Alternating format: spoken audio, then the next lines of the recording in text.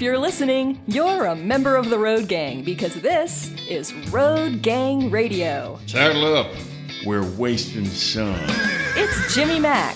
It's Lindsay Lawler. It's New Orleans. It's Nashville. A show about making a living. A show about making a life. It's the biggest... Is that a fat joke? And the best collection of voices in trucking, transportation, and travel. Not only in this world, but beyond. We're looking at you, Zebulon 5. Let's turn this sucker over. I think that's your cue, Phone Master Dre. Oh, it sure is, and thank you very much, because we're making the best out of this dreary Thursday with your host, Jimmy Mack, and your producer, Andre Thibodeau, from the House of Fastport, also known as the Degas House. Hello, sir. Hello, sir. How are you this morning, buddy? I am making it. I don't find this weather dreary. I understand why you describe it as dreary. I kind of like this weather. I think it might be the Irish in me. You know what I'm saying? Yeah, I think I'm coming from a place where I came from the coast and it's horrible over there, and I came over here and I'm like, oh, it's not raining right now. Nice. But it is dreary. I mean, it is a dreary day over here in the Crescent City, just about 6 or 7 blocks away from the fairgrounds. About a minute and a half ride in an Uber over to the original home of Trucking Radio, the original Road Gang in 1971. Its first home at WWL Studios. Not the first incarnation of WWL that Dave Nemo worked at, but the first place that the Road Gang really got cooking. Used to be in the old Roosevelt Hotel, moved its butt over to North Rampart Street, right across from Armstrong Park, where Dave would get out in the wee small hours of the morning, try to open that door and find that some drunk had passed out against it, by the way. By the way, we're going to get our friend Dean Crokin here in just a momento. Once we do that, we will then also drop in a good Courtney George. So the first hour of the show is going to be essentially a preview of the fact that I'm going to Maine tomorrow. Dave will be sitting in for the first 2 hours. Dave Nemo will be taking the ride with you for the first 2 hours. And then for the second 2 hours, our good friend Lindsay Lawler, Double L, will be taking you down the road. She'll be joining me, as she always does, at 9 in the center, 10 in the east. I got a little story for you before we drop Dean on in. The owner of a dog sledding team said all 9 of his canines, 9 of the canines, survived when their trailer overturned on a Minnesota highway and one of them ran off. I have, at the top of this story, qualified that every dog is fine. Every dog lives. It's why I've chosen to tell this story at the top of the show. Thank you. Jack and Chris Christopher, owners of the Monticello-based Silent Run Adventures, said they were driving on Interstate 494 in Minnetonka when their trailer overturned about 10 a.m. Saturday. The back end came loose on me. I tried to correct, but pretty soon the trailer was moving, Jack Christopher told WCCO-TV. He said the trailer essentially split in half. The next thing I knew, I looked at my side rear view mirror, and I could see plywood, and it was the bottom of my trailer. Mostly, I was just worried about the dogs. I'm actually glad to hear that he was mostly worried about the dogs. Oh, my trailer's all screwed up. 8 of the dogs actually stayed in the trailer after the accident. Just kind of sat there. But one, the 9th, named Haas, H-O-S-S, what's up, Haas, took off running down the highway. So state troopers got together with Minnetonka police and a couple of firefighters to keep Haas safe by blocking off traffic until he was recaptured by Chris Christopher. The Huskies were transported to a local veterinarian. And by the way, it was done in separate cars. They all got separate rides from different people, firemen, state troopers, a whole bunch of folks. And one named Rebel took a ride in the back of a Minnetonka police cruiser, if that isn't cool. The Rebel. They took him in. They took in the Rebel. That's a fantastic story, and I feel like we need to bring that back up around 10 o'clock Central Time. Yeah, because Dr. Carol Osborne, our favorite veterinarian, is going to be dropping into the show. Really excited about that. The ultimate wrap-up on this thing, by the way, was that the Christopher said the dogs do not appear to have been harmed, but will be monitored for the next week to make sure that they have no internal injuries, make sure they have no CTE kind of stuff. Dogs don't get that, by the way. Yeah. The CTE stuff, that doesn't happen to dogs, but they do get internal injuries. That's something God. anytime that you are in any kind of collision with a dog in the car or a dog falls off of a bike with you. Why your dog's on your bike, I don't know, but I've seen that before in the basket or something. Yeah. That's what you really got to check for. And that's one of the worst things with having a dog, and I brought this up with Carol before. It was just like with humans, you can see more emotion, you can see scrapes, but with dogs, it's just like it's always like heartworms or something with like just being shaken or something with bone, and you never fully know what's wrong with the dog, and that's what's heartbreaking. Yeah, about when it. a dog tells you something is wrong with it, something's really God, wrong. it's really wrong. It's really wrong because they're like hyper, even as female dogs are like hyper masculine in regards to the way we personify men of I won't tell you I'm sick until I'm almost dead kind of thing. And that's a problem. So if you ever get an accident in your car, in your truck, hopefully not in your rig, but if it ever happens, make sure that you put the dog under observation, even if it seems like it is absolutely fine in the aftermath of a wreck. Road Gang Radio, by the way, is available on iHeart. Hope you've lost your heart there. RadioNemo.com, Odyssey, Live 365, and even the Pandora app, although you'll find it on Pandora if you're actually, checking in with us later on in the day, or any of your other favorite platforms, by the way. You usually get the content almost immediately after in the full show, and the segments appear about 24 hours later, courtesy of our good friend, Madison with a T, and the turtle herself, the Terrapin Tara. We break this show into 2 parts. The first 2 hours are about yours truly, myself, Jimmy Mack, and Phone Master Dre, helping you make a living. We talk rates, rules, regs, and maintenance of both your rig and your body, and then we pivot!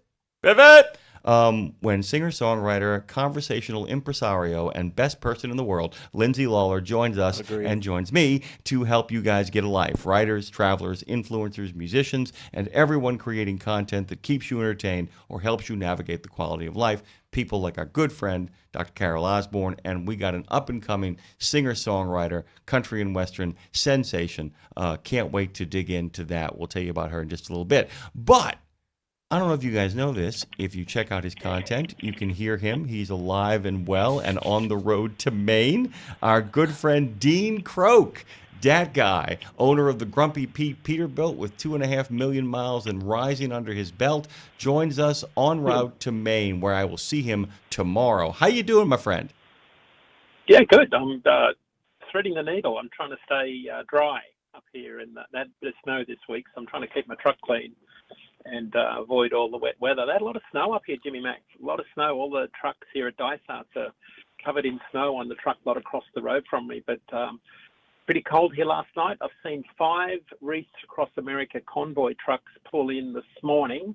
Rock Solid Transport is parked across from me. The ADM truck has already pulled in and gone out. So the convoy trucks are already starting to head over towards Columbia Falls. So it's all happening. So it's going to be a pretty big weekend, I think, up here in northern Maine. Are you excited? I don't normally ask that question of you. I know you do a lot of things that I know you fun, but I'm really excited for you to experience this.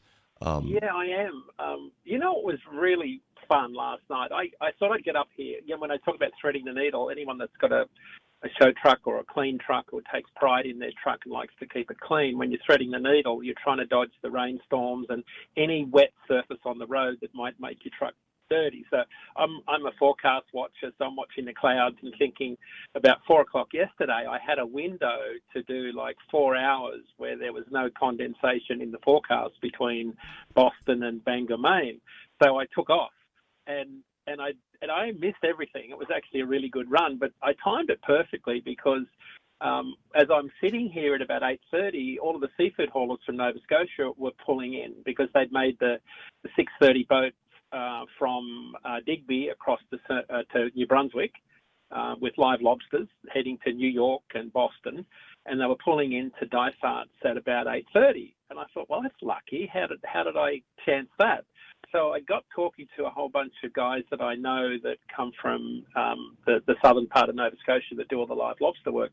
And then a little bit later, there's all the northbound lobster haulers heading back to catch this morning's ferry back across to Digby to go back and do it all again this evening. So what was really exciting last night was to watch the northern Maine, Pacific Maritimes, Prince Edward Island, Nova Scotia trucking community all converge here at this amazing place called Dysart's. I'd never really seen it in action in this sort of amazing time frame between about 8 o'clock and midnight. It was just something to see. It's my first time. So, yeah, this is an exciting time up here. I love watching how all this comes together.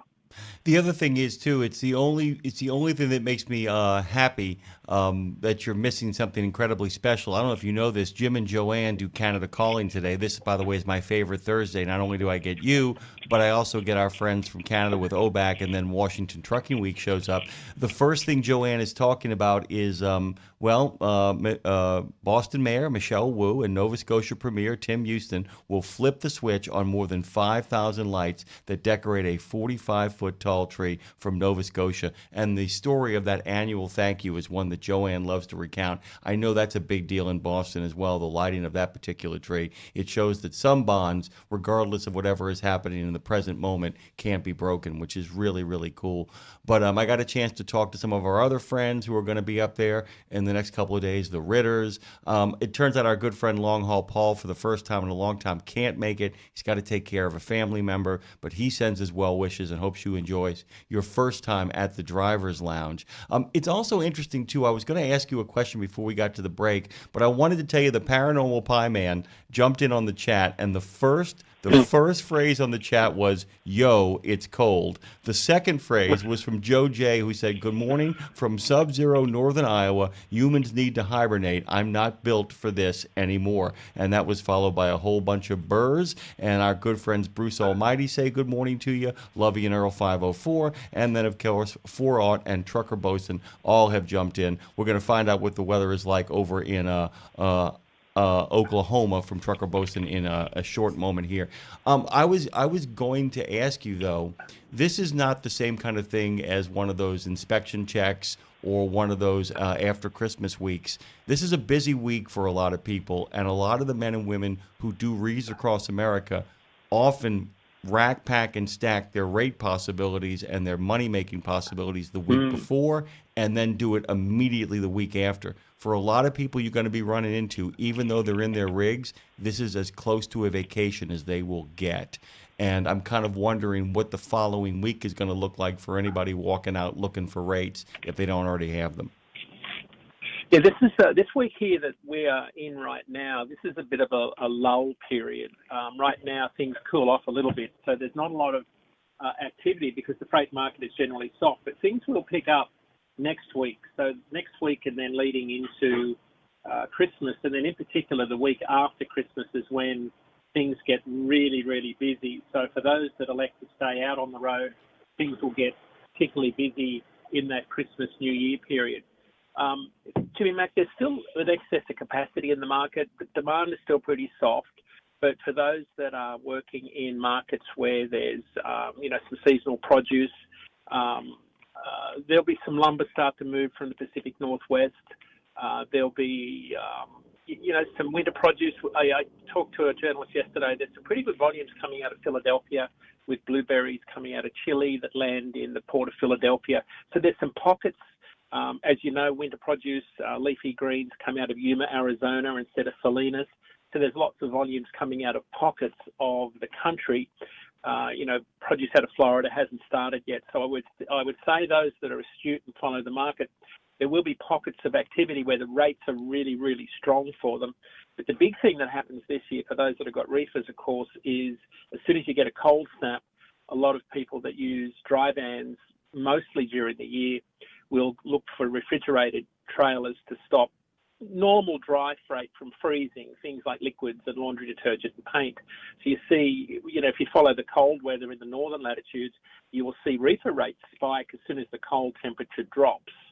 So again, it's one of those seasons that's hard to pick, but there's lots of opportunity around there if you're looking and you're in the right place at the right time. Now, when I looked at my 35-day rate forecast on Monday morning this week, all of the rates for dry van, flatbed, and reefer have rates all up 5 to 7% between now and New Year's Day, which is unusual. They're up consistently over this period of time. So I think we're in for a reasonably good period of time. There's no downside to that. That's largely because there is increased demand because people are buying more, we're shipping more. Shippers are filling, they're emptying their warehouses and filling their retail centres. That's essentially what's happening as people rush to meet all of those, last-minute orders, particularly on the e-commerce side. And that's sort of when I talked to you earlier, where they're looking to get a lot of that e-commerce into those warehouses on those what we call final mile space. So any carriers that are working in that final mile e-commerce, Allentown to Boston, Los Angeles to Phoenix, those sorts of lanes are going to be particularly busy in the next couple of weeks. We're going to take a quick break here to do our pledge, our national anthem, our Bracing Cup of Java. And then, by the way, Dean, we're going to drop Courtney George in just to give us a big hello and a how do you do. And then after that, we got a lot of stuff on the docket, including a reference to Billy Joel that I really dig. It turned out that he was right when he wrote the song, but it wouldn't work anymore because of what's going on over in Allentown. Take a deep breath with me, Foam Master Dre, and break us away. I pledge allegiance to the flag of the United States of America and to the republic for which it stands, one nation, under God, indivisible, with liberty and justice for all. Oh, say, can you see by the dawn's early light what so proudly we hailed at the twilight's last gleaming, whose broad stripes and bright stars through the perilous fight o'er the ramparts we watched were so gallantly streaming, and the rockets rattling, the bombs bursting in air, gave proof through the night that our flag was still there. Oh, say, does that star-spangled banner yet wave o'er the land of the free and the home of the brave?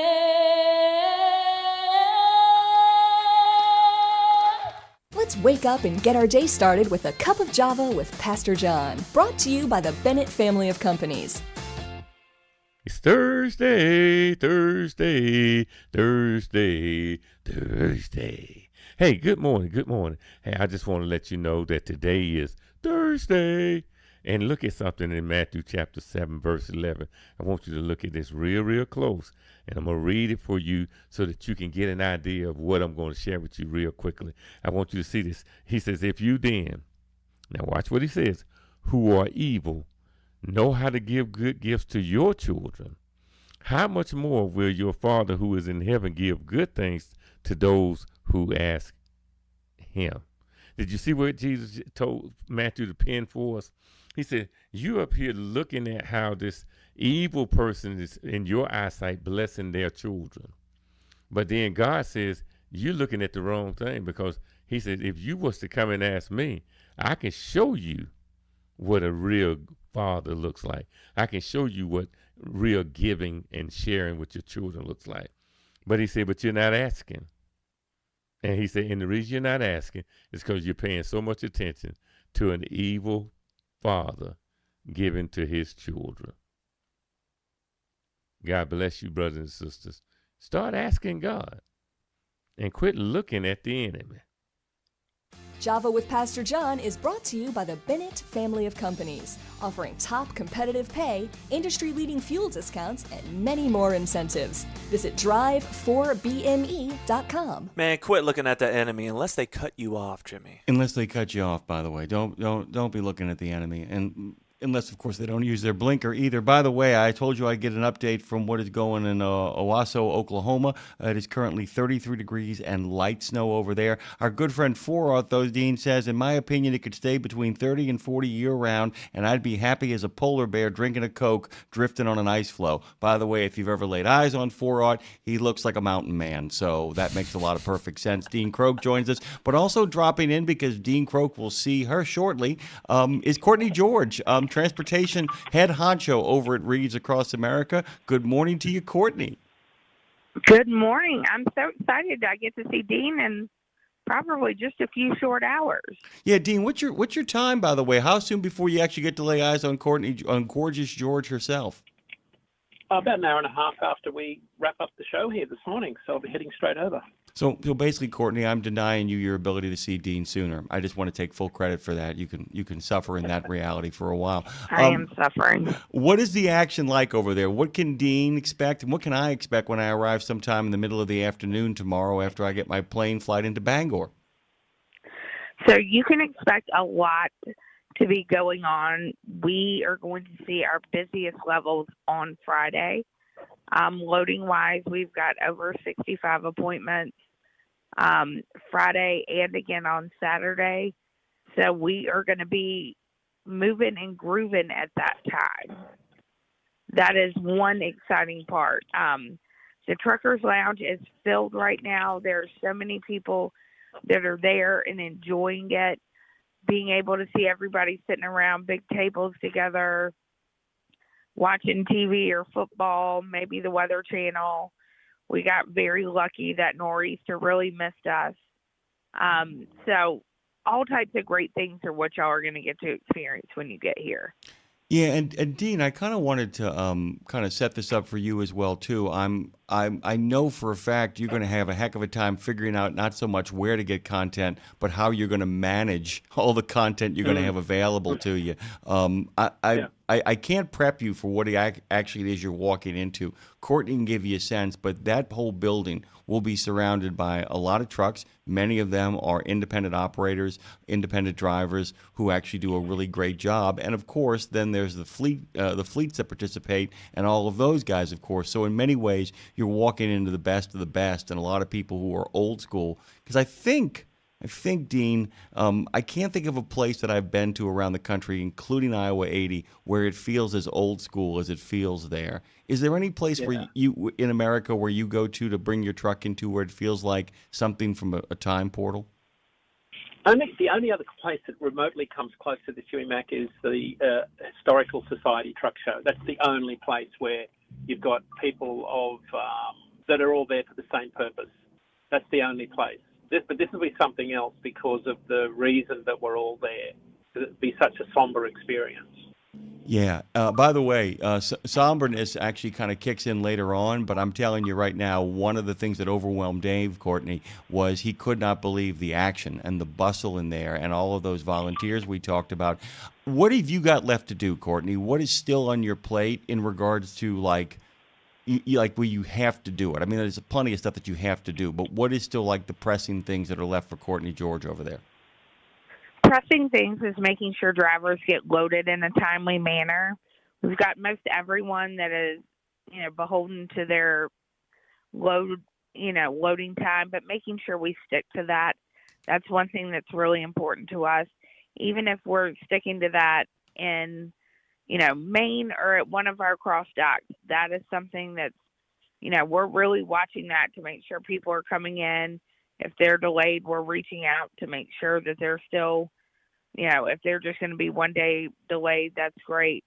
But making sure people are still really getting involved and able to, make sure those wreath deliveries are happening on time. I don't know if you saw it yet, Courtney, because I know how busy you are. This morning, one of the first things I always do is I check my email because I always get last-minute notes from Jim Park sometimes about stories they're going to talk about. So, and because I do news and get news updates, I'm kind of deep in my email around 4 o'clock in the morning.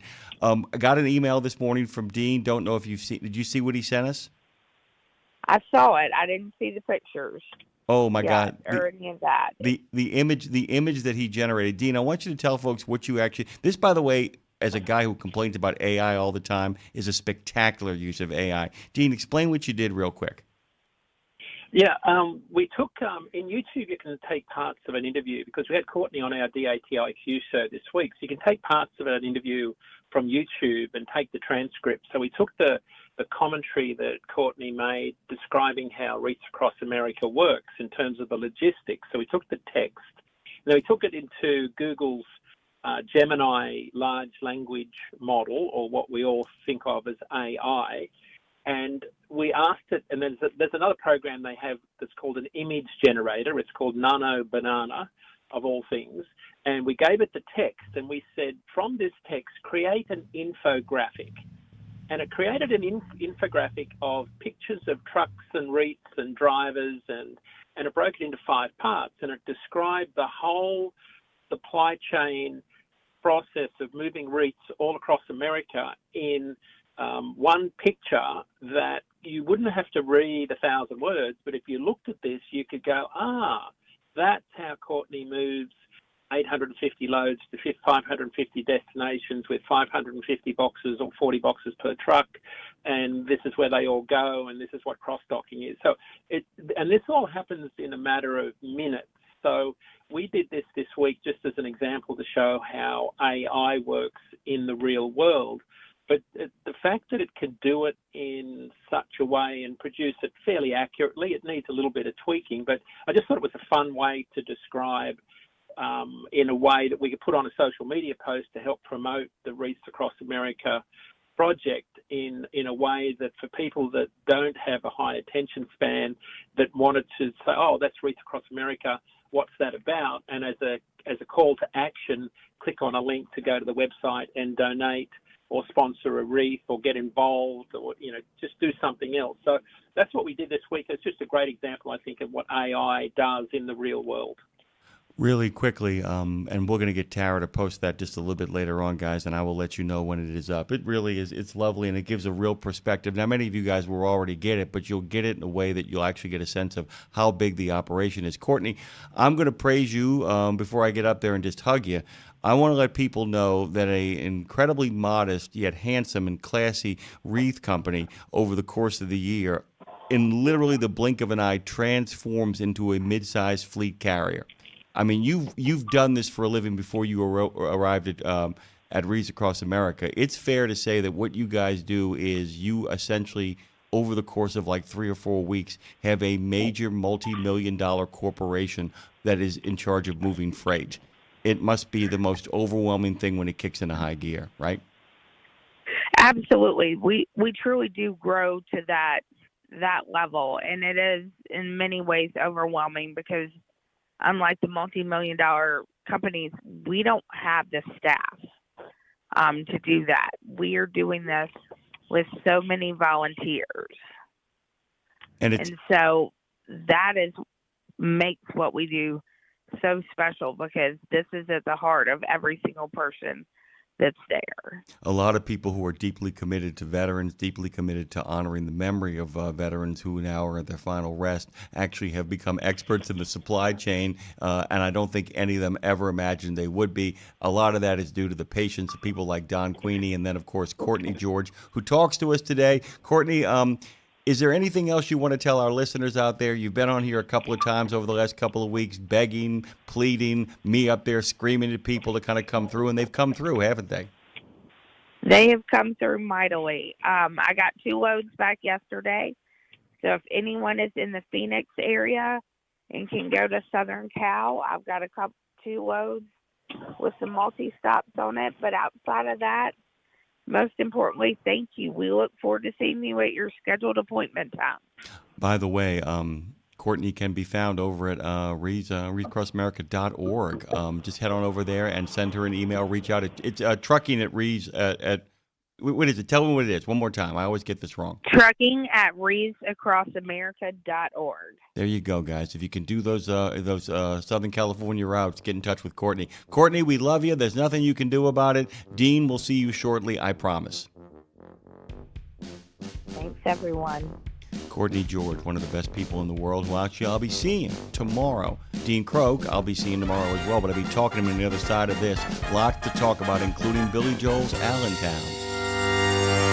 It's one simple act that helps Wreaths Across America fulfill its mission to remember, honor, and teach. Sponsoring a wreath, one more wreath, means one more adoring father, one more loving mother, one more heroic son, one more brave daughter, one more beloved family member, one more dearly missed friend, one more American, one more wreath upon the gravestone of someone who served the cause of freedom, honored for their sacrifice, never forgotten, always remembered, through one simple Act. One simple act. Go to wreathsacrossamerica.org/RadioNemo and keep the mission moving forward.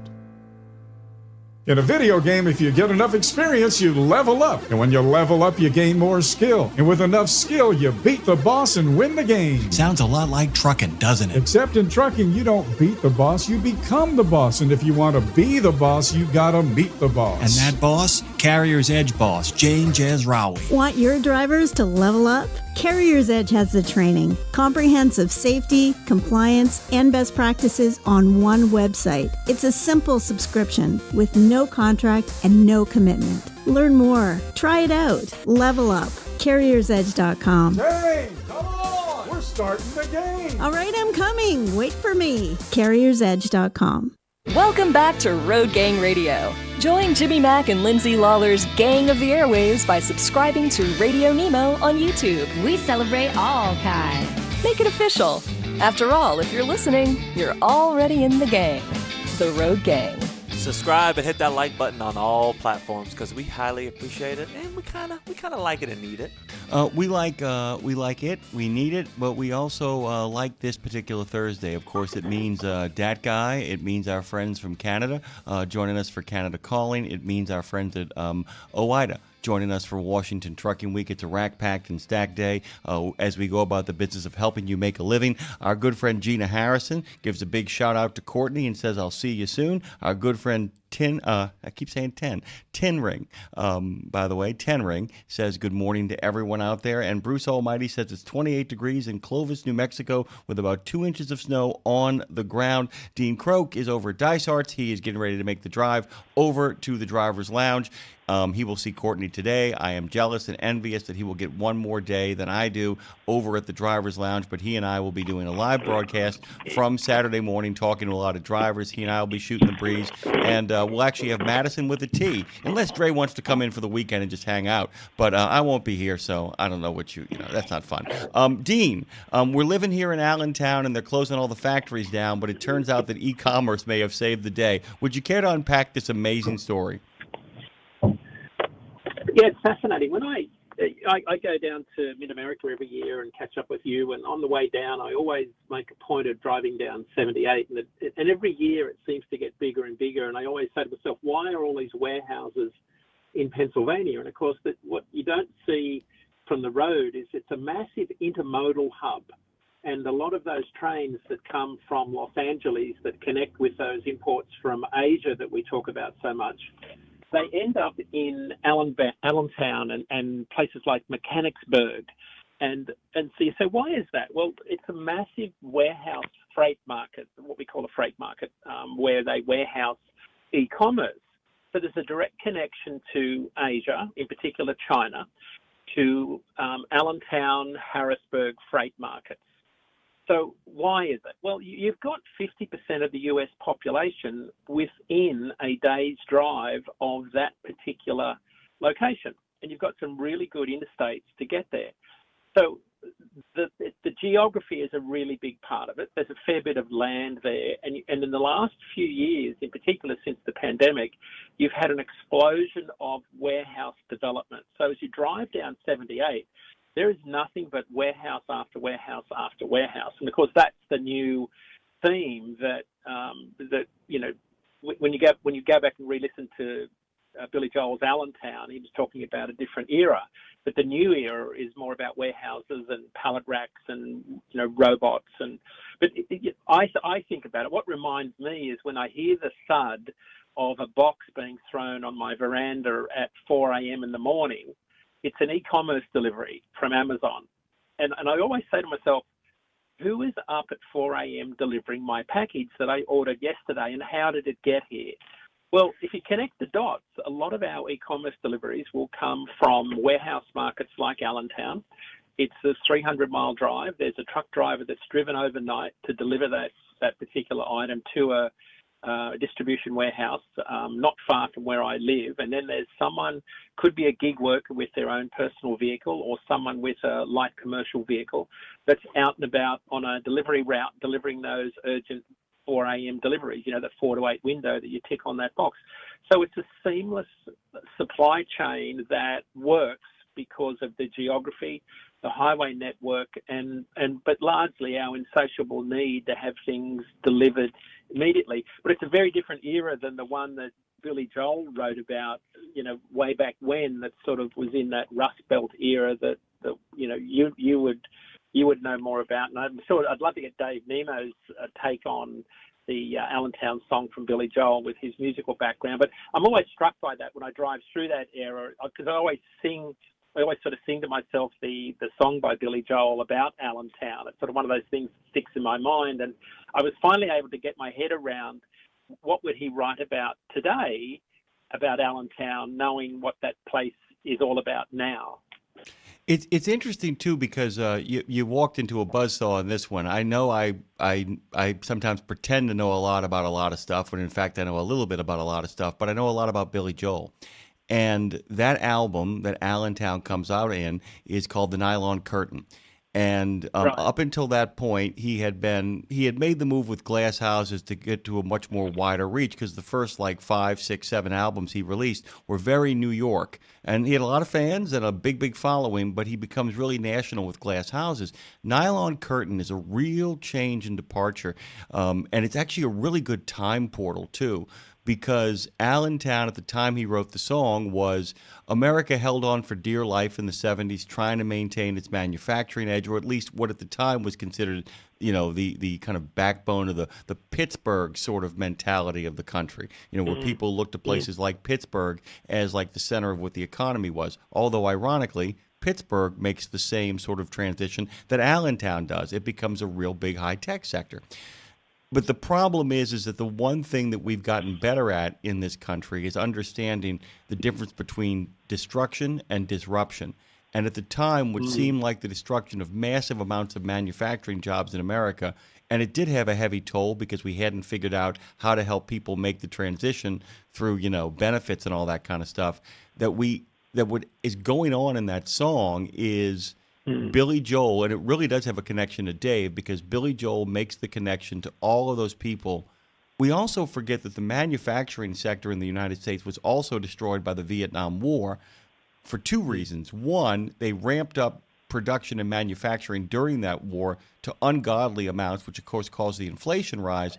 But then when the war suddenly ended and everybody lost their taste for the draft, for a large military component, a large standing army, at that point, all those manufacturing centers began to shut down in a hurry, and many of them had already fallen into disrepair. So there was a real hollowed out part of the country.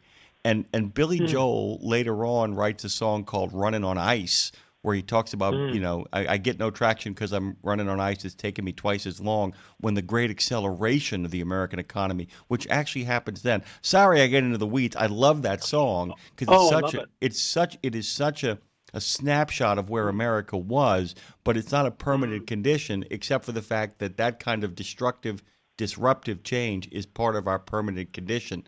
They always say that our jobs are all going away tomorrow. What they never tell you is that, oh, by the way, a whole bunch of new jobs got created. Go get them. And that's kind of what plays itself out there. I also dig the fact that Americans, and there are other countries that do this too, but Americans love to kind of see a problem and then say, okay, so what is the real purpose of this place? And the purpose of that place was to, do the kind of hard manufacturing to then ship to the urban centers. Well, now it's like we don't do that, but we still need those areas to ship to. We still need staging points in which to ship to all of those areas. And that's really kind of the remarkable story. It becomes exactly what it should become. And that's kind of great. And you talk about new jobs emerging. Some of the trends we see in data is you see more day cabs, more short-haul day cabs doing line runs at night. And they're different jobs.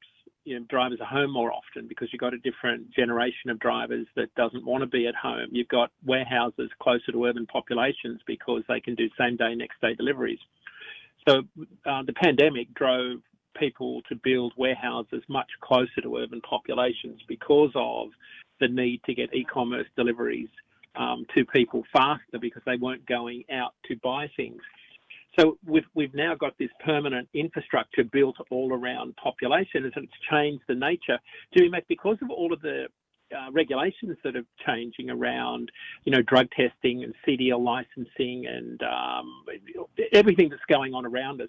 I was talking to an insurance company the other day, and they're seeing a big rise in people buying cargo vans and sprinter vans that don't require CDLs, but they're still moving freight in this final mile e-commerce space.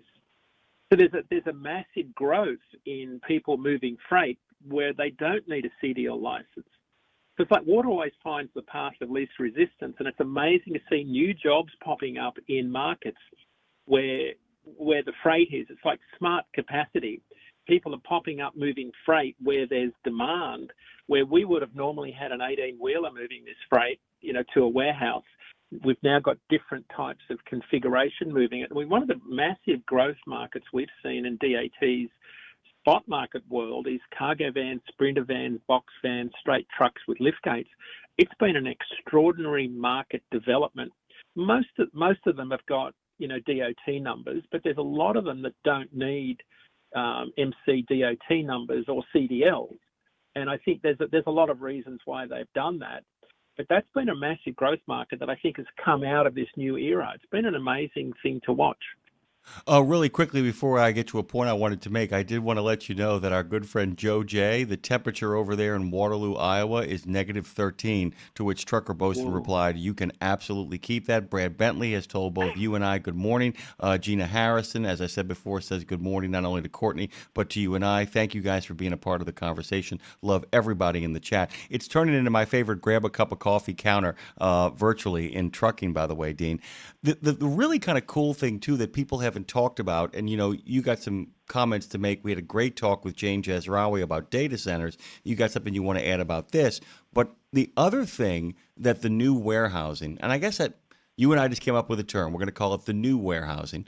The other thing that it did that's so interesting, back in the day when a manufacturing center in a city shut down, it either became one of two things. Either it became a place for genuine bona fide upscale urban renewal, where they turned some old factory into some kind of high-tech office space, or they would turn it into really upscale apartments with like amenities inside of it. But the pandemic changed the thinking there too. Creek Carrier was part of this. General Nicholson with Kroger was part of this whole thing, where it's like, hey, if we want to make sure we have plenty of toilet paper, all right, bear with me here. So a lot of grocery stores shrunk the size of their warehouses because they depended upon that last-minute delivery. But when you run out of stuff, you want to make sure that you have more stuff. And since the warehouses at grocery stores had gotten smaller, a lot of old buildings inside cities were purchased so that they could do a quick delivery to restock the shelves in many cases and on many occasions.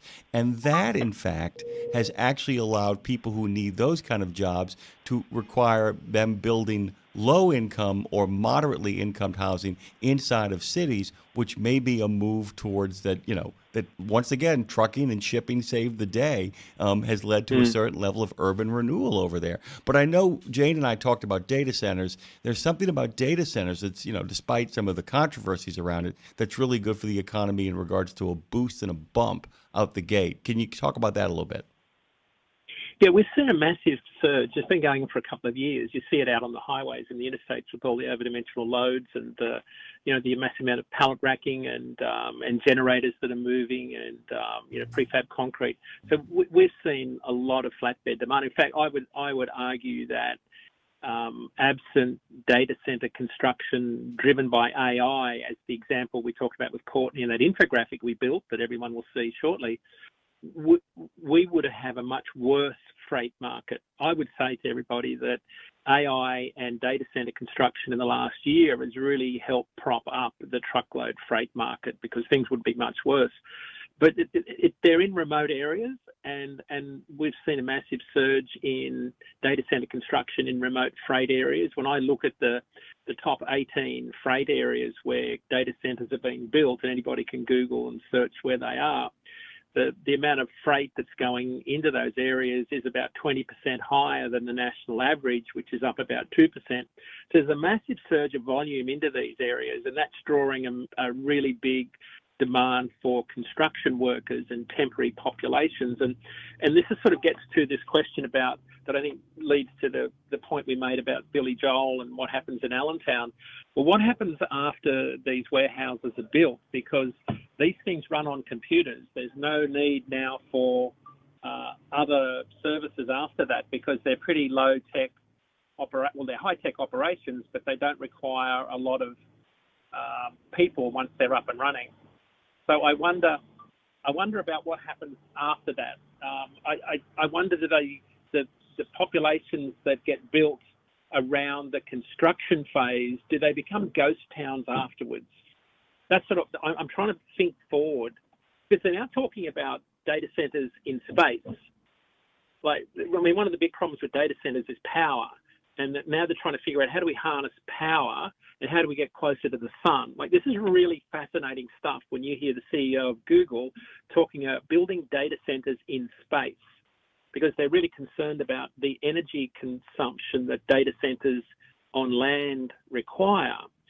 So this is a fascinating world we live in, because AI, when you look at this infographic that I just described, that around reefs across America that takes, a nanosecond to build, the amount of computing power that takes data center construction. But what is it? It's that infographic that we built. There's a graphic artist, or maybe half a dozen, that would have had jobs to do that, a decade ago. So we're seeing a massive disruption to the workforce and people's jobs being disrupted. We're in an era that's really unprecedented, and I don't think any of us know where this lands, other than life as we know it is sort of changing before our very eyes. We have to all be very quick to adapt. I think the speed in being able to adapt is one of the things that everybody's really, really cognizant of. I'm doing it. I mean, I'm learning and studying AI as much as I can every single day, learning about how it works. That's part of the reason we built the Reefs Across America infographic. We're testing out how does it work and how can we get better about communicating. So, Jimmy Mac, I just think, data center construction, we're all involved in it. We're all hauling it. We're all making money off it. The rates are great. Has anything to do with a data center. But what happens after that? Once it's built, there's no people there to haul food to. You don't need food to, run a data center. It's all computers and racks. There's a few people to service it. But it's a very different animal to a massive warehouse where you're picking and packing groceries for an e-commerce facility in Allentown, for example. Would you like the hot take that is incredibly positive and optimistic, or would you like the darkest vision of it? Oh, God, could I have both? Do we have time for both? Yeah, well, okay. I'll give you the dark vision in short form, because there's a lot of people who have kind of gone through what the dark vision is. And poor Dre was subjected this morning. I actually was going to do a 2-minute video on my thoughts on all of this stuff, and ended up doing a 9-minute video on it. I don't know where I can post it, because the problem is it's 9 minutes of me ranting about AI. I think in the short term, there's a lot of people nervous on the creative end, and a lot of people nervous on what I would call the light blue collar end, who all have been told that robots and AI are going to replace everything. I think the people that are in real trouble, and they don't even know it, are the people who are, licking their chops, and they can't wait to get rid of all those pesky drivers and all those pesky creatives and get down to the business of just making money. And I think the big disruption is, what I'm learning about AI is it's as good as the prompt. We just had on the first major novel released on this show, first major novel released in collaboration with about 3 or 4 AI platforms. And it's very much the work of an accomplished writer. So this isn't just somebody writing garbage. He wrote a beautiful book about his father. And he tends to believe that AI is a mirror. And what I realized too, and I went on to LinkedIn. Yeah. I went on to LinkedIn, and I got to tell you, I've never understood the term slop as much as I understood it going on to LinkedIn. And I'm going to say this right now. People who work in our profession, and Dean is not saying this, I'm saying this, ought to be ashamed of themselves for the garbage that they are posting, for the bromides disguised as corporate insight that they are putting up there and thinking the rest of us can't recognize it, for putting stuff into computer to cartoon generators without any insight. And I did this really cool thing the other day where I was trying to figure out a strategy for a whole bunch of stuff I was working on. You are as good as the prompt that you enter because of the vast information, but it's only as good as the prompt that you enter. And I think, much like the movie Her, I think that there's going to be a class of people who are professional prompters, and they are going to be people who don't play with AI for a couple of years while they do an old school education. Because I would ask almost any person who says stuff like Orwell or Brave New World or any of those kind of what I call modern tech references to define it for me first, to tell me what that actually means before putting that prompt into the AI, if I'm making any sense here. I do think the data centers are interesting.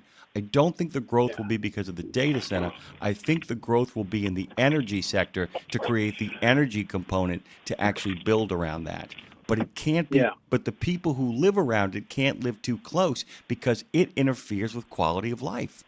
That's the big thing we're not even discussing. The data centers suck up water, they suck up power. That's what nobody's talking about, that anybody who services that is going to be living far away, which is why open space, and this is where we may finally discover what it is that nuclear power and solar panels are really necessary for. Not heating or cooling cities, but in fact maintaining data centers is where I think we're headed. It's really the destination. You have a quote here. It is like the gold rush, by the way. That's a great analogy for it, isn't it? Isn't it? Yeah. But can I just say something? The field of expertise you're talking about is called prompt engineering.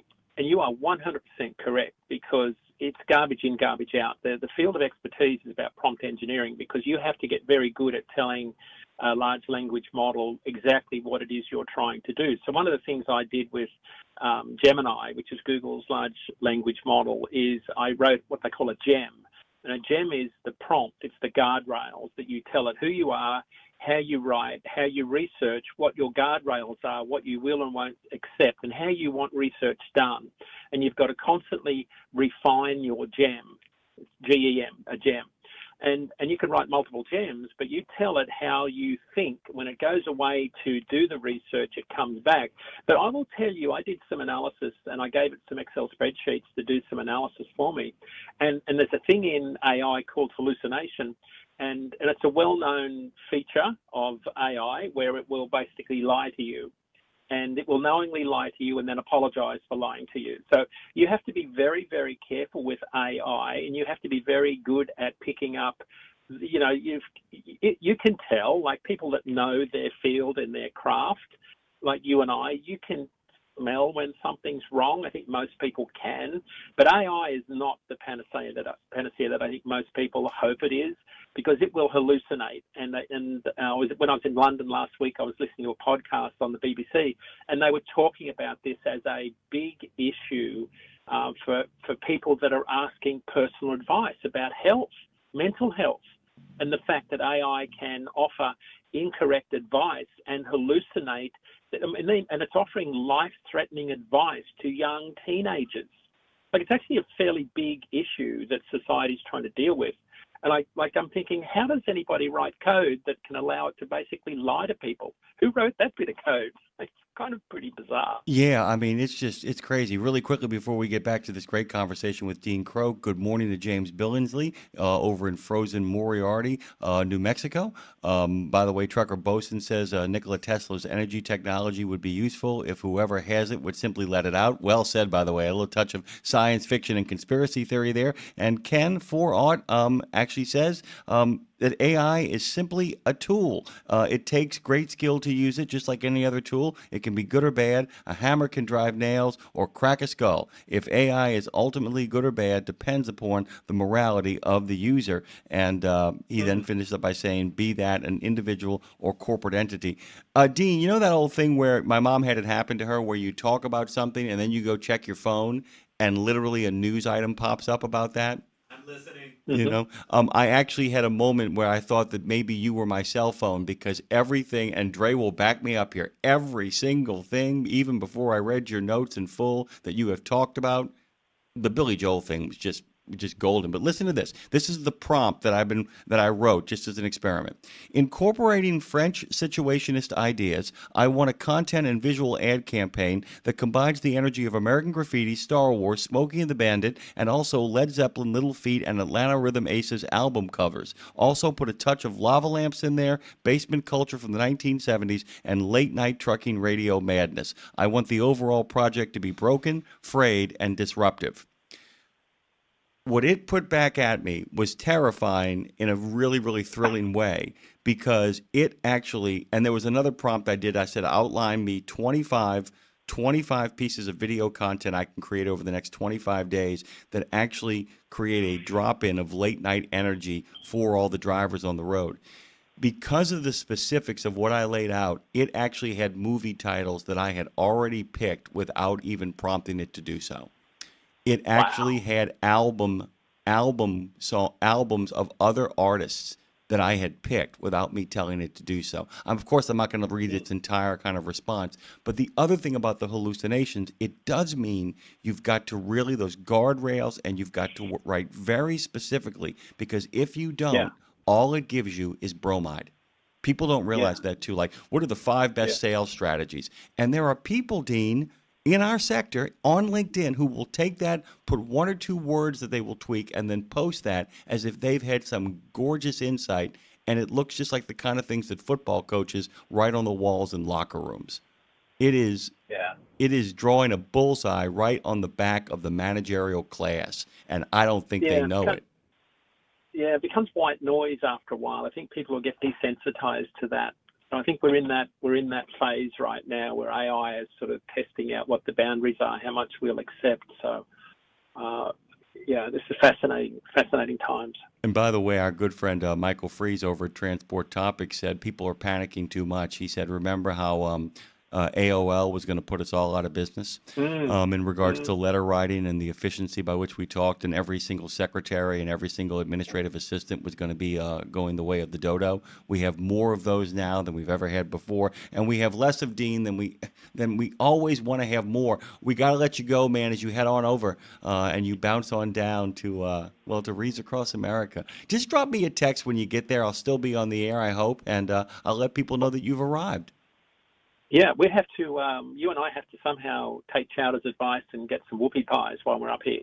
He called me on the weekend and said we have to get some whoopie pies. Apparently, they're famous up here. Well, we're going to do it, by the way. Last time Brad and I were up there in the summertime, we got ourselves a blueberry pie at a big. You'll see the blueberry on the way up there. You'll know what I'm talking about. There's a blueberry museum, but the whoopie pies we're going to definitely do. Thank you, my friend. Can't wait to see you. Okay. All right. See you soon. All right, my friend. Dean Croak appears on a regular basis here, not only every Monday to give us a little update on the rates and the freight, but also twice a month for a longer segment. That guy is here, and he is now gone. Hold on tight, because just in a moment here, we're going to come out the other side of the break with our friends from Canada Calling. And don't forget to go to truckdown.com. Man, they've been doing that gig since 1997. 50 states. 8 provinces, and making sure you get where you need to get by hooking up maintenance providers with truckers who are in a pinch. Go to truckdown.com, download the app, and get yourself back on the road. 17 Sapp Brothers Travel Centers are known for great food, hospitality, and mom-approved showers and restrooms. But don't forget the service centers. Sapp Brothers ASC certified technicians can repair nearly any issue in shop or roadside, including axle repair. Dig into your free steak dinner with your oil change. That's a Sapp Brothers tradition to thank you for your business. Tires? Sapp Brothers will beat any competitor's advertised price on tires. And download the Sapp Brothers app for exclusive promotions in the shop, restaurant, and store. Your spot under the coffee pot is waiting for you at Sapp Brothers.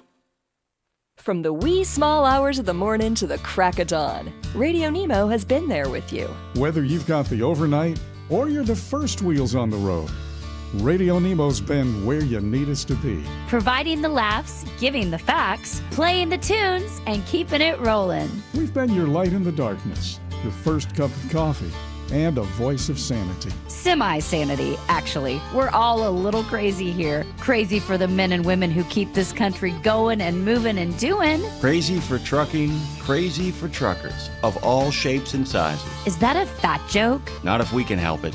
Because it isn't just about the rules and regs, it isn't just about the day-to-day, it's about your health, your homes, and your hearts. So we wanted to say thank you.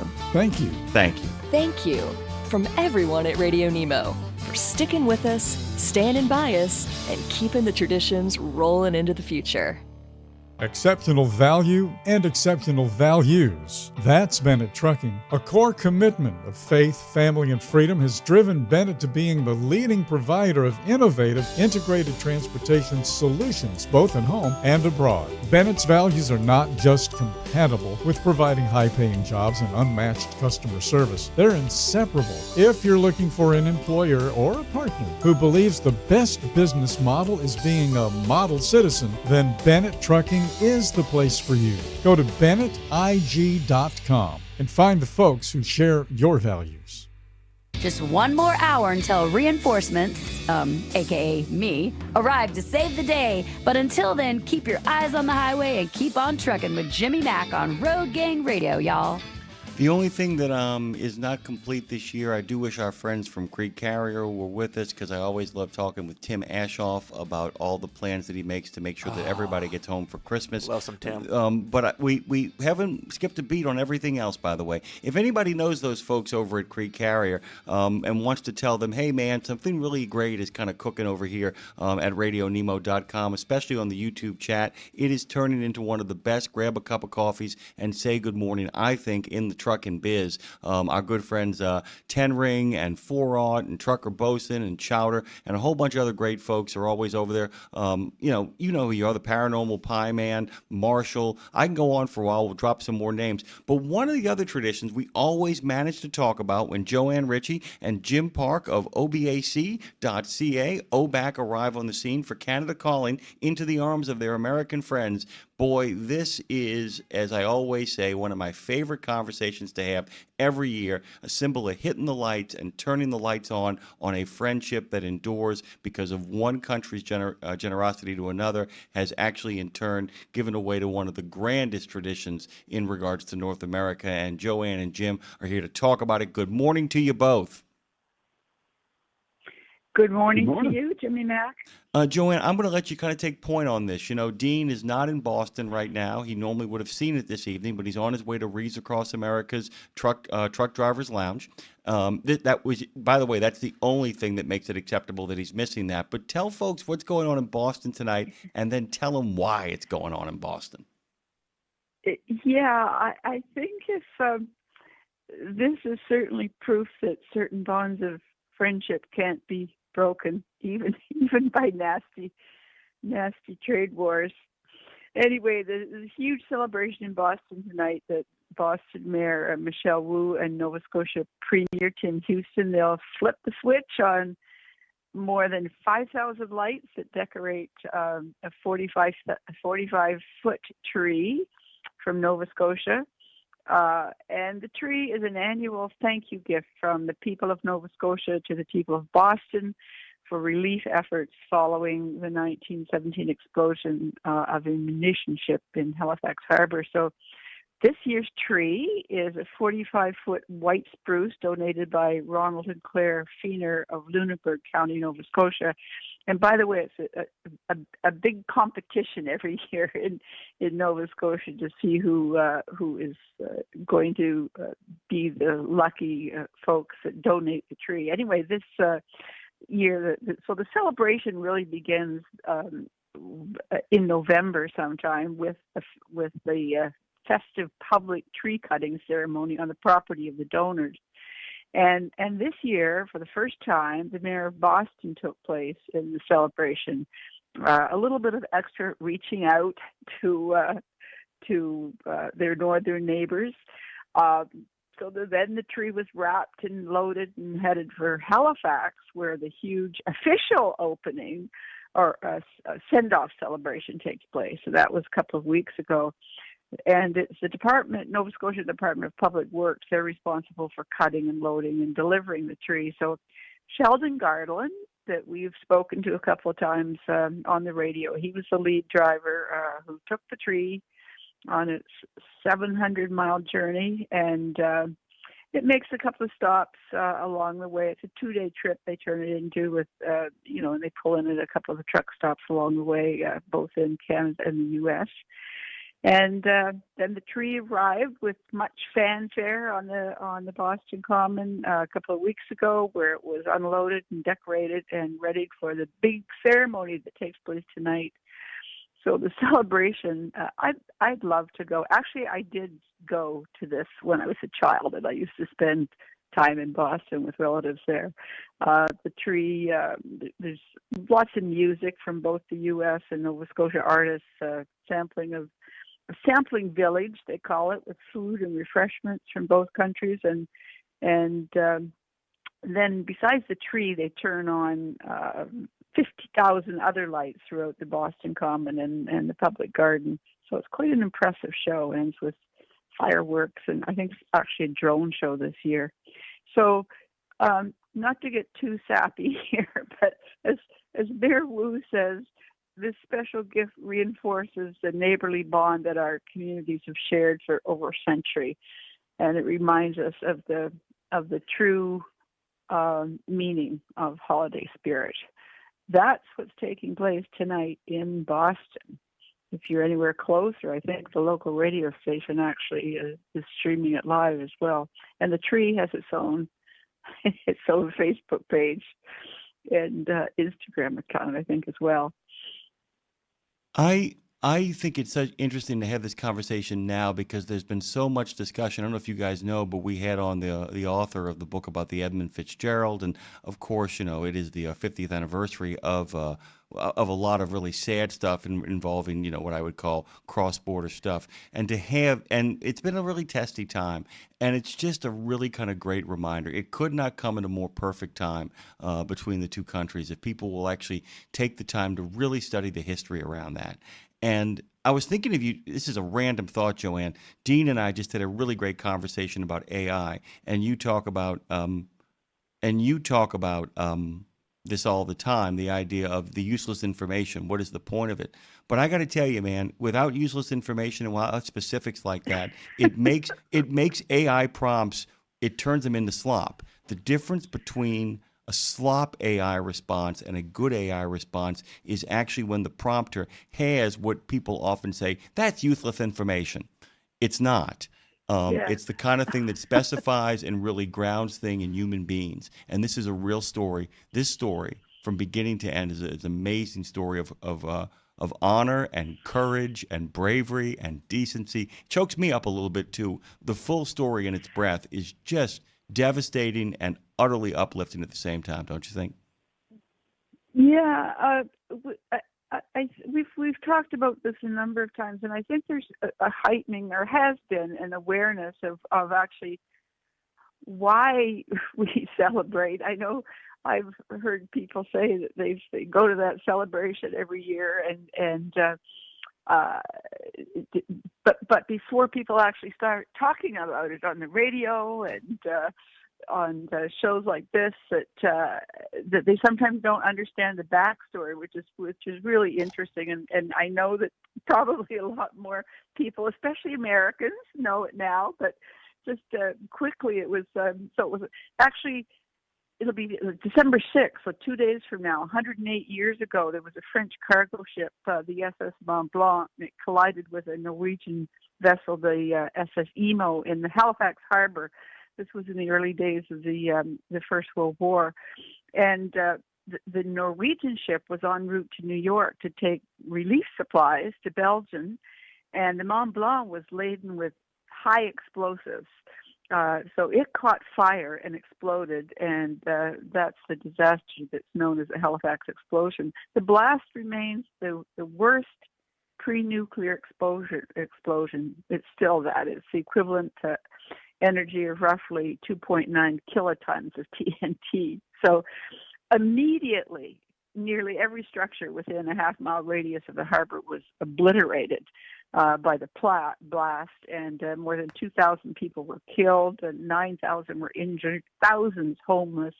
And then to make matters worse, the perfect condition for a nor'easter had developed by the afternoon, and it was a cold and bitterly cold, and the city was in the middle of a raging blizzard on top of all this. So within 24 hours of the disaster, the city of Boston sent 2 trains filled with medical supplies and equipment for a 500-bed hospital and doctors and nurses, and they continued to support the relief effort.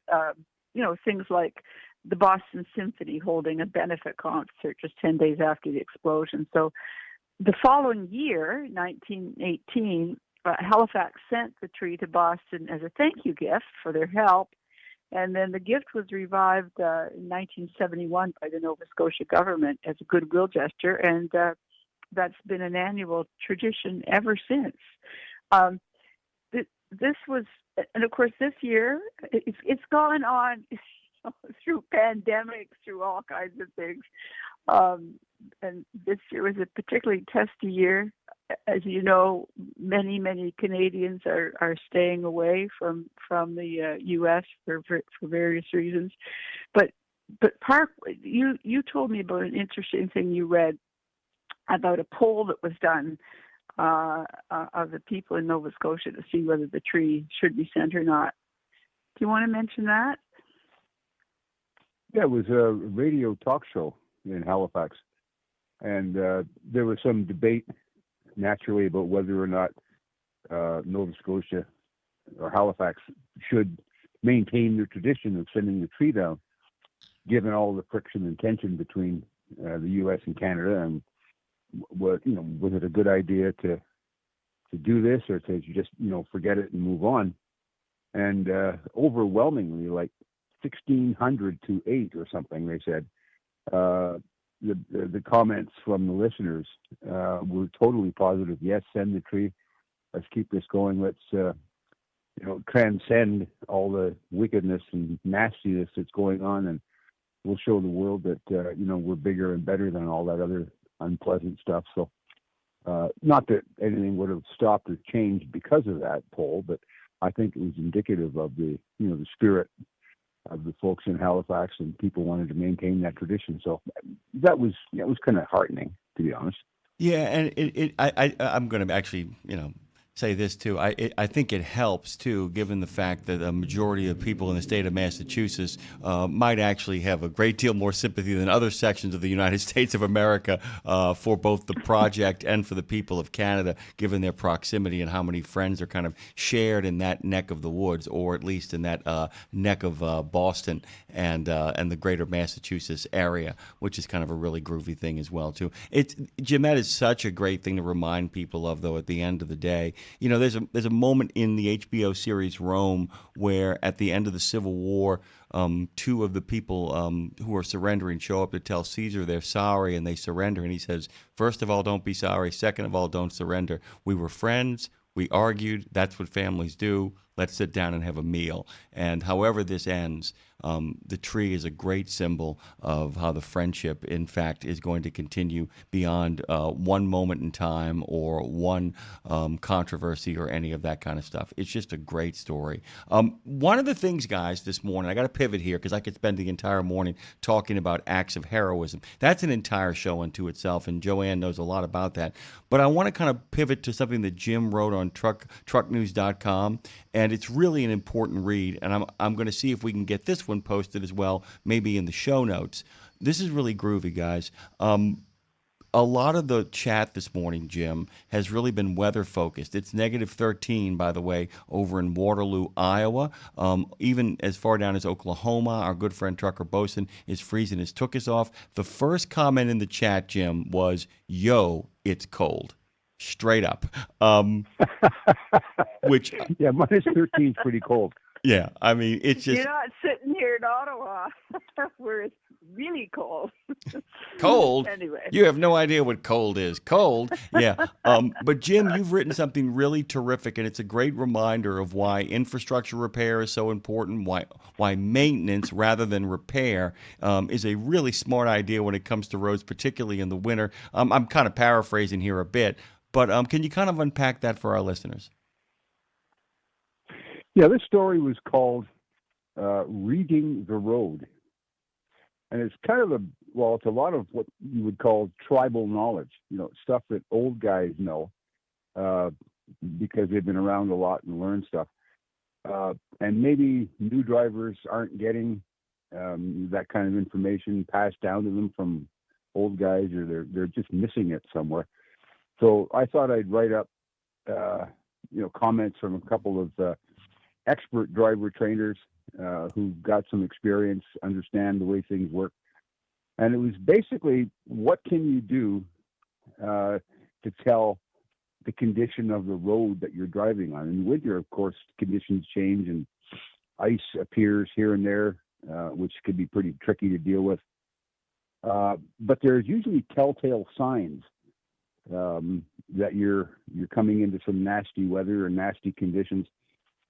Not always obvious just looking out the window, but there are signs. For example, if you're driving on, dark pavement that may be wet or may be icy, you're not quite sure. The temperature's kind of hovering around, the freezing mark and could go one way or the other.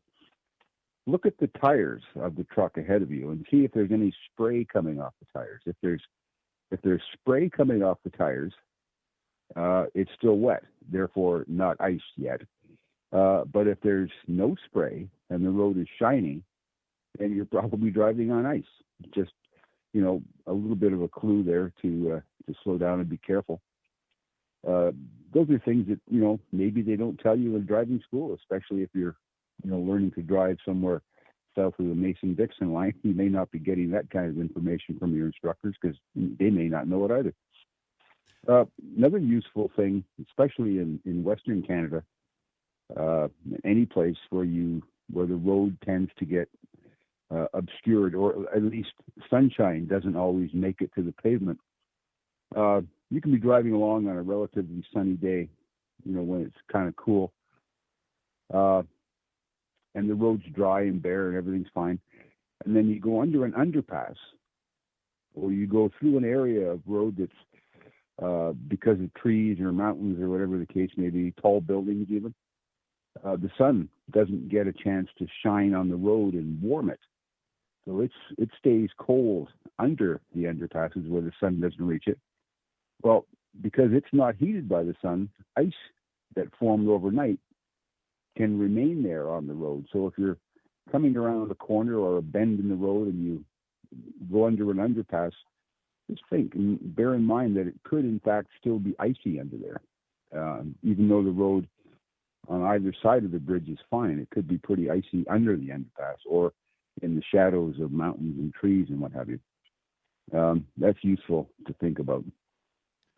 The other sort of one that I wanted to emphasize in this story was that bridges, you often see signs, especially up here, bridge may freeze before roadway or something to that effect.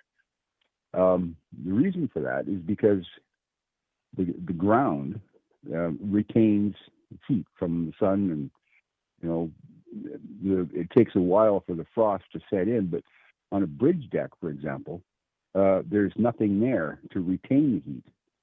So you'll often find that a bridge deck, especially one that goes over water, not necessarily an overpass, but something that goes over water, the moisture will form on the bridge deck and it'll freeze because, like I said, there's nothing there in the bridge deck to retain the heat the way it does on dry land. So you can be going down a relatively dry piece of road and then hit the bridge, and suddenly you're skating across it because now the bridge deck is turned to ice, but the pavement around it is still dry. So conditions like that, you're best to take your foot off the throttle and let the truck kind of coast over the hill, so you're not putting any torque to the wheels one way or the other, braking or accelerating. Just let it roll out across that, and you'll probably stay in control, and everything will be fine. When you get across the bridge, put your foot back on the throttle and carry on.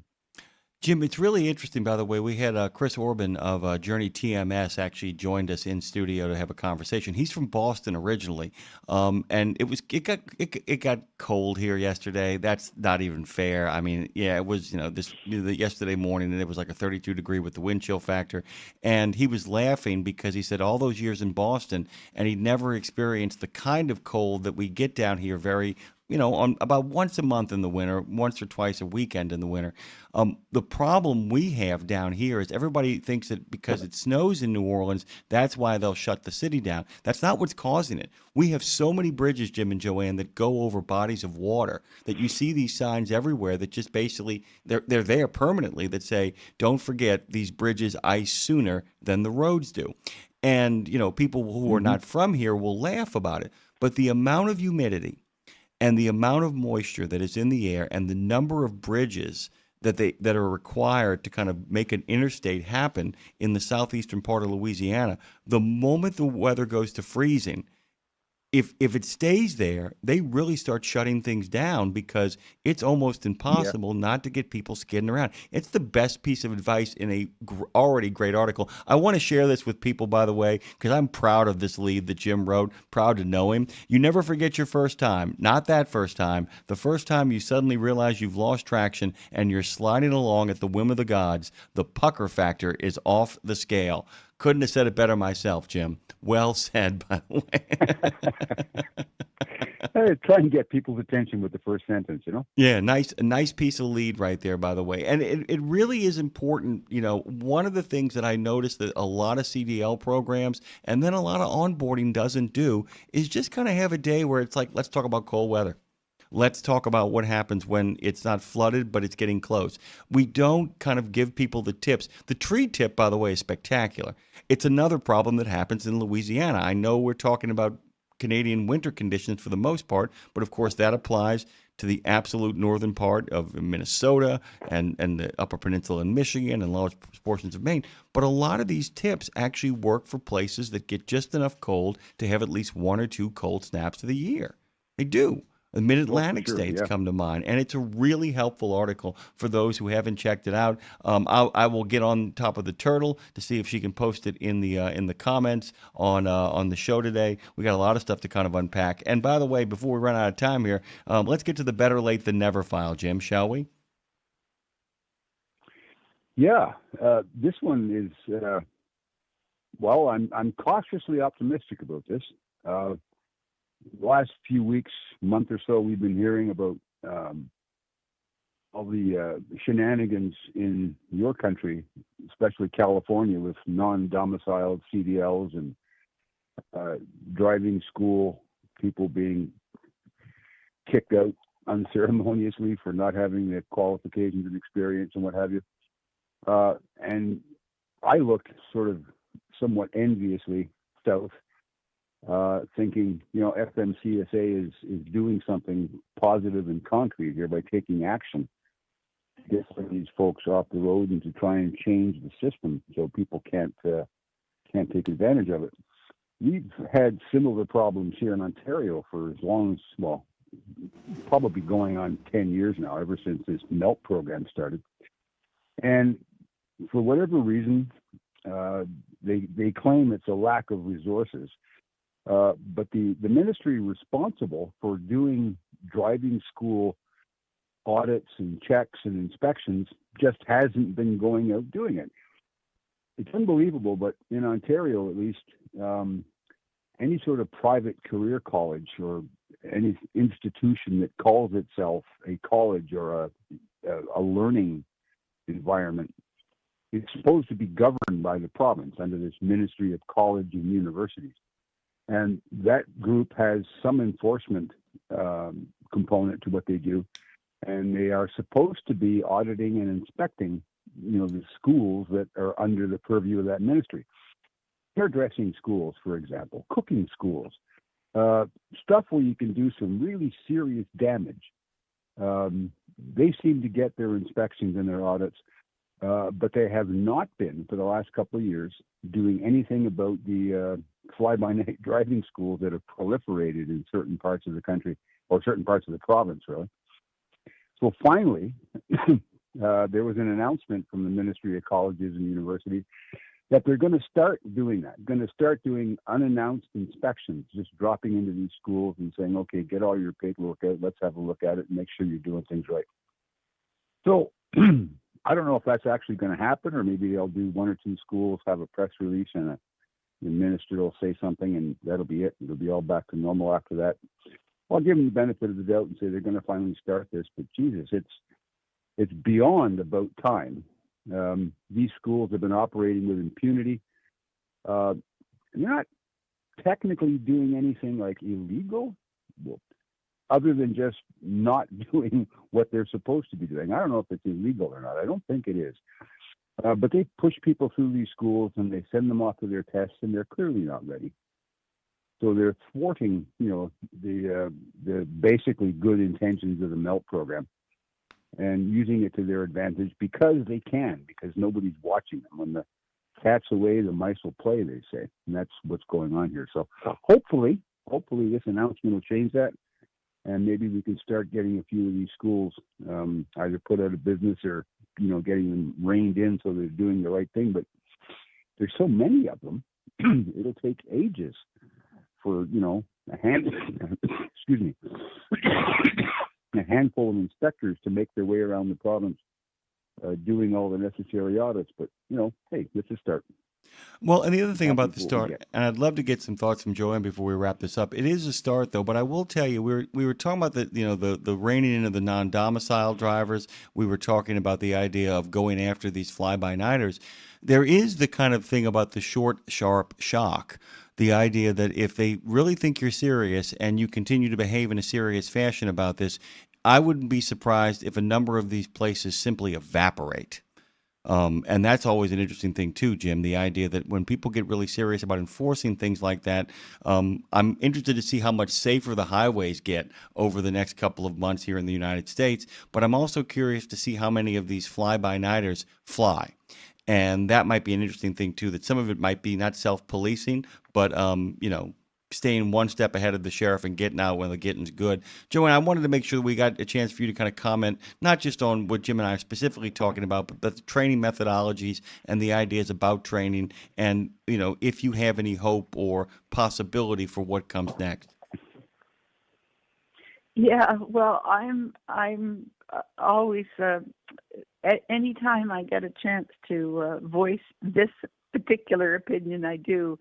And I still think that we also need to look at the entities that are giving people coming out of those schools the license. That's the whole licensing. It's in our country.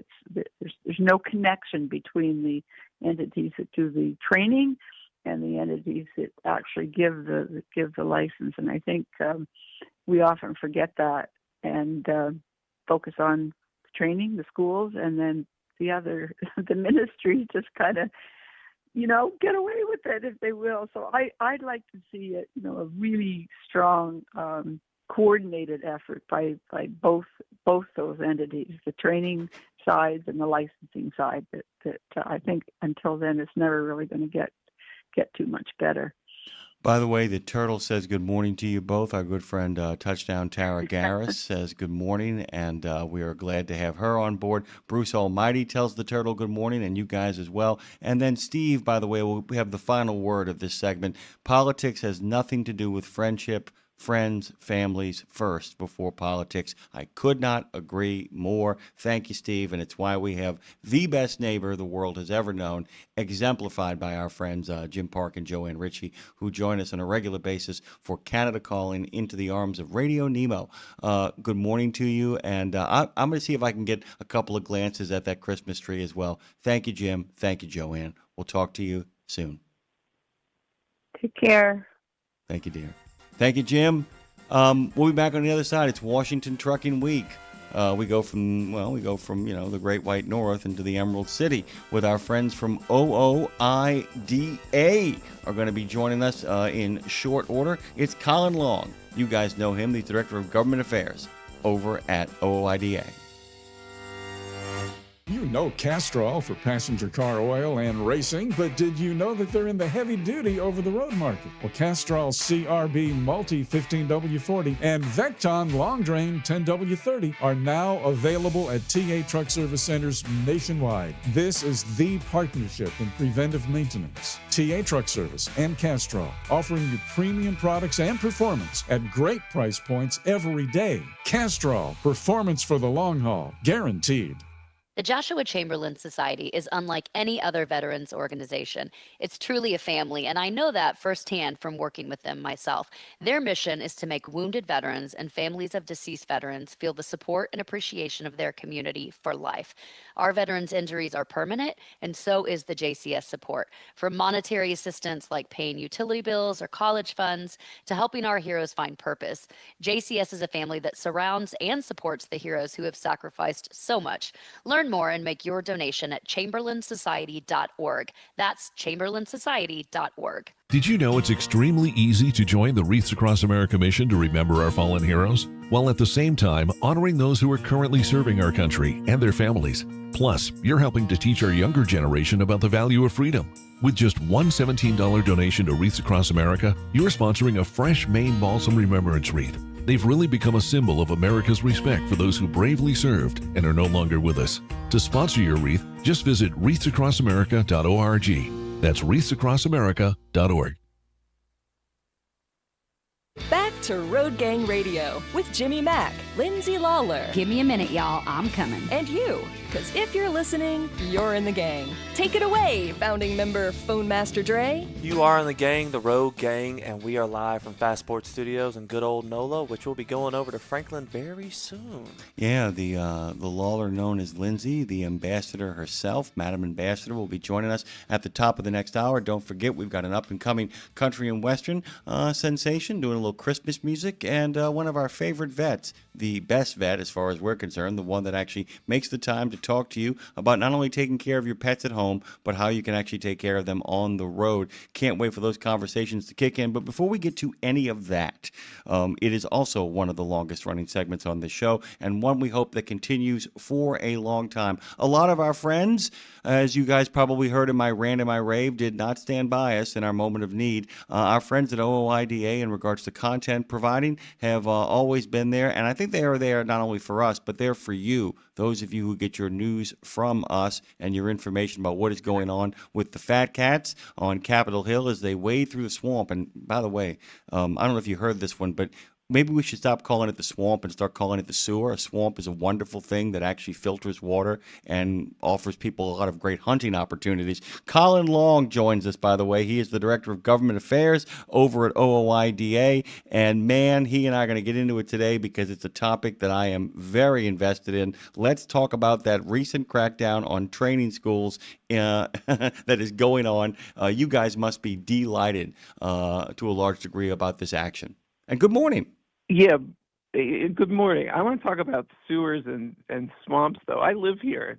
I get so annoyed when people call it the swamp because there's actually quite a few of us that live in D.C. and love D.C. So to call it a sewer is a bridge too far for me. I meant Capitol Hill, brother. When anytime I say I live on Capitol Hill. Yeah, but here's the you don't have a. Do you have a bed over in your offices over there? Do you have a bed over there? You know what I'm saying. I get you. Not yet.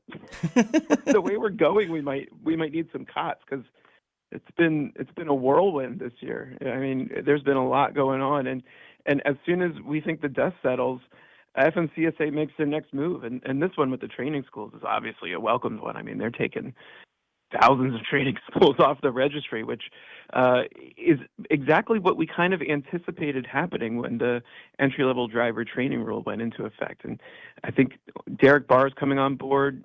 Sean Duffy is the Secretary of Transportation before him. I think they've demonstrated they're listening to drivers and they're trying to not only improve safety, but do it in a manner where you kill two birds with one stone and you improve professionalism in the industry, which is something OOIDA has always been lobbying for. We know that you can kill many birds with one stone here in DC, and I think that approach is being embraced by DOT and certainly by FMCSA, and we applaud them. By the way, I dislike your city so much that I'm going there for about 4 or 5 days next week. As you well know, I head up to Maine tomorrow. I head up to Maine tomorrow, and then I spend about 3 days up there at the Driver's Lounge for Wreaths Across America, and then I jump on a plane to be in town for both the Vet Ready Summit and Transition Trucking, Driving for Excellence, which, by the way, OOIDA always makes sure that the 3 finalists have memberships to OOIDA, which is a really, really cool thing as well that goes on over there. This this is a really exciting thing for me because in many ways we've talked about the interconnectedness of things, that if you really focus hard on one particular thing, it just starts turning the stone over. I can't help but to some degree believe the first guest we had on after that terrible accident in Florida was Andy Polikoff, who is the head of the CVTA. He wanted to come in, and we dug in really deep into that, and we've had a lot of conversations with our friends over there. They weren't delighted by what happened in Florida, but they were excited about the possibilities of what this new attention means. And I have two questions. The first of which is, when does it start? I mean, when do they really start the crackdown? And the follow-up question is, do you think, as I was telling Jim Park, because Canada's having the same problem and is beginning to have a start in the right direction as well, too, do you think a lot of the fly-by-nighters are going to fly? Because I think it might have the effect of, if people see that they actually are serious, a lot of the really awful practitioners are going to go, you know what, I made my money. The other concern is, I can promise you, if there's a CDL mill, there's something attached to it that's pretty ugly and dirty too. They may just want to get out before they get investigated. Okay, those are the two questions. When do they start, and what will be the unintended positive consequences? Yeah, well, first off, Andy is so great, and I think he and his organization deserve a lot of credit for moves like this, because they seem to typically represent the training schools you want drivers to visit and you want drivers to register at. And they've been very clear with us, and I believe with the administration, that they support this crackdown and weeding out the bad actors, because it's giving everyone in the industry, not just training schools, but everyone in the industry, a black eye. So bravo to Andy and his work. We've been happy to support their efforts. They've really been leading the charge. But timeline, I mean, this announcement was made Monday. I guess they're giving folks 30 days to prove that they are, in fact, in compliance before their licenses are basically revoked. So I think a month from now, we're going to see a lot of these training schools kind of go up in smoke, and that's a good thing for the industry, because we know the ones that FMCSA are targeting, and certainly not all of them. I mean, that 30-day window is there to allow the folks who just kind of got caught in this to demonstrate that they are in compliance and they're doing things right, and we're certain they're going to do that. But ultimately, it's going to weed out the bad actors, and that's what we're focusing on right now. And I think it makes sense to give folks the 30-day period. I mean, our members are constantly getting caught, getting snagged by problems that are beyond their control or can simply be remedied. And I think it's responsible to give folks an opportunity to demonstrate that they can be in compliance, or that they are in compliance. But ultimately, I mean, 30 days from now, I think you're going to see a lot of training schools go up in smoke, and we applaud that. I'm going to end every statement. We applaud that. Yeah. By the way, I also want to agree with you about the 30 days. And guys, don't think it's giving people a chance to engage in cover up. And if people want to, remember the old great line about Jefferson Davis that Abraham Lincoln said? He goes, if Jeff Davis just happens before we can get our hands on him, slip across the border into Mexico and never get seen again, I'd be quite all right with that. If some of these companies want to, pick up their shingles and simply evaporate into the ether, never to be seen again, fine. But the 30-day thing is important, because I want to give you an example of what somebody who might get accidentally swept up. There are some mom and pop training schools. There are some people who have been doing it for 50 years. They have an old, I'll give you an example. They have an old spare parts yard that they have done some really great work in moving stuff out. It's a family who actually are truck drivers. They're really good at it. They have a real incredible gift. Their paperwork and their back end office stuff is a little bit shaky, but the education that the people who go there get is pretty spectacular. This is kind of giving those people a chance to say, hey, listen, look, we know you're doing legit work. Get your books in order, so when we look at it, we can just give you our blessing. Those are the kind of things, because there are a number of very small businesses that do exceptional work of getting people ready, sometimes better because they stay friends with the people they bring on and give them a continuing education of a different sort. That's a really crucial thing. It also means when they bust you, you had your chance. Yeah, true. And, I think if you're following the rules and you're trying to be compliant, chances are you're not snagged in this. I mean, I'm not naive to the fact that there are good, reputable training schools out there who probably have received notice that they've got 30 days to demonstrate their compliance, and I hope they're capable of doing that. I certainly believe they will be. But by and large, I mean, the schools who are doing things right don't have much to sweat right now because they probably didn't get any sort of notification from USDOT. And I think that things will work their way out. I think they're not targeting the folks who have clerical errors in their filings, and that's certainly what FMCSA has indicated to us. So ultimately, this effort is going to focus on what is really important, and that's getting the bad actors who are deliberately non-compliant or evasive or whatever term you want to use. The folks who are cutting corners and aren't up to snuff are ultimately going to be weeded out, and that's something that I think everyone in the industry has to look at and say, good for FMCSA, because like I said, it accomplishes several goals. Not only is this going to improve highway safety because we're going to make sure that new drivers are getting the type of training that they are required to get and that they need to operate safely, but it's going to enhance professionalism because the bad actors in the industry, no matter who they are, motor carriers, training schools, brokers, whoever it is, FMCSA is kind of on the prowl right now, and they're coming after a lot of these bad actors because they know what it does to safety and they know what it does to professionalism. So we're certainly pleased that things are moving in the right direction on a number of fronts, and this is just one of many. By the way, I have just sent you a text. I showed it to Dre this morning. I feel like my spirit animals have shown up between you and Dean Croak. We were making the joke earlier that you know how you'll say something and then look down at your phone and it's been obviously listening because a news story or something has come up. Oh, yeah. I feel like both you and Dean this morning have been like the human version of that phone, that I have like been working on stuff and thinking about stuff. This is something I have really been kind of digging into as well too, because the other thing about proper training, and I know this is a little bit off the track of, you know, what you guys do in terms of advocacy, but I want to remind people that a properly trained driver, he or she knows their worth, that if you take the time to give them good CDL training and then you make demands of whoever their first employer is to actually give them the finishing touches, by the end of the year, the driver should have a much better sense of what their actual worth is because they actually will know how much work they have to do as opposed to being, you know, I call it the first 5 years, the slow drip, where you find out, wait, I got to do that too. I got to do that too when you're not properly trained. And then you realize you're being vastly underpaid for all the things you do.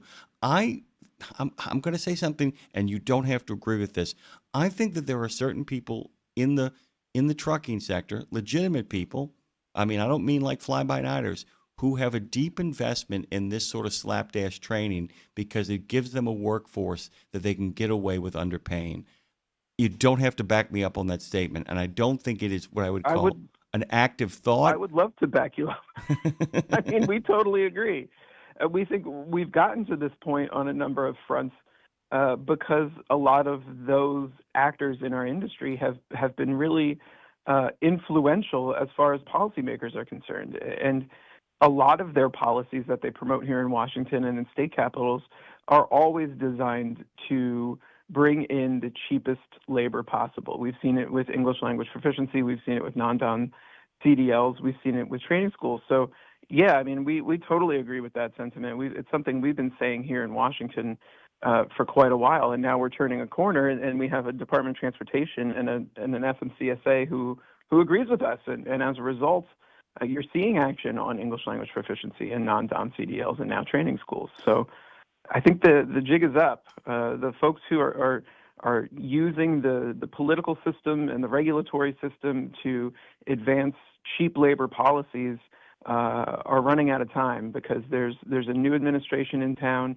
They are listening to drivers, and drivers are telling them you need to take care of these things because we see the ramifications on the highways and we see the ramifications in our careers and our working conditions. So things are moving in the right direction, and I think it's about time that some of these bad actors from a motor carrier perspective and their organizations here in D.C.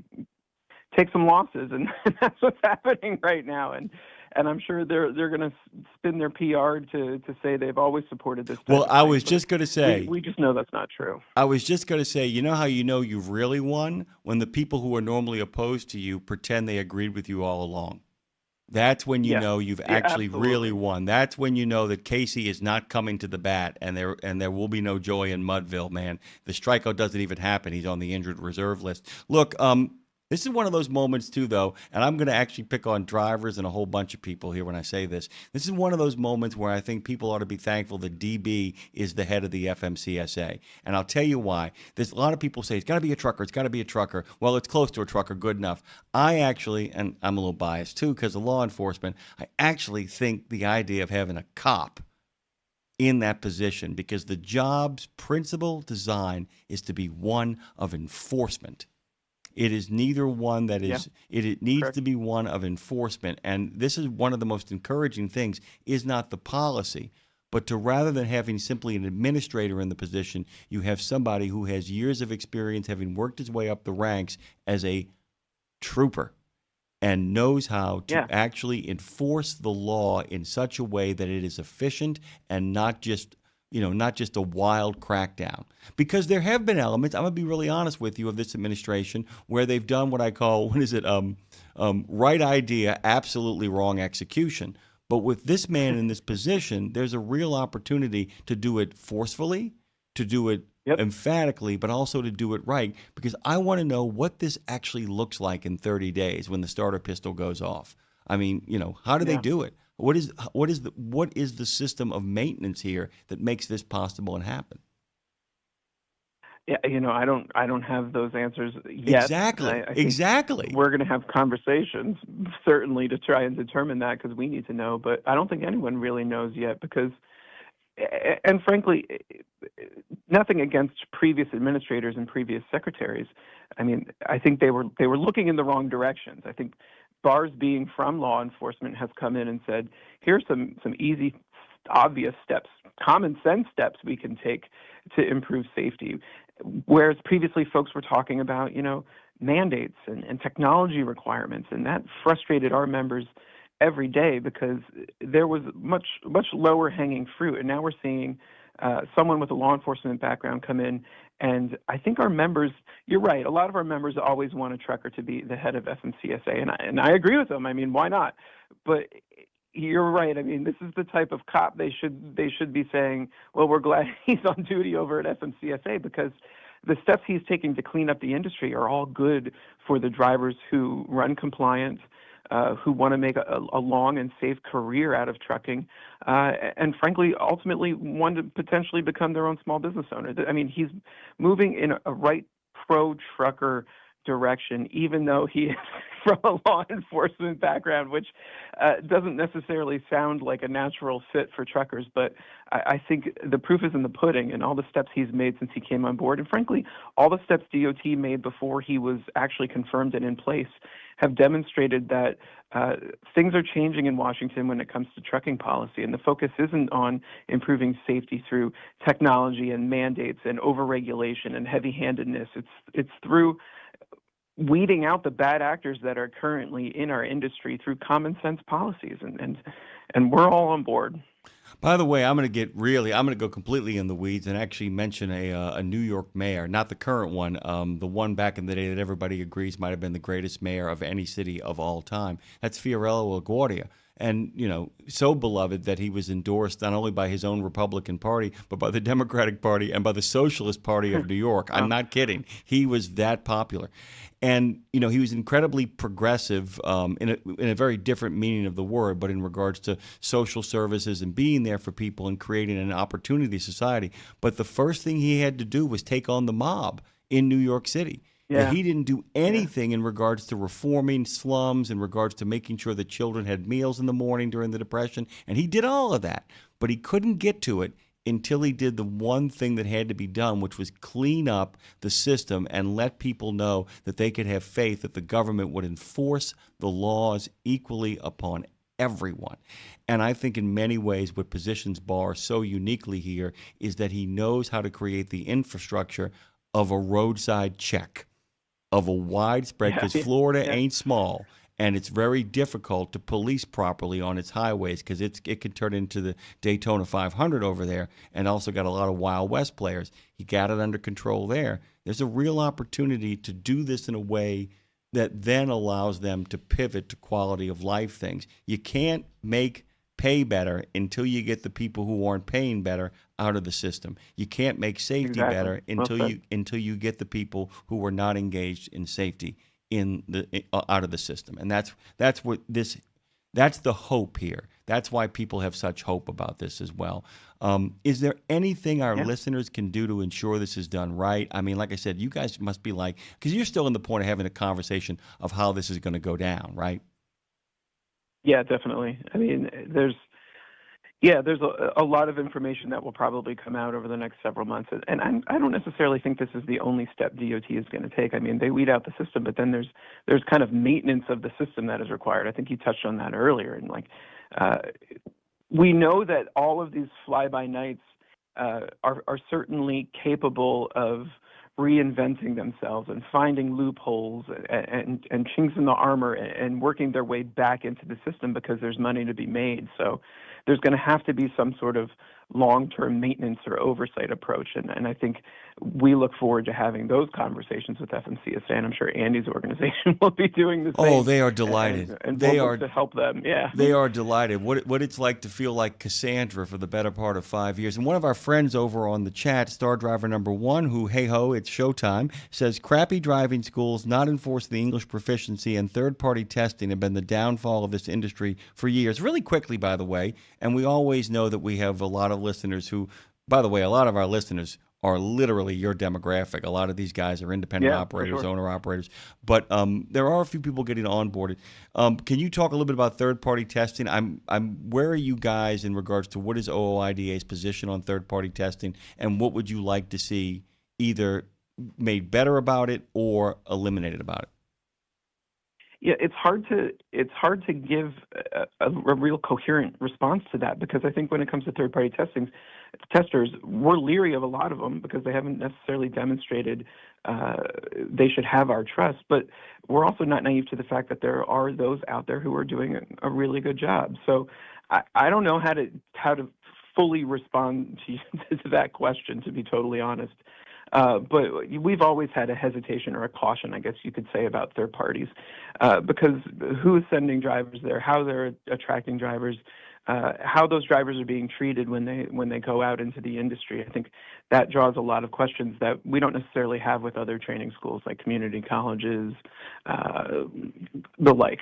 So yeah, I don't really have a good answer for you. That's a good answer. I guess I'm gonna have to pick up the phone and talk to Todd Spencer and get more of a history lesson on third parties before I come back and give you a real coherent answer. That's actually a really coherent answer. The idea is that we're going to reserve judgment because we know that there are people who are actually playing by the rules. The problem is, it sounds like another place where if the FMCSA wants to actually do its job, it can make sure that there are strong guardrails in which these people operate, and certain levels of, what is it, the great Russian thing that Reagan threw back in their face of trust but verify.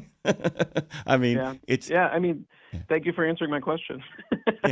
But you did. That's a much better answer than I gave. Well, if I'm able to re-articulate back what you said to you in a coherent fashion, it means you answered the question. Okay, so like I said, the fire hose that is happening on the Hill continues. I mean, like I said, I was talking to Jamie Jones at Landline, and one of the biggest challenges you guys are going through right now, and I mean anybody, I'm going through it. I wake up in the morning, I used to get notifications about news, and it was, Bob blew out a tire and a continuing resolution. It is literally, a news extravaganza, an information extravaganza, an opportunity extravaganza, but you got to almost figure out, so what do we prioritize? Because everything's coming at once. So where do you pivot to now? I think let's keep in mind a lot of the good progress that's being made is being done on the regulatory side, and the agency doesn't get bogged down by the political system when they start to advance policies like this and like the non-dom issue. So we keep supporting them and giving them our feedback about what steps need to be taken in addition to what they've already done. We're getting to a point where they've done so much, it's like, well, what's left from the regulatory side? But really the problem in D.C. is the quagmire on Capitol Hill, and this hope that You mean like a swamp? everything. Sure, like a swamp. That everything is on hold as far as trucking policy is concerned because there's this highway bill, the Surface Transportation Reauthorization Bill coming. We hope to have it this year. That obviously got delayed. We hope to have it next year, but everything is in a holding pattern waiting for the introduction of that legislation. So on all of these topics, I mean, we haven't talked about truck parking as much as we usually do because we're waiting to see what happens with the Surface Transportation Bill. We haven't talked about restroom access as much as we usually do because everything that's over on the political side is just being delayed and delayed and delayed.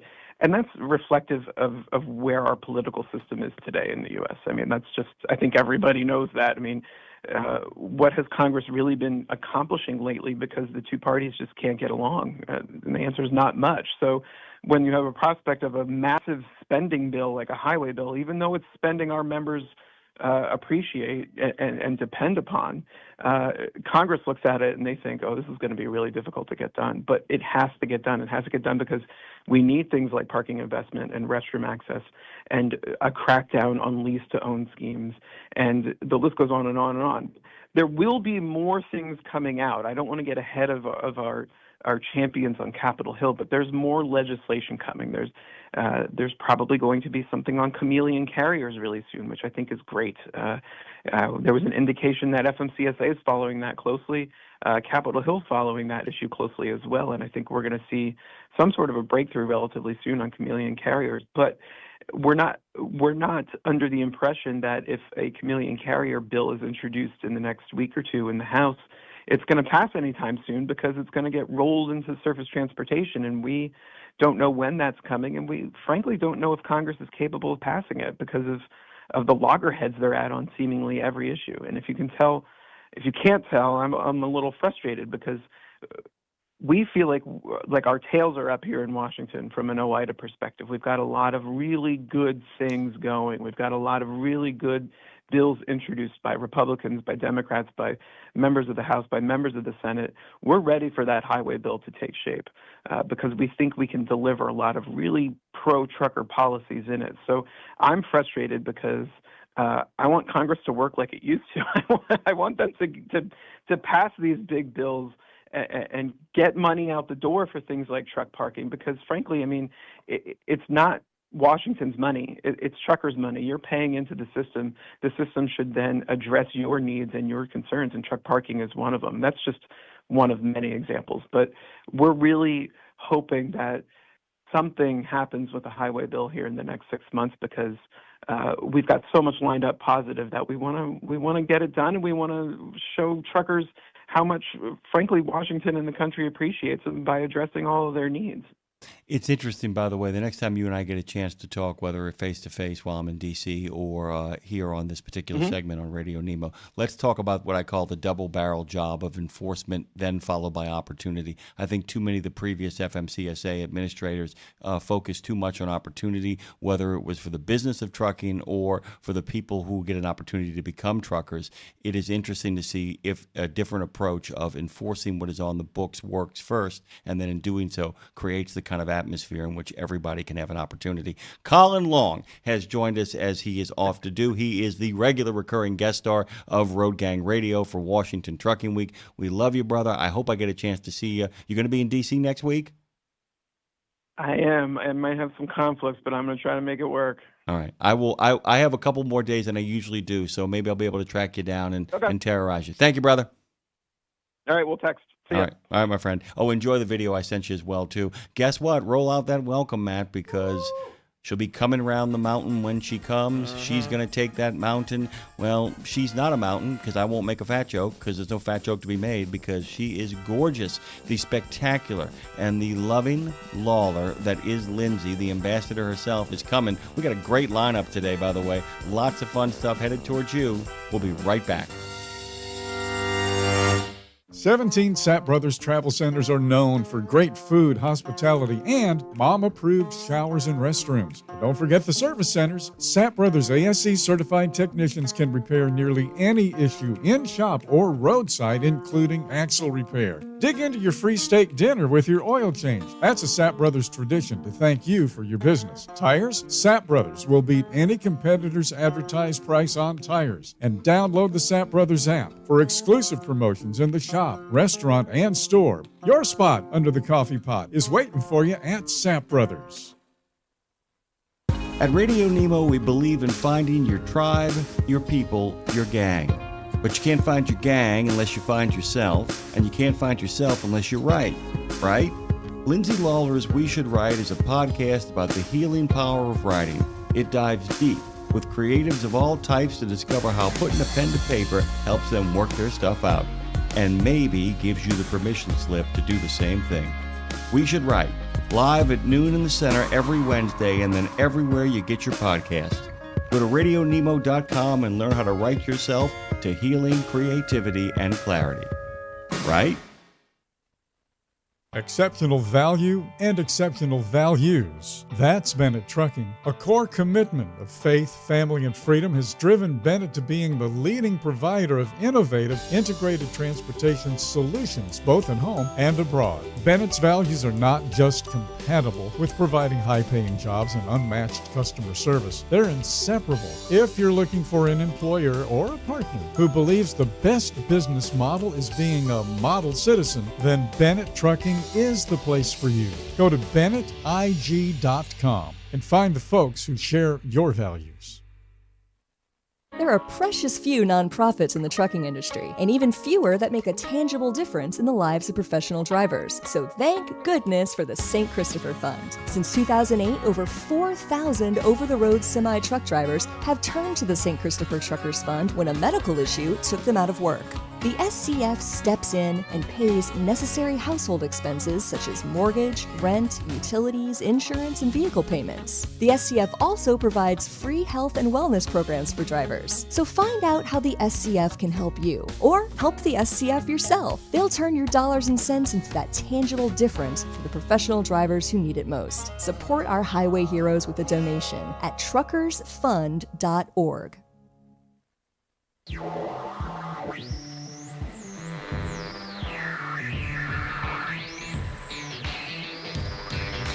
Road Gang Radio. We've talked about making a living. Now let's get a life. It's Jimmy Mack and Lindsay Lawler with the best stories, the ultimate road trip, the concert of a lifetime, and a home when you're not at home.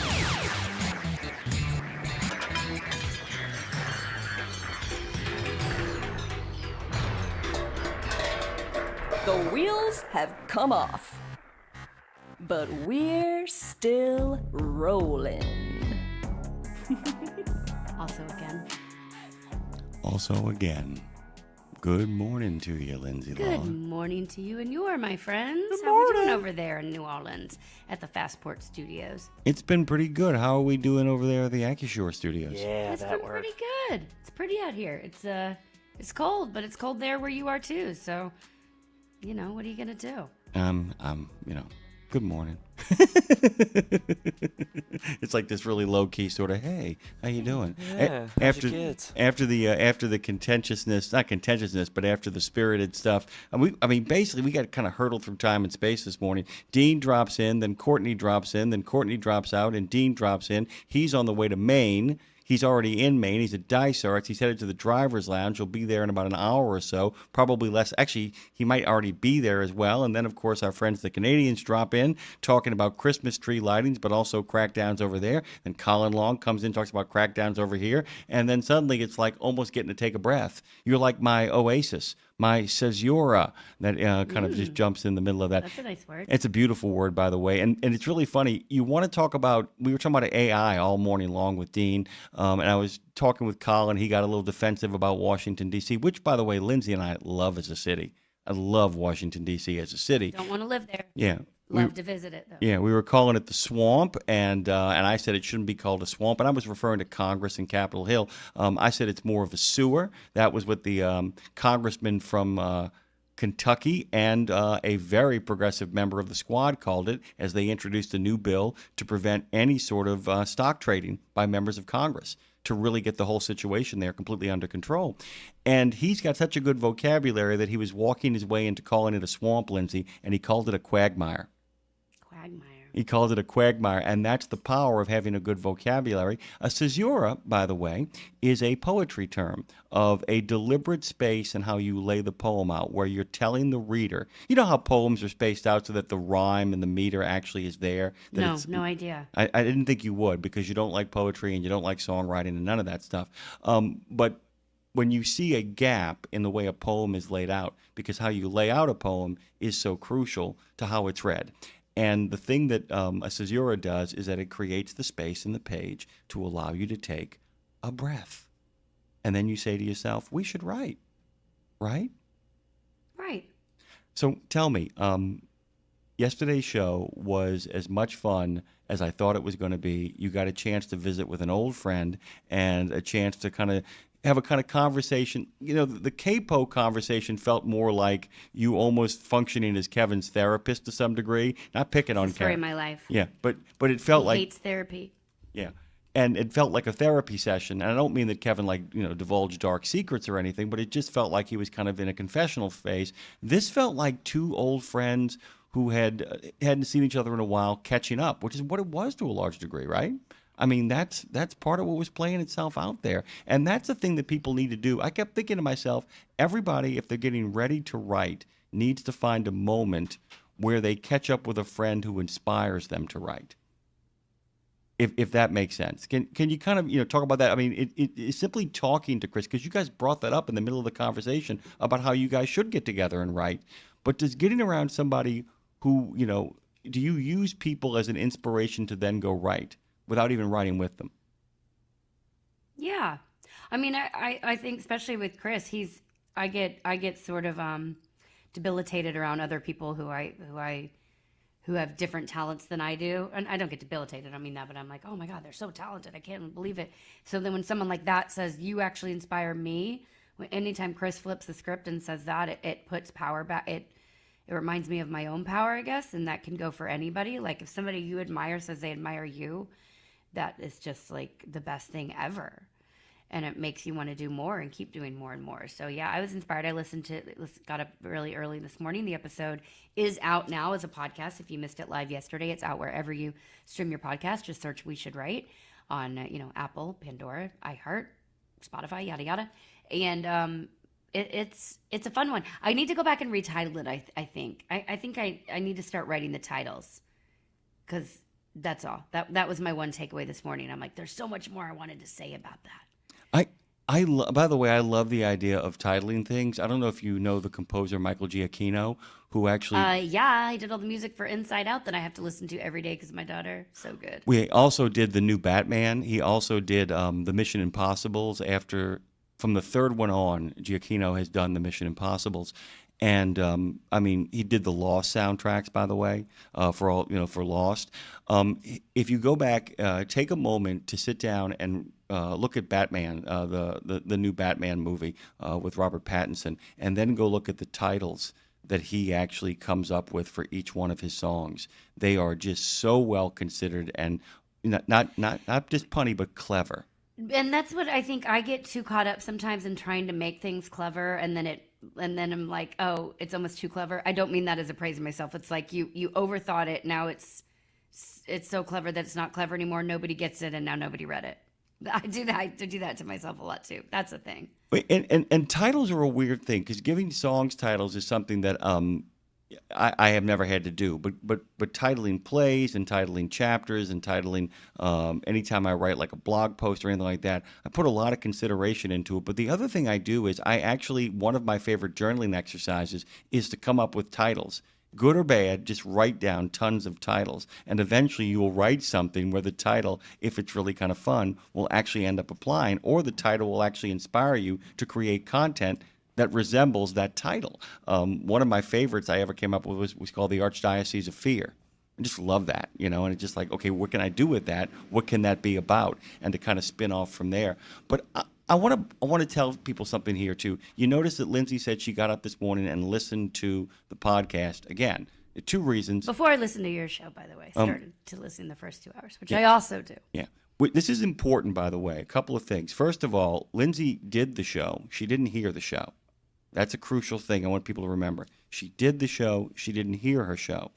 I am constantly stunned. I'll be listening. My dad will walk in. And I look like LBJ slumped over a table listening to a rebroadcast of our stuff or the recordings of it. And he said, if you didn't look the way you looked, I would accuse you of being a narcissist. He said, but I actually think I understand what you're doing. I said, thanks. It is so important, by the way, to go back and listen to your work. It is so important when you do what we do for a living to go back and listen to it. Because if you don't, you never get better. And it is one of the most difficult things for people who do what we do a lot of time, Lindsay, to understand that simply going back and listening to your work is as crucial as a baseball player sitting down and watching film of themselves swinging. It is such a crucial thing in regards to the kind of diligence and putting stuff together. The way football players go over film, you have to do it. If in fact you are a producer, if you are a host, if you are a creator of any sort, and you don't listen to what has been done, you have failed your job. And so I was kind of curious. You said you went back and listened. What do you listen for when you're critiquing your own work? How annoying I am. I literally listen. I'm like, oh, that was annoying. That was annoying. Don't do that again. That was annoying. Don't do that again. Or do it less. You're going to keep doing it, but do it less. I'm just trying. I mean, I can't change how the guest is, but I can change how I am, which helps navigate the guest better. So I listen for when I sound to rehearse. That's the other thing. I didn't look at my notes one time yesterday, but I have enough. You're the same. You have enough prep that learn it to forget it, to remember it, to know it. What is it? Learn it to forget it, to know it. Yeah, that's it. You got it. Learn it. We learn the thing so we can forget the thing so we can know the thing. Yeah. That's exactly it. And that's what's so, it's so important. And it's funny because I'll be really honest with you. There's been a number of people over the course of my life. You, by the way, are not guilty of this, but there are a number of people where like, I don't rehearse. I just kind of wing it. I kind of wing it. And I'm like, why wouldn't you rehearse it? Well, I don't want it to feel too canned. I'm like, don't worry. I don't want to peak too soon. There is something to be said for that, but. Yeah, that's a different thing, though. It's like Dre can tell you when we do the opening story in the morning here on Road Gang Radio, whatever I'm doing, I do it with Dre. We do it. And I don't do it anywhere near as well as I do it once I get on the air, deliberately. I do it badly. Stumble through things, play with words, say stupid stuff. And I'm always constantly amazed by people. I save my stupid stuff for on the air. That's pretty good. By the way, this is an interesting thing, too, because I thought about something the other day. Lindsay Lawler's Country and Western News, and we'll get to Pack Rat's call here in a minute. And speaking of calls, 615-292-6366. That's 615-292-NEMO. Please call and say hi. I love you. This is a weird insight I have, and this is, once again, I'm gonna give you a clue. This is not narcissistic.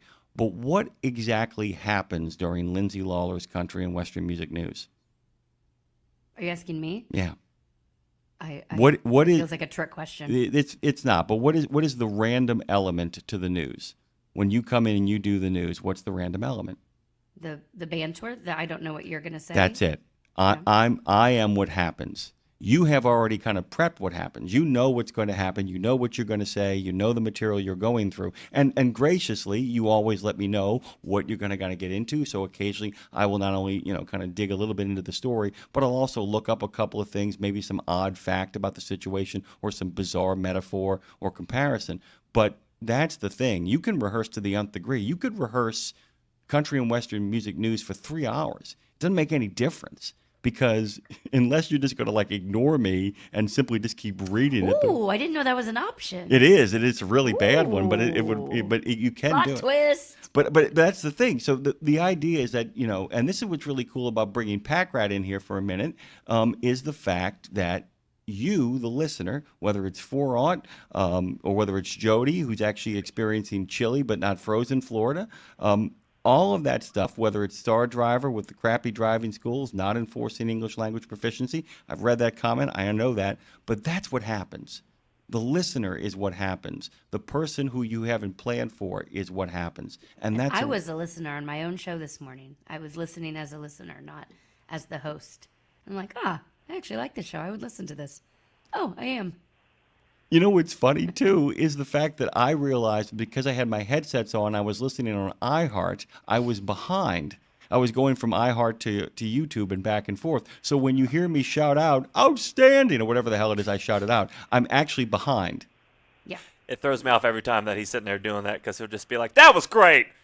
And you'll just be talking about, like, losing someone. And I'm like, wait, what? He's like, and then my mom died. Amazing! Amazing! Hilarious! No, not at all. Yeah, and so I've kind of made a habit of if I'm going to say something, if I'm going to plug myself in so that I'm going to be like the peanut gallery, I will take my headsets off and shift over to YouTube so I can kind of be up on what's happening. Thank you for your service. Thank you very much. Speaking of service, people who wait patiently to get their phone calls in are always great over here at Road Gang Radio. Hey, Pack Rat. Pack Rizzle. Morning, Miss Lindsay. Jimmy back. Good morning, Fred. Good morning. It's a frosty morning in Ontario, Ottawa, Ontario. But Jimmy Mack, you're talking about the sled dogs that got rescued in Minnesota, and it brought to mind. Are you familiar with the Serum Run of Nome, Alaska, in 1925? No, I'm not, and that's like the kind of stuff I'd really like to know about, so go on. Oh, you would love this. This story is courage and heroism, and I became familiar with it through Facebook, and I tell you, when you dig into it, it brings tears to your eyes. They needed serum. Diphtheria broke out in Nome, Alaska, and they couldn't fly it in. The ships couldn't get the shore. It was in like January, so the governor organized a mission or a relay, and he brought together 20 of the best mushers in all of Alaska to run relays. And two dogs became famous because of this run. One of the dogs was named Balto, and another one was Togo. Balto got all the glory because it was so bad. The last he did the last two legs of the journey. It got so bad that they called off the mission because the winds were blowing. It was 70 below. Winds are blowing, and the musher that did the last leg. Gunnar Carson said he couldn't see 2 feet in front of him. But the dog, Balto, he sniffed the trail out. He went strictly by smell and was able to sniff the trail out and bring the vaccines to downtown Nome at about 5:30 in the morning, and he became a hero. But the true hero was a dog named Togo because they put him with his musher, Leonard Sampala. He actually raised those dogs. He bred huskies. He had he went the long. I think he totaled the 264 miles with his dogs. A large part of that was getting to the checkpoint because they had checkpoints set up along the way. But most all the other teams were supposed to only do like 30 miles. But he went across a frozen lake. And he got within 5 feet of shore. He had to throw his dog ashore, Togo, and pull the ice floe to shore. And it's just mind-boggling what those dogs were able to do. You know, Peter Stark, Lindsay, has actually gone across all of North America, the northern portion of North America, all the way to Newfoundland. He did that with an Iditarod team, a dog sled. Got pulled all the way across. He's actually done that, and says it's one of the most thrilling experiences of his life. Maybe when we get him on next time, I can actually ask him if he wants to talk about that. That would be kind of awesome. Wouldn't it? He would know a lot about it, I'm sure. Because And then the about Iditarod getting race eaten in the snow? It was because of that. Sorry? I said, and then about getting eaten in the snow. He loves to talk about cannibalism, too. So. Oh, yeah. Oh, okay, yeah. Well, anyways, the Iditarod came about because of that Serum Run. So, yeah, it's I just can't imagine what they had to go with it, but the heart of these husky dogs is just amazing. I think only four dogs did perish, but other than that, one of the mushers, when he got to his checkpoint, they had to pour hot water on his hand because they froze to the sled. Ooh. And by the way, this morning, Lindsay, I don't know if you heard, Joanne was talking about, what the conditions were like when they had to fight a fire over Nova Scotia during the winter. You would think it'd be easier. It's actually not. It is like one of the worst things you can do to fight a fire in a blizzard.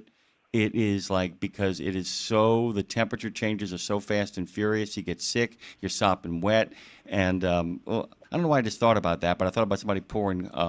My hands being so cold that you need to pour warm water over them to get them unfrozen from the sled. Pooh, man, you're making us cold. We can actually talk to Dr. Carroll today about this as well, because what the dog sledding, it's one of those things that shows that the bond between humans and animals, obviously, and they're like crazy athletes. So we can bring it up. We have at 10 I'm sure o'clock. she would like that. Yeah. Yeah, it'll be interesting to hear her take on that. Dr. Carol Osborne is joining us talking about holiday pet tips. But she'll also probably say, I probably shouldn't take Mimi, my French bulldog, out and try to dog sled with her. It's probably not the right kind of dog. Probably wouldn't work. We'll see. Pack Rat, any final thoughts before we move on over to Jody? Not today. Fair enough. We will Me see. either. We will see. By the way, what happens if the Cowboys can? Cowboys have one more hurdle. It's called the Detroit Lions, who are in a must-win situation. So, man, oh man, that is going to be. And by the way, you're rooting against Tara for the first time ever. I think Tara's going to root for me today. I'm rooting. Okay. No, Mrs. Superman, he not home. Thank you, Pack Rat. Good to hear from you, man. Okay, Jimmy, Mac, Lindsay, all the best. Bye, friend. Much love. Much love, by the way. Would you actually get pulled across? Would you like to do a dog sled? No. Is it because of the cruelty to the animals or the weather conditions? Yes. Yeah, it's really interesting because it's an interesting thing because I've read places where they're like, this is terrible, it's cruel, and then I've read other animal activists who are like, it's fine. There's enough of them Well, pulling. they're bred for it. Yeah. I get it. Like they're not actually being harmed. I mean, in some cases they are, but if done properly, I know they're not being harmed. There's still a stigma for me behind it. They're like, pull my fat ass down the. I think I would like that dog to turn around and look at me and say, you pull your fat ass, lady. Yeah, no, I can't do it. Yeah. And I will say this, in all fairness to what you're saying as well, too. It's one thing if you live out in the great white open as opposed to the great wide open, and you don't have horses, and the dogs actually are the best kind of way to travel in those situations, and it's a necessity. It's very, very different if it's like an experience. And so I kind of really get that. Although I do think it's awesome, but I understand that there's a lot of people who might not just want to have it as an experience. It's like hunting. It should be something of a necessity, And by the way, there is sport hunting that's a necessity, population control. Let's get to our friend Jody, shall we, and see what's up with him. What's going on, brother? What is going on? Good morning there, lovely Lindsay. It's been a minute, but Thank that's you. all right. That just means I miss you more. I miss you so much. I love you so much. Just enjoying a nice day. Just came across the Buckman Bridge over here in Jacksonville, and nice smooth water, and I was watching planes leave NAS Jacks over there, watching them fly around. So it's kind of a nice day.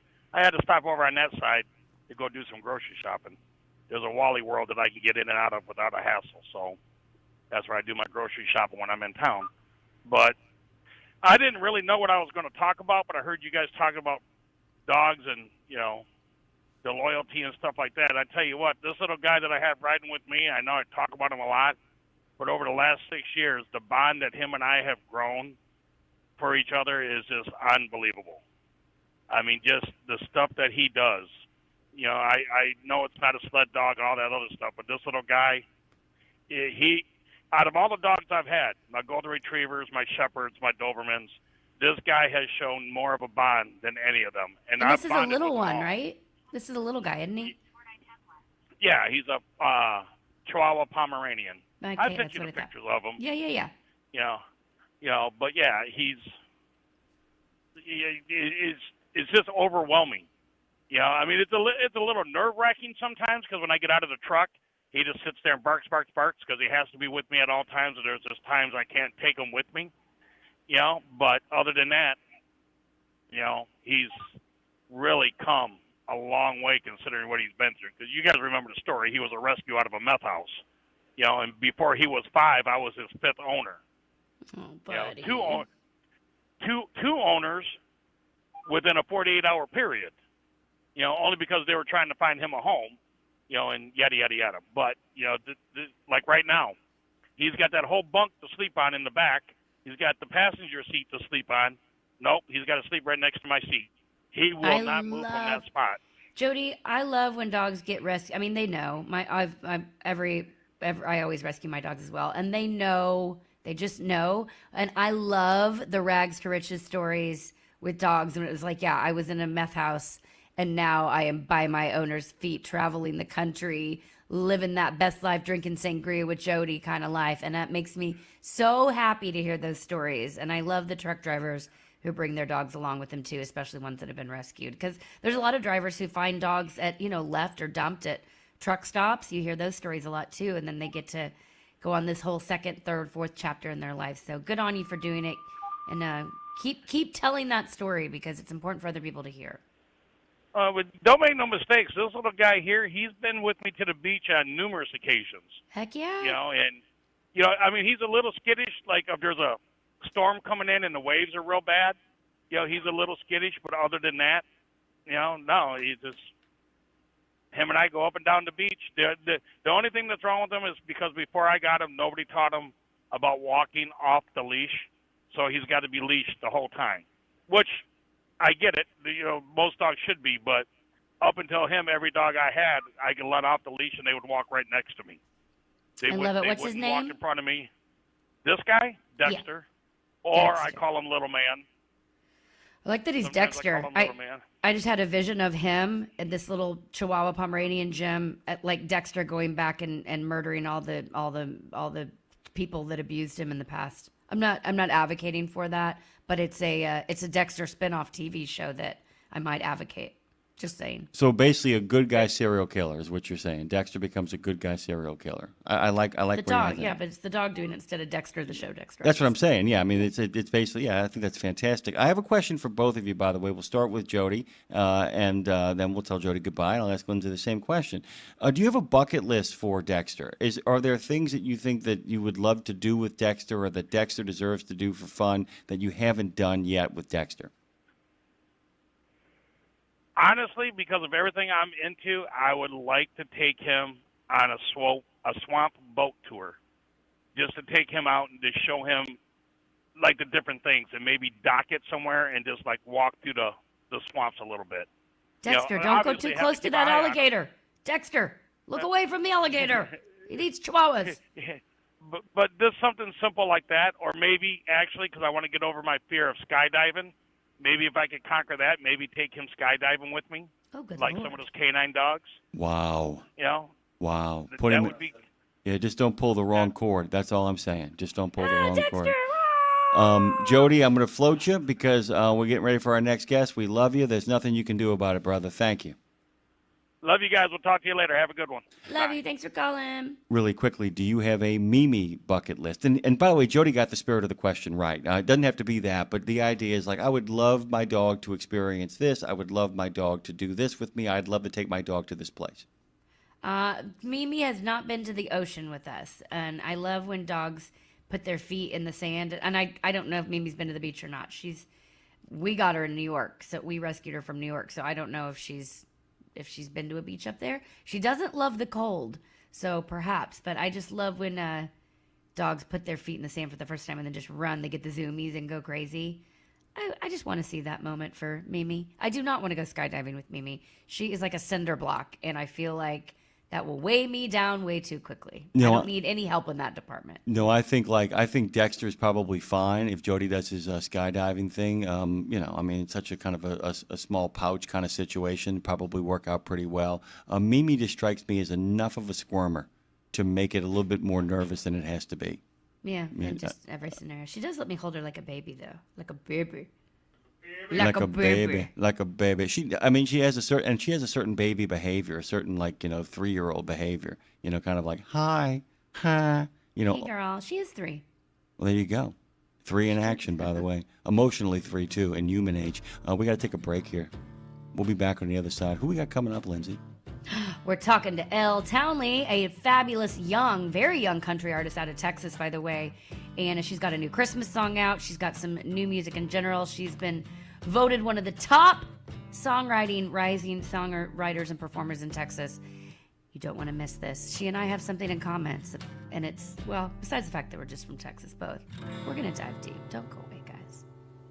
17 Sapp Brothers travel centers are known for great food, hospitality, and mom-approved showers and restrooms. But don't forget the service centers. Sapp Brothers ASE certified technicians can repair nearly any issue in shop or roadside, including axle repair. Dig into your free steak dinner with your oil change. That's a Sapp Brothers tradition to thank you for your business. Tires? Sapp Brothers will beat any competitor's advertised price on tires. And download the Sapp Brothers app for exclusive promotions in the shop, restaurant, and store. Your spot under the coffee pot is waiting for you at Sapp Brothers. Thursday. It's one simple act that helps Wreaths Across America fulfill its mission to remember, honor, and teach. Sponsoring a wreath, one more wreath. Means one more adoring father, one more loving mother, one more heroic son, one more brave daughter, one more beloved family member, one more dearly missed friend, one more American, one more wreath upon the gravestone of someone who served the cause of freedom, honored for their sacrifice, never forgotten, always remembered, through one simple act. One simple act. Go to wreathsacrossamerica.org/RadioNemo and keep the mission moving forward. We're going where you want to go so you can be where you need to be. It's Road Gang Radio with Lindsay, Lawler, and Jimmy Mack on RadioNemo.com. Welcome back to Road Gang Radio. If you're here, you're family. If you found us, you'll never leave. We know that. We keep seeing it happen over and over. So happy to have you guys here. Happy to have you a part of the Road Game. Happy to be here and to talk with this next guest, Jim, who is very near and dear to my heart because of music, because of Texas, because of country, because of growing up and near New Braunfels, all the things, Jim. I'm excited to talk to this lovely, lovely lady. Speaking of growing up near, Georgetown, Texas is where she hails from. Country singer, songwriter Elle Townley is a rising force in the country music scene today. She's known for powerhouse vocals, got a great stage presence, and the songwriting is incredibly heartfelt, blending classic country roots with a bold modern edge. What Elle is doing is speaking to both tradition and the next generation of country fans. For those of you who don't know, she burst onto the scene in 2020 with her debut single, Trouble with Trouble, which premiered on the Country Network and introduced audiences to an incredible talent that is both raw and has emotional depth. Since then, she's continued to build momentum with tracks like Fair Weather Friend, One Too Many Heartaches, and Fighter, each making her growth as a vocalist and a storyteller. Her latest singles, Taking Off My Halo, which was released in June of 2025, and something we'll be talking about today, Perfect Christmas, released just this November, unveiled a bold and unapologetic new chapter, channeling honesty, empowerment, and a deeper glimpse into the artist that she's becoming. There's a lot more we could say, but it's going to be part of the story as well. Elle Townley, welcome to Road Gang Radio. Thank you so much for having me. How are y'all doing this morning? How y'all doing? She said y'all. She's my people. Glad to have you. So happy you're here. I'm a Texas girl myself, so hearing that y'all puts me right at home. So welcome. Glad you're here, friend. I love it. Yes, thank you so much for having me. Well, I got to ask you because I know you've recorded near New Braunfels. Do you know T-Bar M Camp? That sounds real familiar. That's where I grew up going to camp, and it's in New Braunfels. So we would, always tube the Guadalupe River, and that's where a lot of my inspiration to write Texas country music comes from. So I'm sure you have the same. I love that. So on that tip, do you tube the Guadalupe? Do you barbecue? Do you rope and you ride? Talk about how Texas, the state, has shaped you, Elle, as a musician and shaped your music. Absolutely. Well, I actually have never gone tubing on the river. That's something I definitely want to do one day. Oh, girl, get on it. Get on it. It's the best. I know. I need to. Maybe next summer we'll make that a goal, or maybe the spring. I'll meet you there. Yes, I love it. Let's do it. Well, Texas has just been a great environment to grow in. Texas is just, the music scene is great, and everybody is so friendly here. And all of the other Texas country artists are just all about helping you. And if you need advice, you can always reach out to them. So it's been just such a great place to start in the music industry. And I've been to Nashville, I've traveled to other states to perform, but there's nothing quite like Texas. There's nothing like the bonds we make here with other musicians. Well, let me just follow up then on that, because I am from Texas, but I live in Nashville. And I put out a Texas country record last year. And you're right, there is a big difference. Not that one's necessarily better. They're just very, very different. What informs you? I mean, I know you were young. You were still in your late teens. So God bless you for all the life that you have ahead of you. But what is is it in you to move here to Nashville? Because there's a very conscious decision and point as artists where we decide, okay, am I going to continue to stay and say, in your case, Texas, something that has really grown you and molded you? And then do you leave that and do you go pursue another place, or do you stay there true to your roots? Do you think about that often? Yeah, absolutely. And that's something that's talked about a lot here in Texas. The controversy before about, Texas versus Nashville, which one's better? My opinion is, one isn't better. I think both markets are great. And for me, Texas is not the end goal. While I'm from Texas and I love Texas, and that's kind of where my fan base is, I'm looking at the bigger picture about how many people I want to get my music out to. And I think Nashville is a great way to do that. And, it works for a lot of people. So I'm just all about playing my music for people who are willing to listen. That's my message. It's a good message. Okay. At some point, people figure out pretty early that they love singing, because their parents pretty much either go, "Oh my God, what a voice you have," or they say, "My God, what a passion you have." And at some point, you guys figured out that you could actually, carry a tune and do a whole lot more than that. I'm kind of curious as to what the younger Elle, kind of gravitates towards in her room with her friends, what kind of music you start off with, and when does the kind of hook into country really kind of get to you, or if that was something that was with you from the moment you remember in regards to singing. Yeah, that's a great question. Well, younger me, I have been singing ever since I could talk. Like that, it was constant singing in my house. But I was really into the Disney princesses, and I started off singing songs from The Little Mermaid and Frozen and all that. I was convinced that I was a Disney princess. And you are. I was actually really thank you. I was really scared to sing in front of anybody that wasn't my family. And so my mom actually had to bribe me to do my first singing lesson because I was just so scared. Mm-hmm. And so the very first song I did in my vocal lesson was Let It Go from Frozen. And then I stepped on my first stage when I was 8, singing Part of Your World from The Little Mermaid.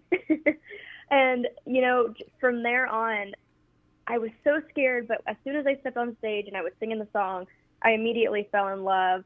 I continued doing voice lessons for almost 10 years. And I didn't really get into country until a couple years later when my mom started playing, I believe it was Garth Brooks for me. And as soon as I heard the twang and the vibe, I was just in love with country music.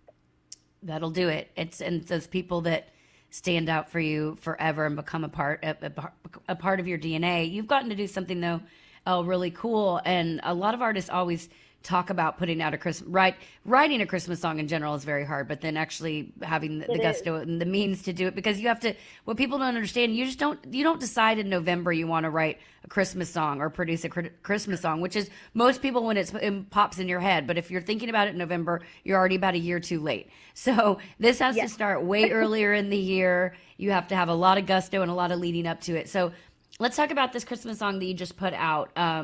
I'm so glad you've done this early in your career as well. But this song, it's really about creating your own joy when things feel dark.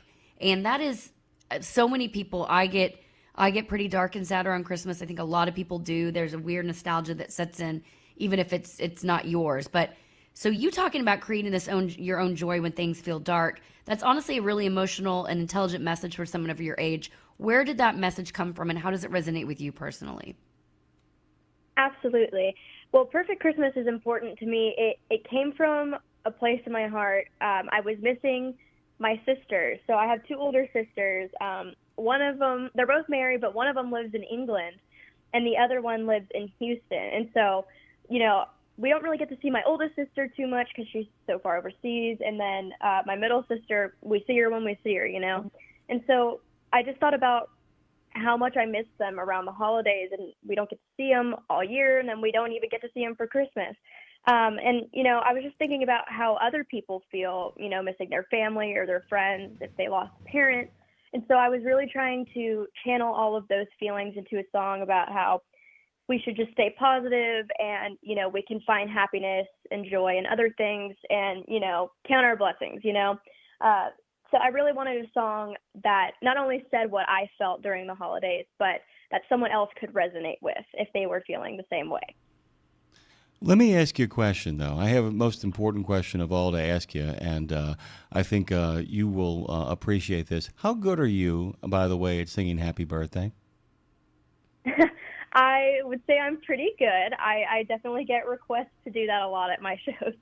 Would you do it for me now and then end it by saying Happy Birthday to Lindsay? Happy birthday to you? Sounds good. Who are we singing Happy Birthday to? The lady who's talking to you, by the way. No, you don't need to do that, girl. Yeah, you do. No, Jim, that's fine. No. That's not Are you important. one of those who hates being like I'm one of those people. I do not like people singing Happy Birthday to me. Are you like that? No, just no singer likes to sing Happy Birthday. It's the worst song as a singer to sing, so don't worry about that. Let's talk about you.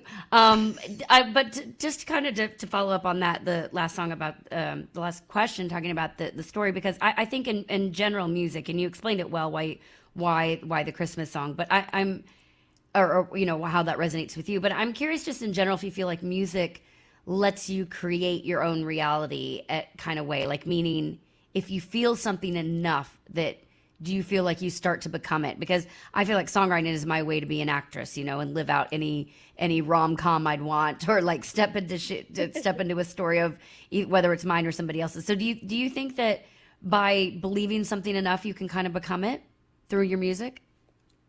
I definitely think so. I mean, most of the music industry is fake it till you make it.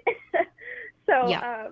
I think that could definitely apply to songwriting as well. You know, I think that's what's so great about songwriting. It can be, for me, it's therapy. I like to write about things I've gone through, how I'm feeling.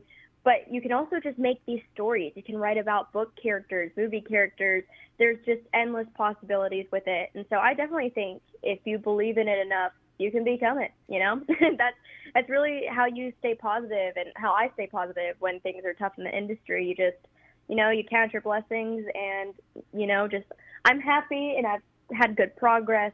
That's what you got to say to yourself. So I definitely believe that's possible in all aspects of life. Let me ask you the manifestation question in a deeper way. So if, in fact, you know, you fake it till you make it and you do the things that you're supposed to do, when you're creating a song, when you're singing a song, do you become aware of yourself becoming?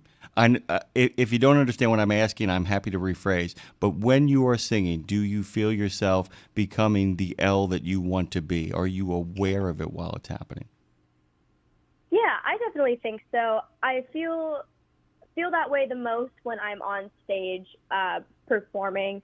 And when I'm in areas where I have a lot of people really come out to support my shows and I get to share my music, it's really great when you start seeing the transition from being an artist who plays 3-hour shows with mostly covers because you have to keep the audience interested, to shows where you're playing like listening rooms and people are asking for your music and listening to your message versus someone else's. So I definitely feel that way. But yes, especially songwriting, I definitely am becoming that person that I want to be in my music career. Let me tell you, so we are as much older lady that was once in your suit. I was listening to your music and I was like, oh my God, I heard so much of me in you. And we are 30 years apart, by the way.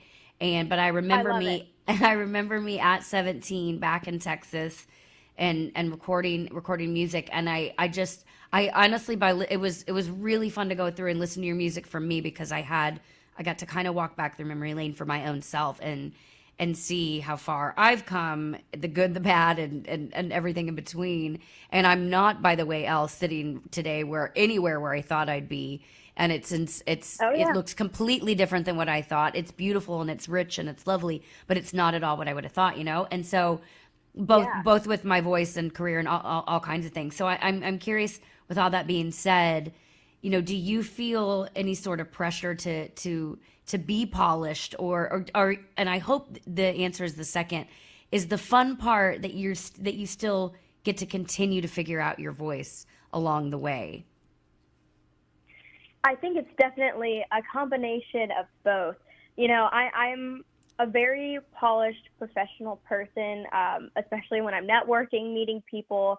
But when I'm just songwriting or if I'm just hanging out with, you know, good friends in the industry, I'm definitely a lot more loose and more fun. And music is fun for me. So that's another place I let loose. But it's kind of hard sometimes to separate, you know, your personal life from music. All of my friends are in the music industry. I have so many other young artists in my friend group. And so it can be hard to kind of separate the two, but it's you need to get some different friends where I can let loose. I've got to tell you, Elle, you got to get some different friends. I want to ask you. I want to ask you both a question, by the way, because it actually relates. You say you have a lot of friends. There was a long period of time, and I think Lindsay might be the last generation for a while that did this. There was a lot of people that used to hang out when we were growing up. You know, Generation X, you hung out with your friends a lot, like large groups of friends, and you had different pockets of friends. And for a long time, because of, well, the COVID also had an impact on this, but there were large groups of people who just kind of retreated into their own rooms or their own studios or their own garages and kind of avoided large groups of people. And I'm wondering if that is something that you've noticed, the idea that more groups of people are kind of hanging out together and creating together again. Because, Lindsay, I did notice the people that come after you don't do it as much. The whole we should write idea seemed to kind of drift away for a little bit. And I'm kind of curious if you, Elle, see more artists kind of working together and creating associations and networks again. And I can't speak about it from country and western, but I have seen it in regards to the Americana and the jazz and the kind of funk that's down here in New Orleans. Either one of you can answer that question first. Yeah, I think definitely, at least here in Texas, it is very relationship based. I see so many people wanting to co-write. I mean, that's my favorite way to write. I kind of can get stuck or, you know, kind of obsessed about something I'm writing if I'm doing it by myself. And so I always think it's great to have fresh eyes look at it. And I have so much fun co-writing with other people. So I definitely think we're getting back to a co-writing based industry, and, you know, lots of duets are coming out, things like that. So I definitely think so.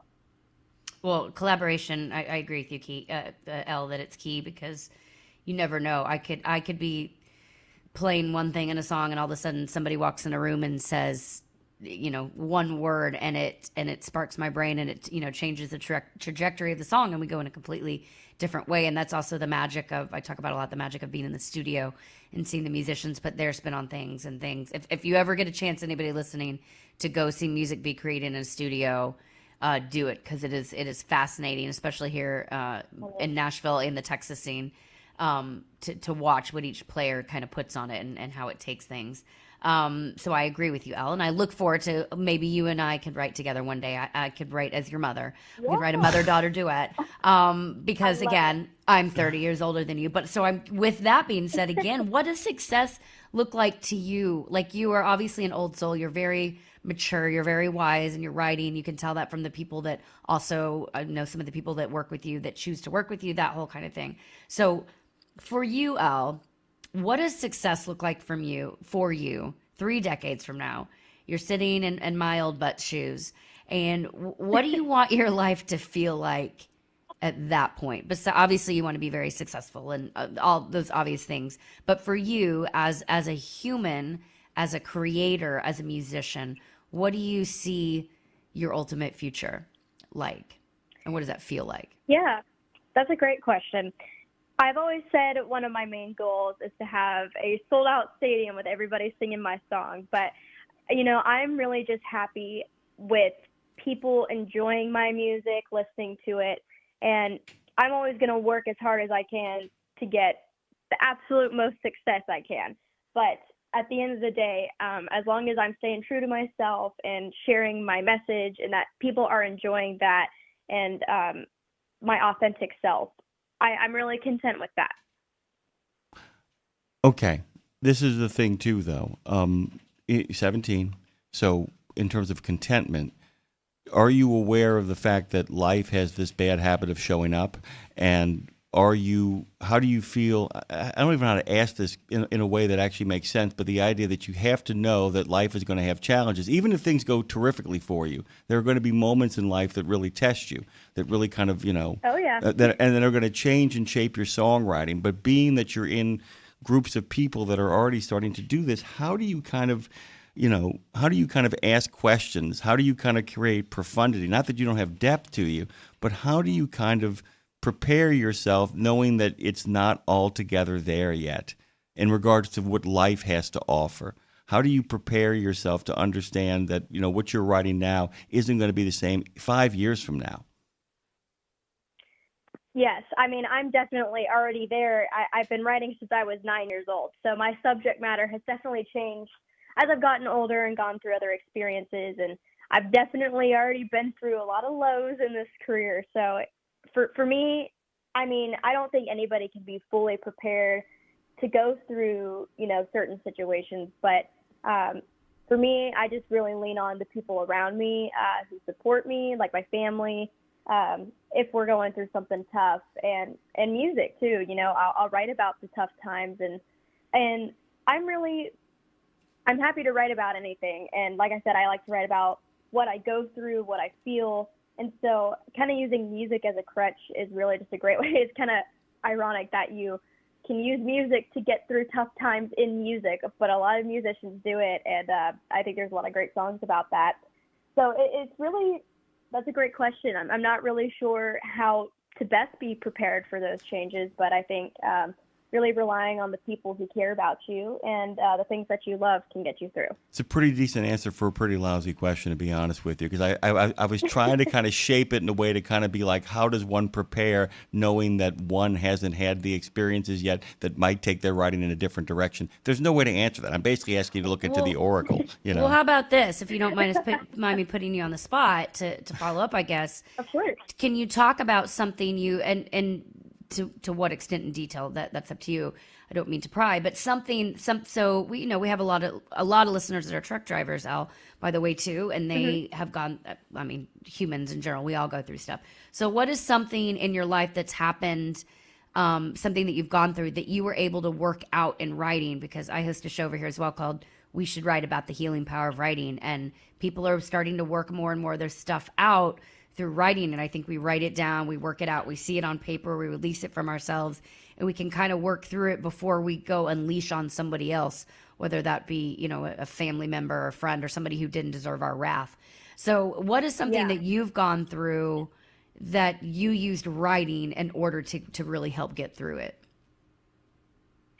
Two situations kind of come to mind for me. The first one, I left in-person school my sophomore year, the second semester of my sophomore year, because I was just so busy with shows. And while I kept my grades up, the school I was at wanted their funding.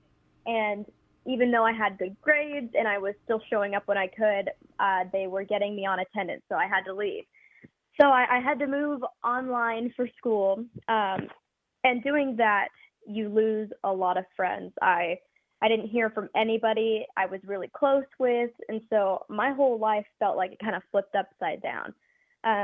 And I felt really sad and really lonely during that time, and I went through kind of this 1.5 year period feeling that way, and that was kind of all I knew to write about, was how sad and lonely I felt missing my people, until I really started finding the community here in Texas that I have now. In the music industry again. So I definitely wrote about that a lot. And I hate to be kind of Taylor Swifty here, but I definitely write about people who break my heart. Like either as who? What's his name? It's just between the three of us. You're fine. Yeah, we won't tell anybody. What's his or her name?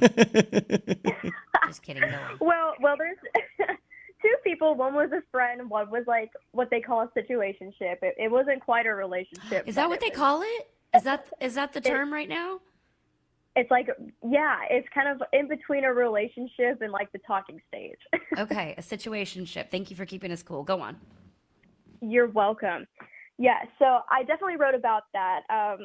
One guy who just didn't treat me so well and kind of played with me. So I definitely wrote a lot about that.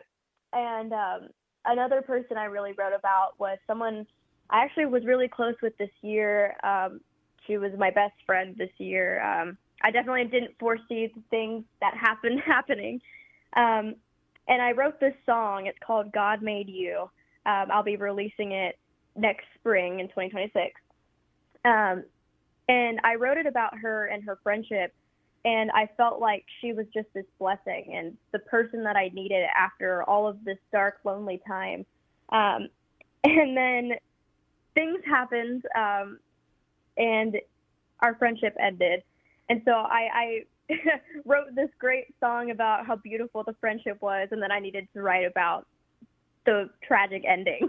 So again, I've just used music as a crutch for all of these different things in my life. But when I was in middle school writing, I was, talking about the girl drama, like in Trouble with Trouble, and how mean the girls are. And then I was talking about, like in Fighter, how you have to be strong for your friends and defend them and all that. So again, I just think songwriting is such a great outlet for people to use as therapy.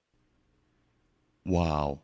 I'm laughing about that because to hear that kind of land like that. The other thing is, too, I'm kind of curious, and this goes to both of you guys again. I wonder if there's some way, because the intensity of emotions as a teenager is kind of remarkable.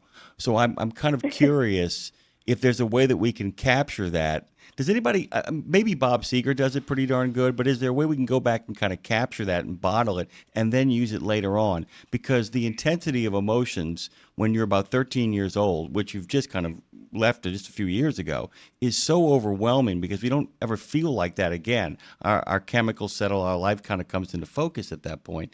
And I'm just wondering if the ability to start writing songs that early might actually make for some really interesting stuff on the other side of the filter. I'm just kind of talking out loud here and spitballing, but I'm kind of curious, are there songs, you said you've been writing since 9, that you've returned to? Because the Beatles did that for their last album. They actually went back and looked at songs when they were 15 years old and repackaged them and put them on Let It Be. Do you have songs from like 9, 10, and 11? I don't know if I have any from 9 or 10. I definitely have some from a few years ago, and some that definitely still hold up. I definitely need to revisit some of them because I think, there's always some good bones and everything. But I definitely have some stuff from a few years ago that would probably still hold up now. Well, you know what I wish? I'm listening to you. I wish I had. I mean, you sound most mature. You sound way more mature than most 17-year-olds. But I wish I had the emotional intelligence that I have right now today, but the experiences of my 17-year-old self, like those, new relationships and the friend, the friend. Luckily, my friend, we've come so far that we're friends. We've gone through it all, and are hopefully over a lot of the drama. But you still, as this very, very emotionally mature 17-year-old, have to deal with the people, which are most people that are not that way. And I just love that you have a song that you're seeing even somebody who treated you bad, that was also a gift from God in a way. People come into our lives for a reason, and I just appreciate that about you. Okay, we've just got about a minute here left. So again, tell people where they can get your music. Perfect Christmas is out now. It is perfect for your Christmas. What is exciting for you coming up for the rest of this year, and how you're celebrating Christmas? Yes. Well, you can find all of my music on all streaming platforms under L Townley. My social media is L Townley Music on everything. I have a couple exciting things coming up this year. Tomorrow, I'm actually the headliner for my hometown Christmas festival, so that'll be a great time. Nice. Yeah, and then I have just a few more shows for the year, kind of taking it easy, but still celebrating the holidays with everybody who follows me. I'll be playing with my band here in Georgetown on the 19th, and we're just going to kind of be in a couple other spots in Texas. One's going to be in Johnson City, and there's a couple others. But mainly, I like to spend my Christmas with my family and just kind of take that week for us and to kind of reconnect with everybody that we haven't seen in a while. And we eat a good turkey dinner. There you go. There you go. Elle Townley, everybody. Check her out. All this music. I can't wait. There's great stuff coming from you more and more in the future. I know. We appreciate you taking the time to be with us today. Elle Townley, ELLETOWNLEY, ELLETownley.com. Check her out. There's people on the chat already wanting to get your information. So thanks for making the time. Best to you. And I hope that, Elle, you have a perfect Christmas, friend. Thank you. Thank you so much for having me on, y'all as well. And happy birthday. Thank you, girl. I appreciate that. Have the best day. It's Road Gang Radio, y'all. Coming up next, we're talking pets with returning guest Dr. Carol Osborne, holiday pet tips. How not to make your precious pet a dog sled champion this Christmas. By the way, we got 3 questions from our contributors, so that'll be cool too. Hold on tight. At Radio Nemo, we believe in finding your tribe, your people, your gang. But you can't find your gang unless you find yourself, and you can't find yourself unless you write, right? Lindsay Lawler's We Should Write is a podcast about the healing power of writing. It dives deep with creatives of all types to discover how putting a pen to paper helps them work their stuff out, and maybe gives you the permission slip to do the same thing. We Should Write, live at noon in the center every Wednesday, and then everywhere you get your podcast. Go to RadioNemo.com and learn how to write yourself to healing, creativity, and clarity. Right? In a video game, if you get enough experience, you level up. And when you level up, you gain more skill. And with enough skill, you beat the boss and win the game. Sounds a lot like trucking, doesn't it? Except in trucking, you don't beat the boss, you become the boss. And if you want to be the boss, you gotta meet the boss. And that boss? Carrier's Edge boss, Jane Jazrawi. Want your drivers to level up? Carrier's Edge has the training, comprehensive safety, compliance, and best practices on one website. It's a simple subscription with no contract and no commitment. Learn more. Try it out. Level up. CarriersEdge.com. Hey, come on! We're starting the game! All right, I'm coming. Wait for me. CarriersEdge.com. Did you know it's extremely easy to join the Wreaths Across America mission to remember our fallen heroes, while at the same time honoring those who are currently serving our country and their families? Plus, you're helping to teach our younger generation about the value of freedom. With just one $17 donation to Wreaths Across America, you're sponsoring a fresh Maine Balsam Remembrance Wreath. They've really become a symbol of America's respect for those who bravely served and are no longer with us. To sponsor your wreath, just visit wreathsacrossamerica.org. That's wreathsacrossamerica.org.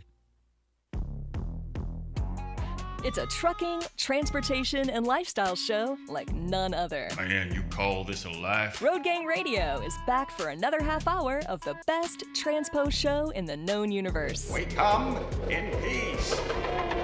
Well, actually, we're falling to pieces. Let's see if we can achieve liftoff, Phone Master Dre. Oh, we can lift off into this nice hour, but not before we can say all the love with the bottom of our heart. Happy birthday, Lindsay Lawler! Yeah, I don't care. I'm screaming. I'm screaming. Yeah, we dropped the ball. We forgot to do it earlier, so we need to do it now. We suck.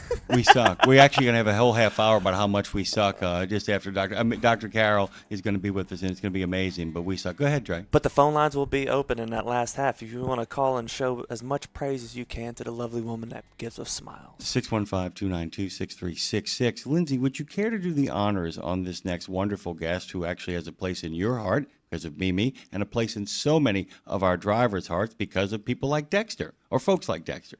Absolutely, and this is good, well-timed conversation, obviously because of the holidays, but we've had so many callers calling in today about their dogs that are out on the road with them, Dr. Carol. So this will be perfect. Our next guest is someone who our listeners know well. She's appeared on our show multiple times. Honestly, someone that I trust every time we start talking about pets and wellness, especially around the holidays. Dr. Carol Osborne, she's an integrative veterinarian and a nationally recognized leader in functional pet medicine. She's the founder of the Chagrin Falls Veterinary Clinic, an Emmy-nominated TV journalist, and the author of Naturally Healthy Dogs and Naturally Healthy Cats, both international bestsellers.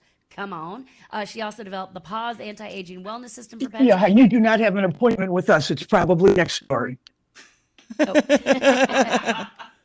On air right now. Yes, you are. Yes, you are, Dr. Carol. Taking appointments on air. Our point is she never stops working, guys. She is always working. If anyone can make us make sure that our furry family members stay healthy through the season of snacks and decorations and travel and chaos, it's her. So today we're talking holiday pet tips, everything from food to decor to anxiety. Dr. Carol, welcome back to the show. Tell that person to just let you have 1 minute to rest, for the love of God. There's always a pet in need, especially around the holidays. That is true, and we understand. Therefore, we even more so are grateful for your time this morning. Welcome. Thank you so much. I have a strange question to open up because I feel like that, we were talking earlier that a number of my guests before Lindsay joined in, and even the guests that we had, I felt like they became almost like the personifications of when you talk by your phone and then you check your phone and it actually has content directly related to what you said. The opening story this morning that we told on our news break was that the owner of a dog sledding team said all 9 of his canines survived when their trailer overturned on a Minnesota highway, and then one of them ran off. 8 of the dogs stayed inside of the trailer, even though it split in 2, and the 9th, a husky named Hoss, actually had to be chased down in Minnetonka, but they blocked off the interstate to make sure that he was safe and got him back. And one of the questions that came up from a number of our listeners, and Dre and I talked about it as well too, on the outside chance that you are in an accident, whether it's a semi or an SUV or a car, and your animal is in there with them, one of the things the story ended with, Dr. Carol, was they made a big point of saying that they were going to have, even though the dogs were fine, none were injured, they were going to have them under observation for 3 or 4 days to make sure there were no internal injuries. Can you kind of talk about the protocol for what happens if you're in a fender bender or even a worse wreck than that and your dog seems fine after the accident? That's a great point, and I think that in the majority of cases, nobody knows a dog better than its owner. Certainly keeping a close eye on things for a few days makes a lot of sense. In general, if your dog has a normal appetite, is urinating and defecating and able to move around, normally, no limping, nothing like that, chances are, in most cases, your dog's going to be just fine.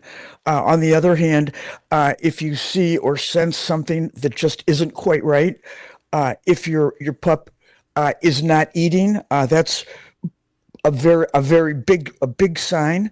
If your pet, has lost his or her balance, etc. If you have any question or any doubt in your mind, the best thing to do in all cases is to contact your veterinarian.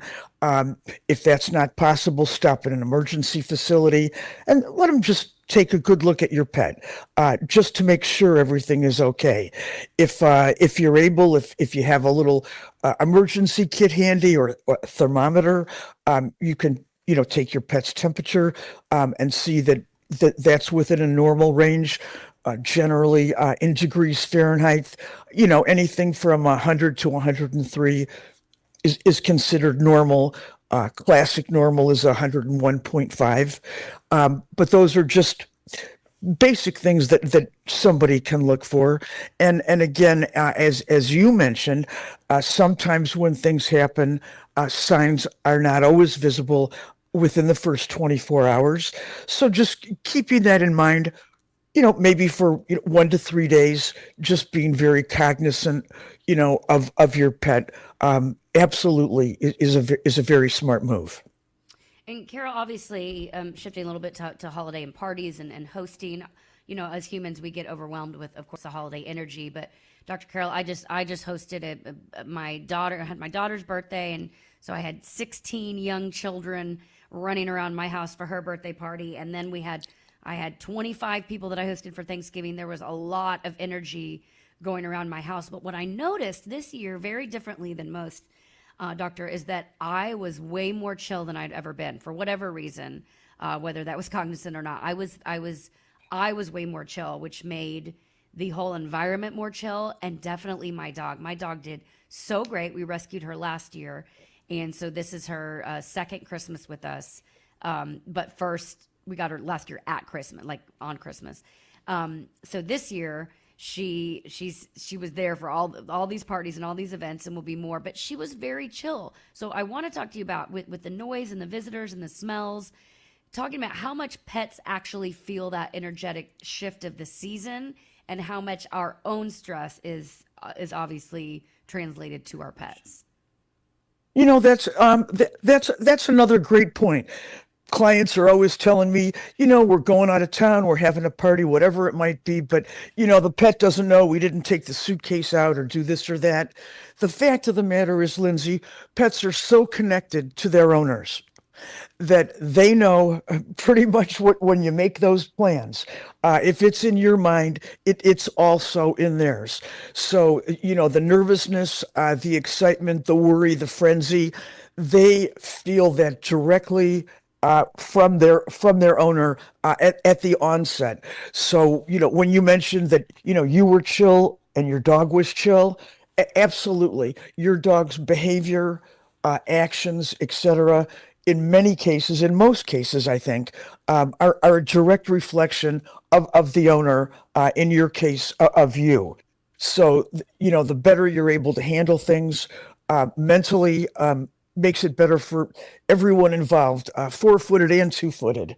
And then just, being smart, being mindful of what's going on. You're having a big party, a lot of kids, make sure your pet has ID tags. Remember, doors open and close. That's a great way for a pet to pop out and get lost. If you have a big spread, a lot of candy, whatever it might be, that's probably not ideal for your pet, especially if you got a chow hound.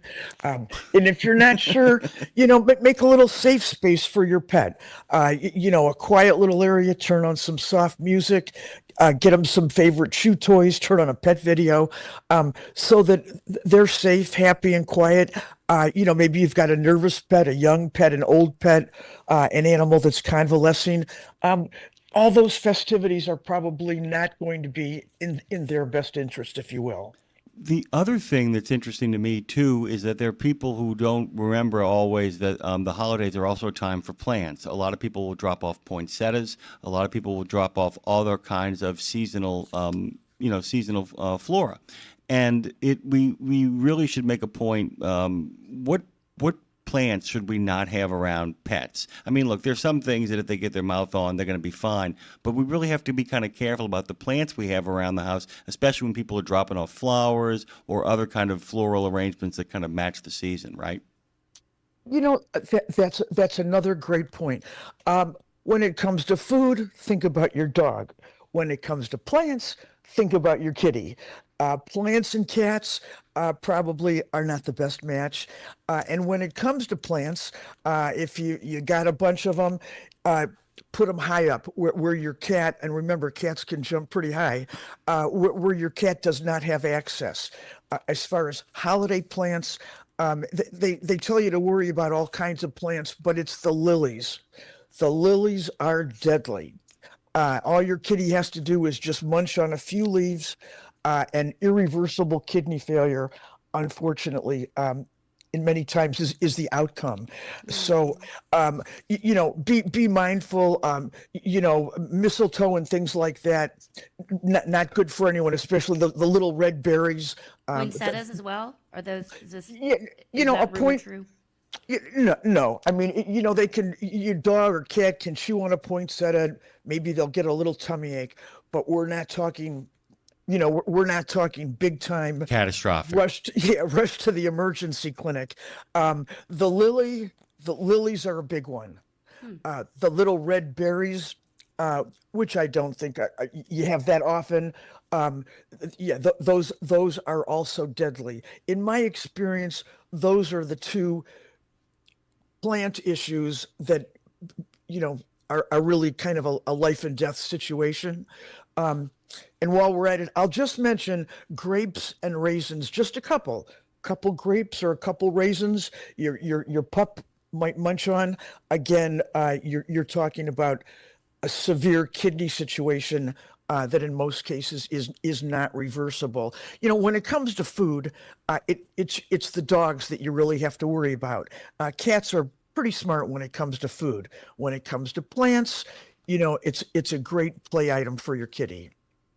So with the cats, it's less about a matter of them eating them and more about them ingesting them while they're having a good time messing around with a plant. Yeah, cats like to pat at things and this and that. So, so they munch on it a little bit or, pat it with their paw and then lick the paw, that kind of thing.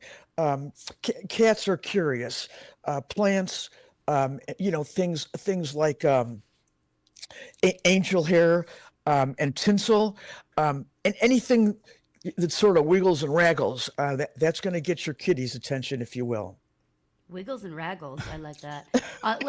Let's talk feeding pets because everyone likes to sneak a little something to their pet during the holidays. Sure. But if we're going to share, and I've seen people share things, and I know they shouldn't. No rum I see balls. people put their plates down. I'm like, oh God, no, that is not something a dog should have. So if we are going to share human food responsibly and want our pets to feel, I guess, part of the family table, are there actually good options that support their system instead of hurting it? Most definitely. If your pet is healthy, what's good for your pet, a lean piece of turkey, some broccoli, some green beans, a little bit of sweet potato. Absolutely. It's as healthy for your pet as it is for you and I. Even a little bit of pumpkin pie, assuming that it's not loaded with sugar.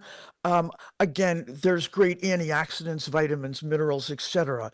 So yes, it's wonderful. And, Lindsay, why do they pay graphic artists to paint all those pretty pictures on the bags and boxes of pet food that owners go out and buy? Because they want you to think that that's exactly what's in there. Unfortunately, it isn't in there the way you and I might think it is. So yes, lean meats, fresh veggies, potatoes, those are wonderful and healthy. If you have a convalescing pet, a pet with, heart, liver, kidney issues, etc., not a good idea. But if you have a healthy animal, it's absolutely fine. That gives me a little bit of a sigh of relief too, because I have a couple of relatives who like to pass food out to things, and I'm like going, is that really the best idea? Has anybody tried to do it with your with Mimi, Lindsay, where you've been like, please don't do that? Have you had that moment? No, not yet, but I'll cut someone. It's okay. We're on guard. Mimi's family. Stay back. I think you got through the real crux of it though, because that dog was a Christmas present, which brings up my second question too, in regards to onboarding a new pet. Lindsay's was a rescue, not a rescue dog, but was from a shelter, right? I mean, it was a dog that had been used as a breeder. In regards to pets that have been traumatized, not by you as an owner, but by previous owners, we had one of our callers, he's the final owner, but there were 4 or 5 other owners before he got to it. And the holidays come around, and let's say you had some sense and got the pet, in April or something. Lindsay talked earlier about the noise and all that kind of stuff. If you have a dog that is kind of still recovering, hasn't completely acclimated to the love in your house, how do you make sure that they don't get upset as opposed to overstimulated? Is it better just to put the dog away during those moments when people come over and just kind of slowly introduce them to the crowd? I think in most cases it is. That little pet safe haven that we talked about earlier is a great idea. There are things like Box Rescue Remedy a combination of 5 flowers available over the counter just about anywhere. You can put a few drops in your pet's mouth, add it to the water or food, or even rub a few drops on the inner ear, which is a little acupressure point. It just calms the pet down. There are some essential oil combinations. You want to make sure they're made for your pet, of course. I use in my veterinary clinic here a combination of chamomile. You put a few drops on the back. You can do it a couple times a day. It smells good. It's completely harmless. And again, it just kind of takes the edge off. On some pets, I can tell you within just a couple of minutes, they just take a sigh of relief and relax. So that's something that, talk to your veterinarian about. And if you have it on hand, I think in many cases, it absolutely comes in handy. Dr. Carroll, we had somebody over in the chat right now. Trucker Bosun said that he keeps, in order to keep his dogs away from the tree, he puts the animated ornaments on the bottom of the tree because they kind of scare the dog. I don't know if that's good or bad, but it keeps the dog away from the tree. But with that, and also, on that note, do pets understand the concept of a Christmas tree, or do they think we just brought the outside inside for them to destroy? Do they have any idea what's actually going on there? Well, I think when you bring anything new into your home, it's a very big deal because it just changes everything when it comes to your pet. As far as a Christmas tree, that is a great, tremendous holiday attraction, and for pets, it's a holiday hazard. So if you have maybe these animated characters, expendable non-breakable ornaments, certainly that you would want to place at the bottom of the tree. If you have a house full of children and pets, a great holiday project is make safe, non-breakable ornaments as a family holiday project, and then you can hang those on the tree. Certainly, especially with cats and puppies, again, if you're not in the room with the tree, you want to close the door so that your animals cannot get into the room when you're not there.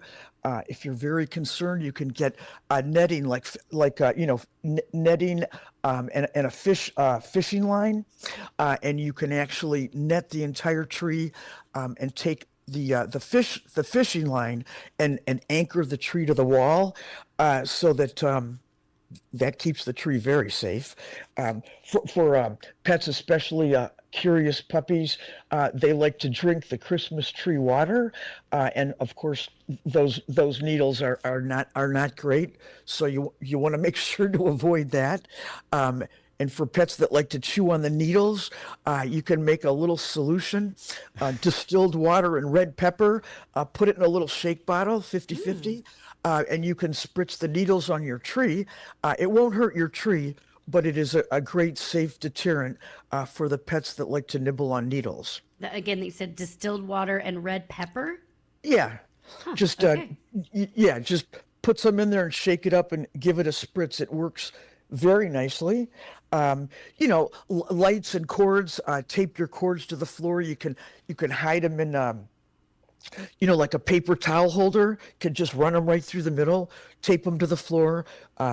Your lights should be UL approved and those kind of things. But the Christmas tree is absolutely a curious hazard. And a lot of fun at the same time. By the way, that should be a book title, The Pets That Like to Nibble on Needles. I really think that would be the creepiest book I've ever read. I know, The Pets That Like to Nibble on Needles, coming soon to a theater call near Stephen you. King. Call Stephen King. We had a fun conversation, and actually the opening of the show actually is what kind of got the caller to kind of call in about. I was just kind of curious. This does involve snow, and it does involve people who love dogs very much. But I was kind of curious if you were able to kind of talk at all about Iditarod races in regards to, do you feel like for the people who actually need to do it as opposed to experience seekers, is there anything wrong with those dogs pulling those sleds? And I don't know. I have no opinion on it because I don't know if the dogs are under duress or any of that. But do you feel like they're capable of doing that? We had somebody call and ask about that, so I thought I'd throw it your way, Dr. Carroll. That's another great point. I mean, those Huskies and Malamutes that are living up in Alaska, with somebody very athletic into the racing and the sled pulling, you have to remember that many of those dogs are actually bred for that exact purpose. So I think, dogs up in Alaska, having a good time with the sleds, I think it's tremendous. On the other hand, specific to the caller, is the race strenuous, maybe even, beyond belief? Absolutely. And can there be detrimental consequences? Absolutely, as there can with any extreme sport, if you will. So, a lot of those things, it comes down to your personal feelings, et cetera. It's a lifelong, not a lifelong, but a tradition that's gone on for a long, long time. And yes, there are unfortunate, very sad things that do happen in some cases. I think you have to take some of those things with a grain of salt. Nothing is perfect.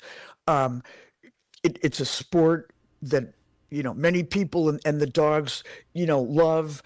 Is it a bit extreme? Absolutely. I would love if you could to talk to our audience and remind people, because sometimes we lose it. Our pets go to the bathroom and we get so mad and we think, and I know I've thought this with Mimi, just when I thought our dog has gotten much better about her, we've trained her from where she came from. She's not pottying in the house anymore. She's gotten much better. And then she'll fall off the wagon sometimes, as we all do. And we get real mad, and then we have to take a moment and be like, okay, why? I try to be conscious and think, why did she do this again? So what's something that pet parents misinterpret as bad behavior during the holidays that's actually anxiety or overstimulation? And how can we sort of, instead of just getting mad and yelling or spanking them or throwing them outside, you see some people do, and so how can we retrain it and remember this is a family member and they're doing that for a reason? They're not just trying to piss you off around Christmas, guys. Yeah, absolutely. First of all, remember about the stress and the anxiety and all those things. Second of all, one of the simplest things pet owners can do over the holidays is address your pet first. Wake up in the morning, see that they have their breakfast, and instead of just taking them out maybe for a quick walk, take them out for some exercise, a jaunt, so that after the jaunt, that they're tired. And a tired pet is, in most cases, a happy, calm, well-behaved pet. With respect to the winter conditions and the snow and the ice and the frost, for many of us, a lot of pets, they don't want to go outside, just like maybe you and I don't. Think about their paws. If it's too cold for you to walk outside barefoot, guess what? It's pretty cold for them too. So if you're in a condition like that, maybe you can shovel off a little pathway just outside the front door. If it's really bad where you live, maybe you can even put a little cover over it. But make it an encouraging, a collar and a leash, and walk out there with your pet and encourage, the animal to properly eliminate. Jackets and booties can be helpful in many cases as well. And also, if your pet does make a mistake inside, the worst thing you can do is get upset, raise your voice, that kind of thing, because unfortunately it simply reinforces a negative behavior. After about 15 seconds, pets have no idea why you're all upset. You know what I'm saying? So, they look at it as, well, I'm getting a lot more attention now. And, maybe your focus has been on guests and children and festivities, which is normal. So remember to give your pet little extra love, a couple extra kisses, a healthy treat, whatever it might be, so that they don't feel left out from the holidays and all the festivities. Remember to take them outside, on a leash, and try to keep their routine in every aspect as normal as you possibly can. If you recognize this voice from Fox and Friends, The Today Show, Discovery's Animal Planet, or Good Day LA, by the way, you got it right. It's Dr. Carol Osborne is a practicing integrative veterinarian and nationally recognized leader, speaker, educator, and advocate in the field of functional medicine.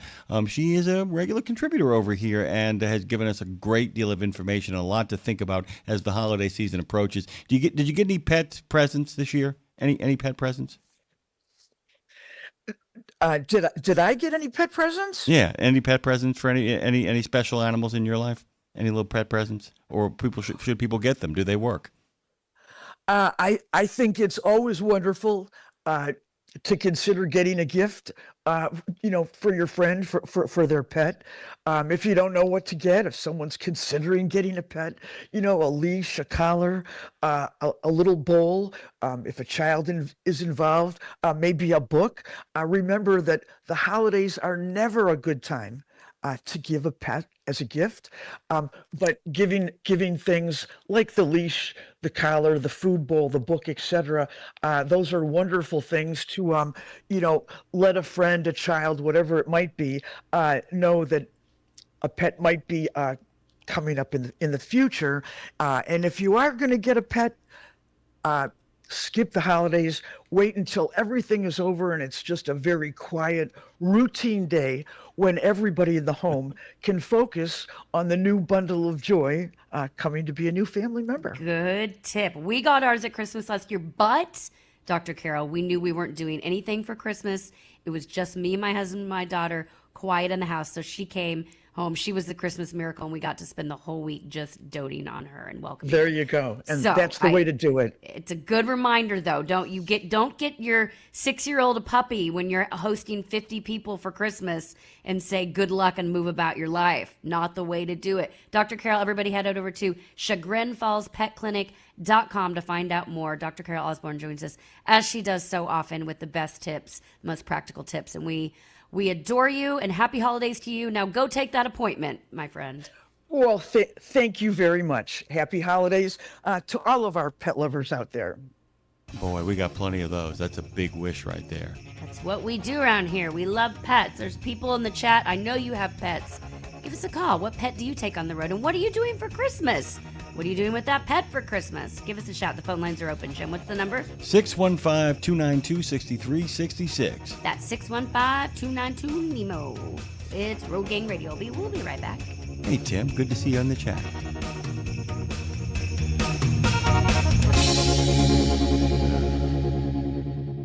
"17 Sapp Brothers Travel Centers are known for great food, hospitality, and mom-approved showers and restrooms. But don't forget the service centers. Sapp Brothers ASC certified technicians can repair nearly any issue in shop or roadside, including axle repair. Dig into your free steak dinner with your oil change. That's a Sapp Brothers tradition to thank you for your business. Tires? Sapp Brothers will beat any competitor's advertised price on tires. And download the Sapp Brothers app for exclusive promotions in the shop, restaurant, and store. Your spot under the coffee pot is waiting for you at Sapp Brothers.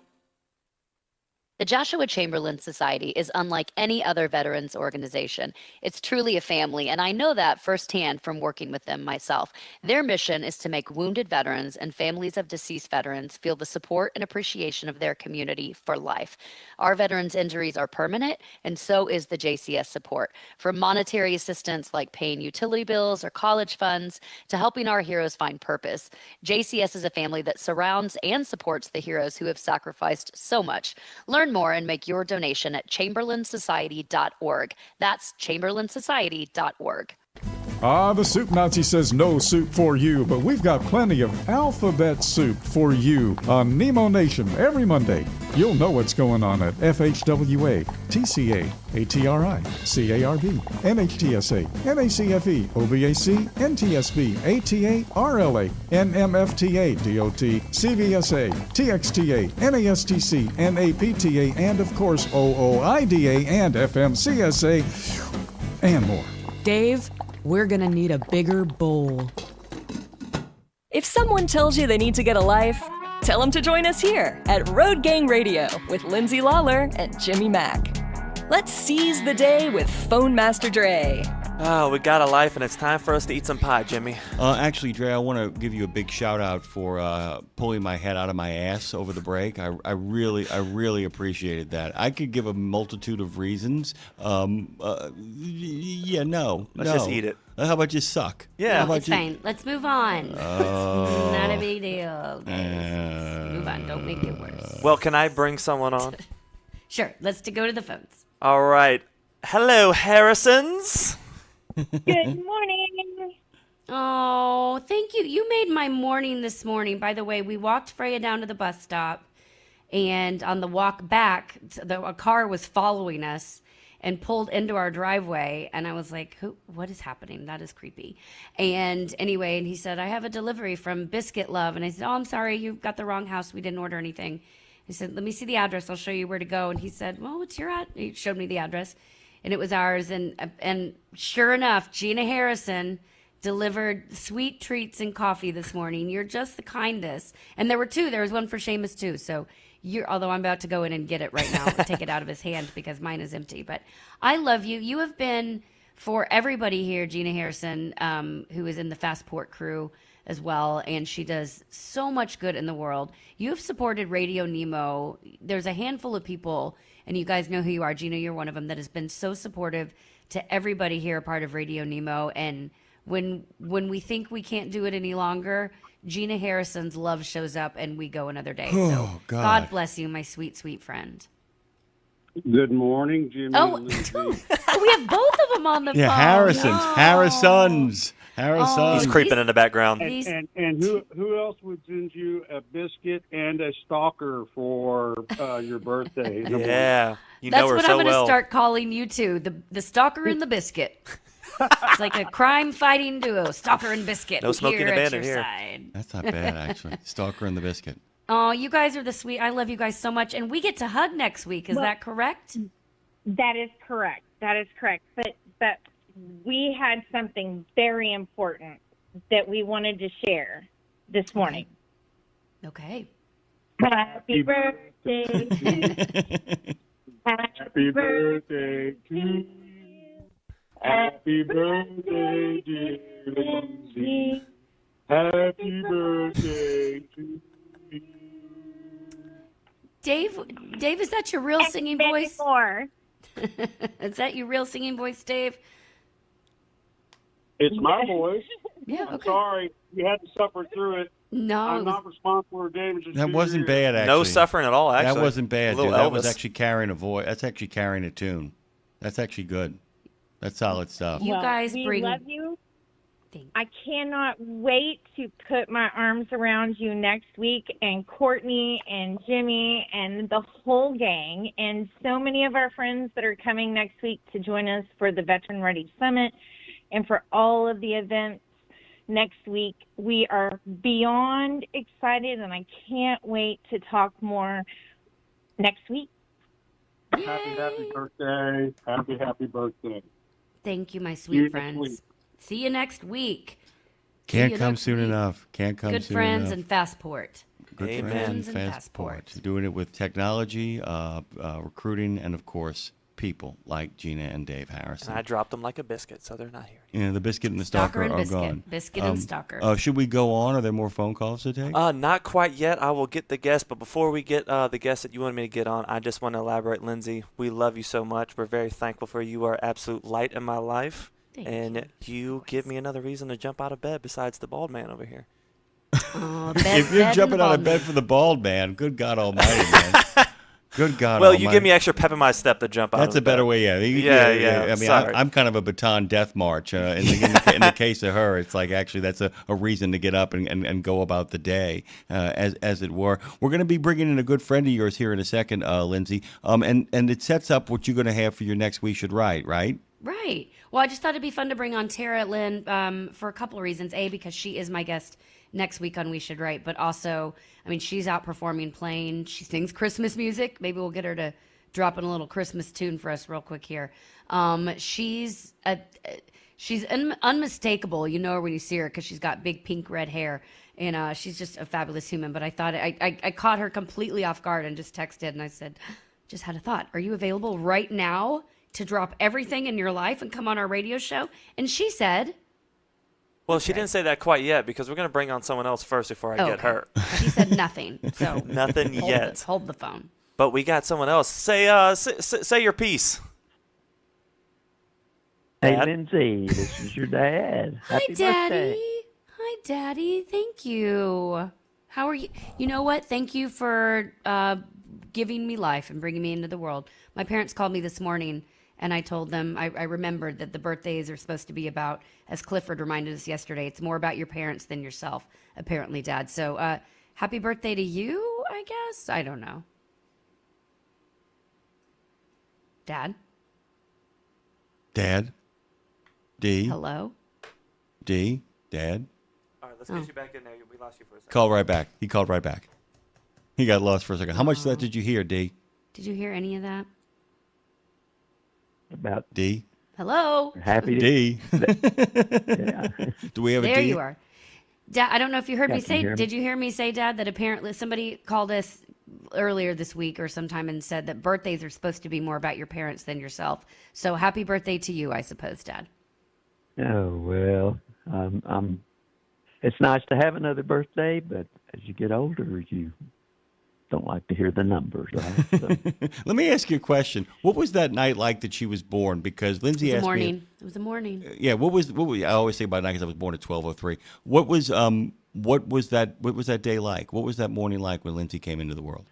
Mass chaos. well, obviously very exciting. Of course, we had to have, our mom had to have cesarean, so you could pretty well plan the time and dates, so we were prepared for it, so it wasn't a surprise like you had to run to the hospital or anything, but pretty exciting day. And now as she's gotten older, she always complains that you should have waited a little longer because she didn't like having her birthday so close to Christmas because she gets shorted on the presents, she thinks. But I other don't than that, think it's a great I time. don't think that. Did you didn't get shorted, did you?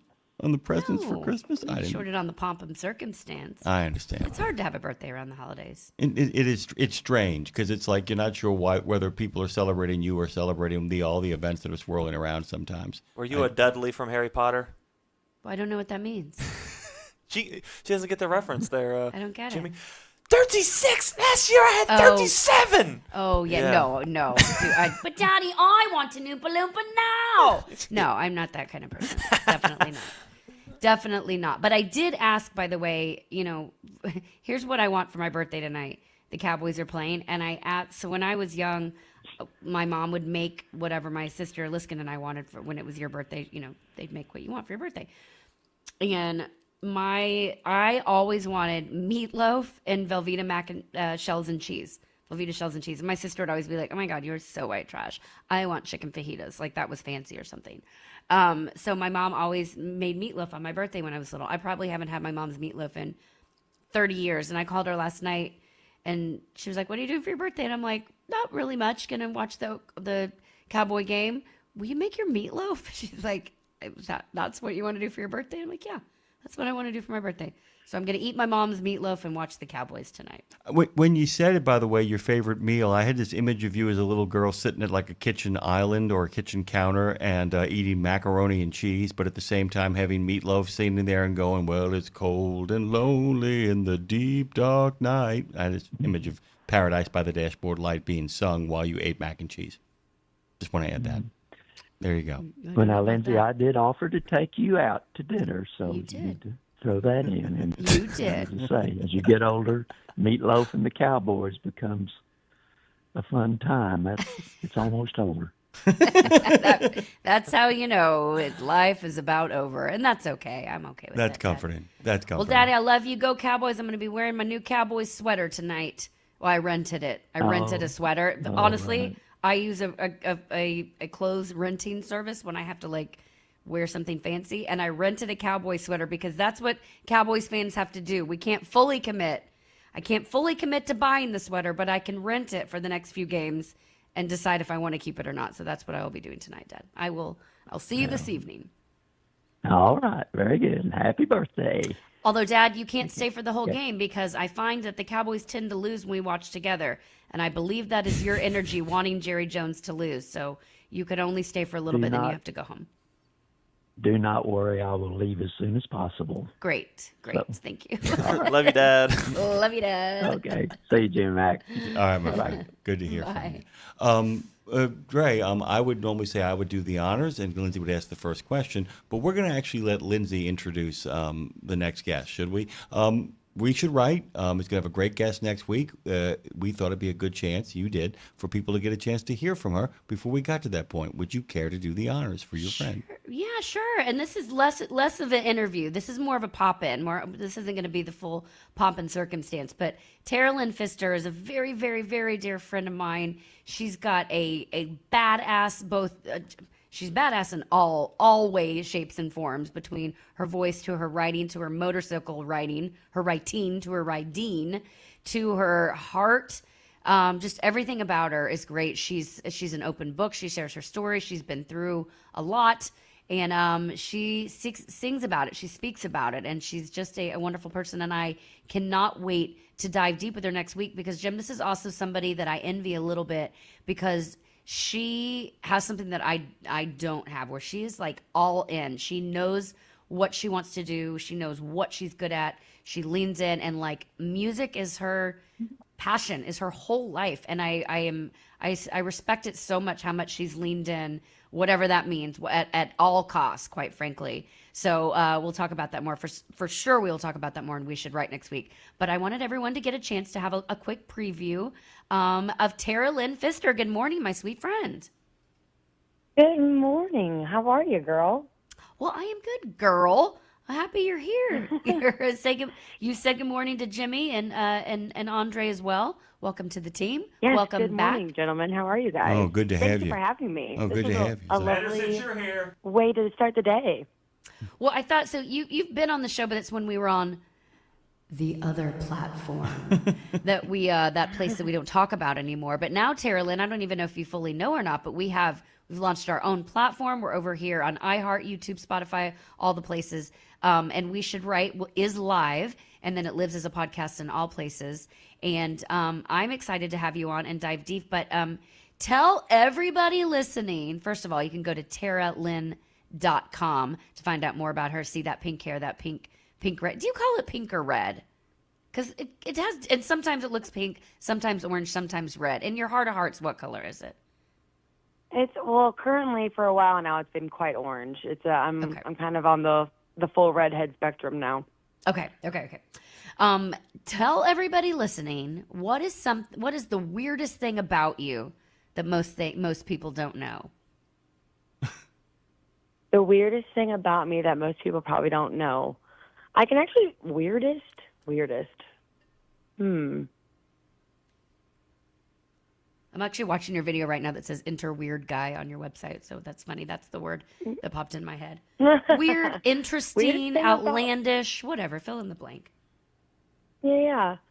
Well, if we're going like deep dive, I would say like I feel like a lot of people would actually be surprised to find that I'm actually like rather shy in all reality. I think I'm one of those what do they call them, like the introvert that learned to extrovert. Yeah, you so force a lot yourself. Of the times the things that a lot of times the things that I'm trying to do, I actually feel like wildly insecure about. But I got a really good dose of that. Like, well, how hard could it be? Yeah, So, well, it's the artist alter ego thing, Jim. That we talk about. Well, I was going to ask you this Yeah. question, the follow up, in the sense that it's like, so you have a passion for songwriting, you have a passion for singing, and you have a passion for your what you want to say being heard. The problem is, for you, it also means that you've got to do it in front of people, which means in order for to kind of do all of that, you've also got to create a forward-facing persona that allows you to do the thing you're most passionate about, but it runs straight into the fact that you're shy. Is that kind of the deal? Yeah, and I think nowadays the way that music and artistry works, it's the music is almost like, when you speak to industry folks, it's almost like the music is the background. It's like, well, yes, the music is important, but what we're really selling is your brand and who you are and what you do and who you're about and what you like. And the music is almost secondary to the persona that you're selling. And it's so interesting to try to take art and make it a commodity, because the commodity ends up being the person. And when you do something because, me doing art as I do it's because I feel like it's what I'm supposed to be doing, it's what I need to do, I would do it whether I got paid or not. But then to take it and look at it and go like, now how do we sell you? Like, are you a badass motorcycle rider? Are you this? Do you like fried chicken? Or like, well, how can we convince all these brands to work with you because it's who you are? And you're like, oh God, this has nothing to do with the song I just put out. Do you actually care? So Tara, again, TaraLynn.com. We will dive in much more next week. Jim, just one question to Jim, what he would like to know. I want to know what Jim would like me to ask Tara Lynn on We Should Write next week. But before that, Tara Lynn, how are you spending the holidays this year? I'm going to be spending the holidays with my family. I'm going to go back to St. Louis, I think. And my aunt has officially become the matriarch of our family, so that Christmas has moved over to her house. And I am just so excited. My family is really big. My dad was one of 6. So I'm excited to be back in my with my people, you know what I mean? And I think St. Louis actually has some snow right now, which has been a while since they've had it. So I'm excited to have an actual white Christmas, fingers crossed. Very exciting. All right, Jem, before we lose Tara Lynn, because I caught her and I'm going to let her get back to her life, but what's something next week on We Should Write? We Should Write is a show about the healing power of writing. You can listen. The new episode came out this morning with Chris Roberts was my guest this week, Tara Lynn, who you know as well. But we are 20 episodes in now, so Tara Lynn will be guest 21. So I guess we'll celebrate with shots for our 21st birthday on We Should Write. There we go. Jim, what is one thing? I'll bring the tequila. Perfect. Nailed it. What is one thing you would ask her, Jim? Well, I've seen her play live, not just with you, but actually been over to a club where I've watched her on the stage, and she's so forward-facing and brought up the brand thing too. But I was kind of curious, once she kind of figured out, oh my God, I got to get out there, I got to be forward-facing, I got to be a brand. I was curious if over the course of that time of realizing she had to get out there, if she writes her songs, and you could talk about this yourself too on the show, nobody's really dug into this, if you guys write your songs not just for studio, but actually, do you ever consider what this plays like live? As you're writing a song, do you think about, okay, this is really going to land with an actual living audience as opposed to just being a good song? I would love a conversation about writing with the knowledge that in order for it to really work, it's got to work by going places and playing it for people. That's what I'd like. That is a fantastic question. I love it. Yeah, we'll have to dig into that because that's got a lot of layers. A lot of layers, like you, and like your beautiful hair that is orange, pink, red. I love you. Decide that day. I love you so much. Everyone can hear Tara Lynn Fester on We Should Write next week. It'll be a live episode Wednesday, 12 to 1 Central. You can listen live on iHeart, as well as YouTube and Facebook, or over at RadioNemo.com. Tara, I can't wait to hear you. Before I lose you, what's your favorite Christmas song?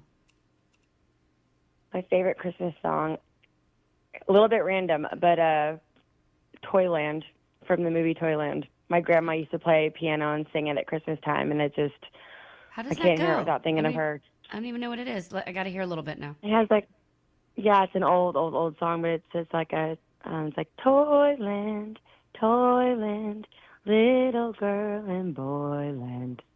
Once you've crossed its borders, you are ever happy there. Oh, it's so good.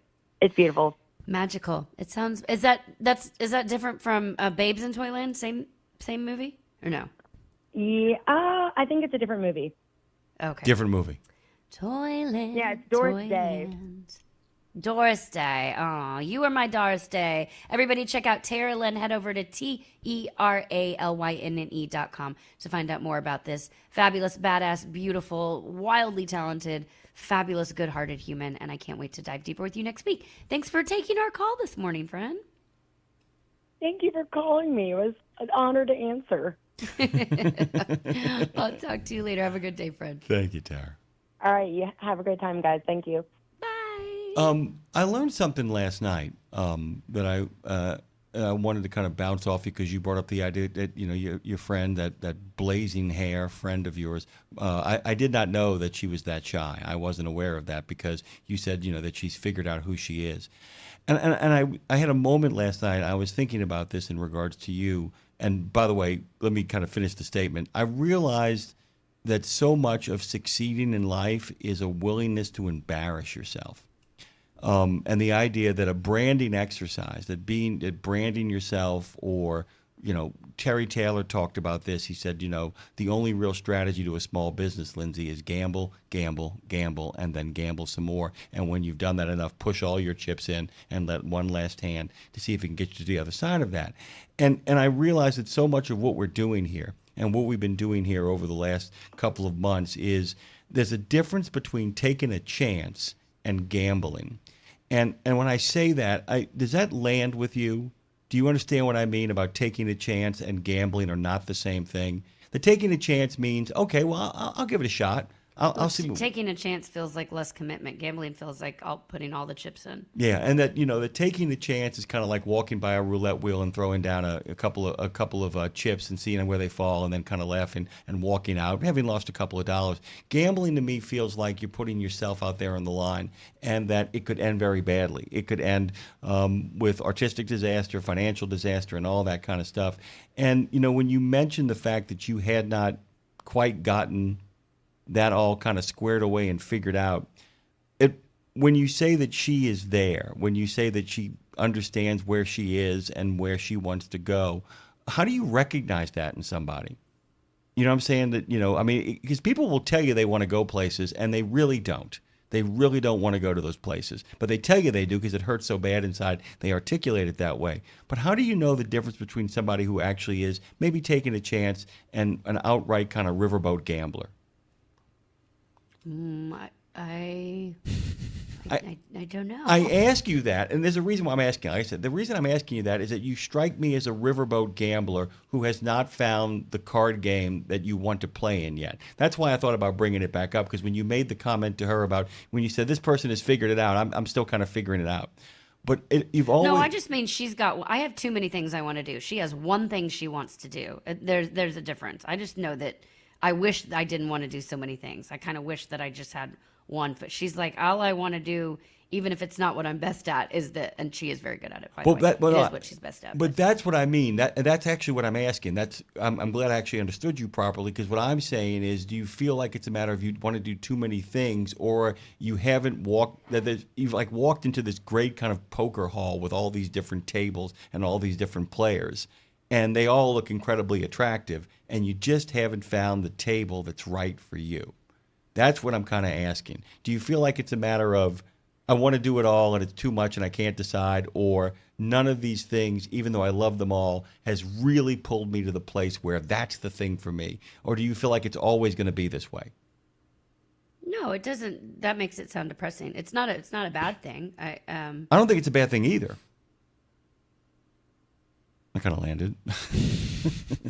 I'm just saying. I'm just curious about that, because I don't think it's depressing at all, because I want to do all the things too, and I often worry about that with myself. Am I doing the right thing, or am I in fact, in trying to do it all, doing nothing, or if in fact there's a way to square the circle? And I think there are examples of people who square the circle. I was just kind of curious if you were still kind of looking about, or how do I tie all this stuff together in one unified system? Is that what is that what we're kind of getting at here? Yeah. Yeah. I don't really know. I don't know. No, like I said, I don't know either. That's why I'm asking. I was hoping, like I said, it isn't a matter of like going, I think I have the answer for you. It's me kind of thinking out loud and going, with the turmoil and the roiling and all the stuff that's going on here as we kind of figure out our way through this new platform and all this kind of stuff. I'm just curious if anybody has any thoughts on that as well, because it's something that over the last 24 hours I've been really thinking about. I was just thinking about that the other day, and I said, I'm going to bring this up at some point during the show, and then kind of forgot about that. And then we had your friend on. I thought, let me just bring this up now that we're here. And How about those non-domiciled CDLs? Well, how about them? I don't know. That's how I'm bringing it back. Non-domiciled CDLs. Too soon. I've been. That's a shout out to Tara. Not Tara Lynn. Our Tara. We said when we don't know what to say, we say, how about them? It's like me saying, how about them Cowboys? How about them non-domiciled CDLs? Don't call about that. It's too late in the show. That driver too late shortage. in the show. We'll talk about that tomorrow. I will be hosting on my own tomorrow with Dre. Not on my own because Dre will be here with me.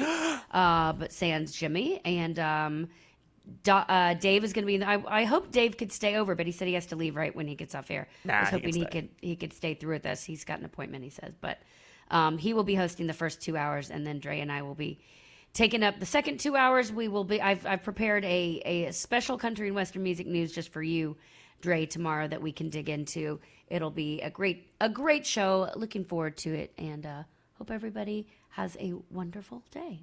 I hope you have the best of days. I really do. I hope you have an amazing day. And the best birthday present you could get tonight is the Cowboys winning. That would be wonderful. And if they can win it, I'm telling you right now, they win that thing and they immediately become, I can't believe I'm saying this late in the season about the Dallas Cowboys after all the last few years. They win tonight and they become the team that nobody wants to make the playoffs. Right now in college, nobody wants Notre Dame to make the playoff because they're terrified of what that team will do to them. If Dallas wins tonight, they become the team that people start rooting against again. See, right now people just feel sorry for them, although the last few weeks people are like, I don't want to feel sorry for Dallas anymore. They're doing okay. But I'm telling you right now, if they win tonight, they are the most dangerous team in the NFL. If they go to the Super Bowl, I'm coming to your house for it. Oh, my God. Make that promise. That's a good promise. Where is it? Where's it being played this year? I have no idea. The fact that you asked me that, that's in Los crazy. Angeles. Oh, there we go. I just feel. Hey, we know someone that lives there. I feel like it was just in Los Angeles, though. Does anybody else feel that way? Man, we got to go to OIDA. Ooh, almost messed that up. Oh, you mean trucking with OIDA? Yeah, we got to do that soon. In L.A. Oh, okay. Super Bowl to. Well, I'm gonna play some music while y'all figure that out. These two. Where's the Super Bowl? Yeah, Levi Stadium in Santa Clara, California. Oh, okay, Santa Clara. it's San Francisco's home stadium. That's right. Yeah, okay, we're going to Claire's. Because nobody plays North, not L.A., but California. Yeah, everybody have a great day. Get home safe. Trucking with OIDA coming up next. Don't miss it. It's the best pre-recorded show in the Transpo Nation. Have a good day. You know Castrol for passenger car oil and racing, but did you know that they're in the heavy-duty over-the-road market? Well, Castrol's CRB Multi 15W40 and Vecton Long Drain 10W30 are now available at TA Truck Service Centers nationwide. This is the partnership in preventive maintenance. TA Truck Service and Castrol, offering you premium products and performance at great price points every day. Castrol, performance for the long haul, guaranteed. The mission of Wreaths Across America is unwavering, remembering our fallen heroes, honoring those who are currently serving, along with their families, and most importantly, teaching the next generation about the value of freedom. And you can join our mission with a $17 donation that sponsors a fresh Maine Balsam Remembrance Wreath. Each wreath will be laid in honor of a veteran who gave the ultimate sacrifice for our nation. To sponsor your wreath, please visit wreathsacrossamerica.org. That's wreathsacrossamerica.org. The Allen Lund Company wishes the owner-operators driving across this great country happy holidays.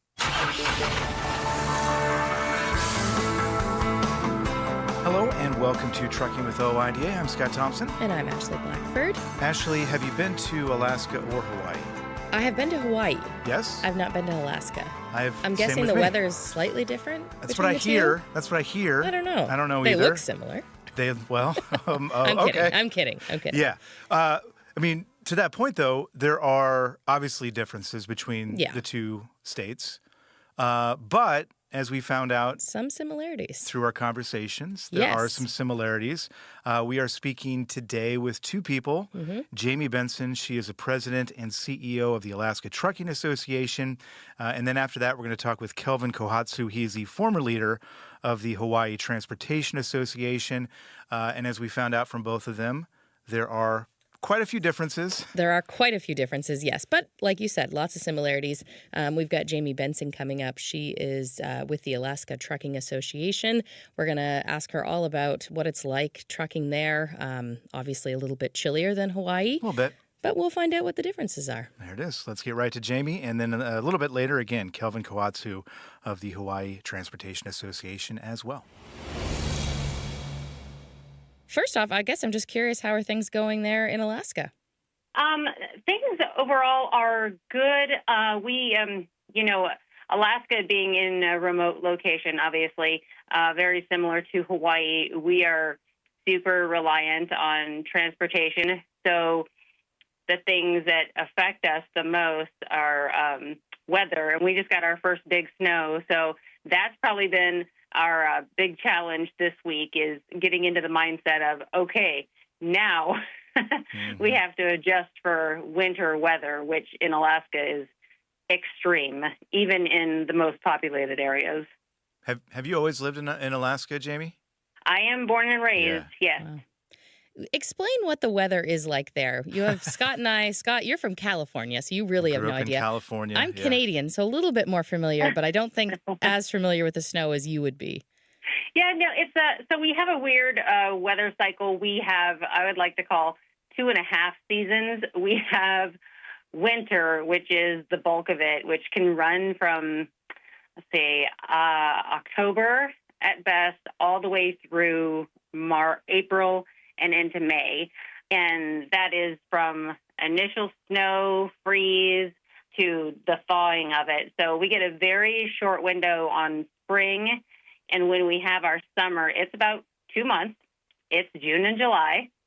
And it's gorgeous. It's beautiful. But Alaska is very different and unique in that we have 0 daylight in the winter and then 24 hours of daylight in the summertime. So a lot of folks up here, even ones who are born and bred here, can deal with, like seasonal depression because it's totally bizarro to go from, this daylight, beautiful, everything's bright and beautiful, to darkness for a very long time.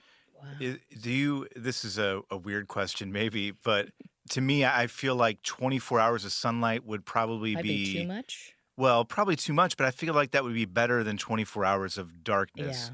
Yeah. Do you agree with that, or? I do agree. It's great. It's hard to get good sleep in the summer because you will look outside. When I say 24 hours, I'm exaggerating a bit, but it does not get pitch black. So it gets to a dusky haze. So you'll get, it's 11:30 at night and there's still sunlight out. So you'll want to be up. So then your sleep is affected, and you get up in the morning and it's bright, and but it's a positive thing. Everybody here loves the summer. It's when it comes to the winter and the darkness that it gets hard, because if you're working a 9 to 5, the whole time you're at work, the light is gone. So you've missed it. You've missed that window. And so you basically go to work and it's dark, and you go home, it's dark. And a lot of folks, they buy these, those lights that they put in their house to kind of increase their vitamin D. Yeah. But it's a little weird. Wow. Yeah. It sounds weird. It sounds weird. And I mean, your body is not designed for that. Yeah. It's not like something you can just kind of, think about and adjust to. Do you think it's easier for you because you grew up in it, though? It's easier for me because I think that I have accepted it, but it still affects me in that I should go to bed at 9 o'clock at night, and I want to stay up. And so I get sleep deprived in the winter. It can be. It makes I'll tell you what it does. It makes the days really long because you don't have the natural sense of the earth kind of adjusting your system. Yeah. You have to remind yourself, oh, okay, I have to do this by this time, or it's already, it's bedtime. It's time to get up. In the summertime, we use some people use blackout curtains to create that darkness to go to sleep, and then and vice versa. We use artificial lighting in the winter to create light. It's a different lifestyle. For sure. Yeah, it sounds like it. Yeah, for sure. And are you in Anchorage or elsewhere? I am based in Anchorage, yes. Anchorage, okay. And obviously you are the president and CEO of the Alaska Trucking Association. How long have you been there? So I have been affiliated with the Alaska Trucking Association for over a decade, but in my current role since July of 2024. Prior to that, I was with FedEx as an operations and on-road manager for about 30 years.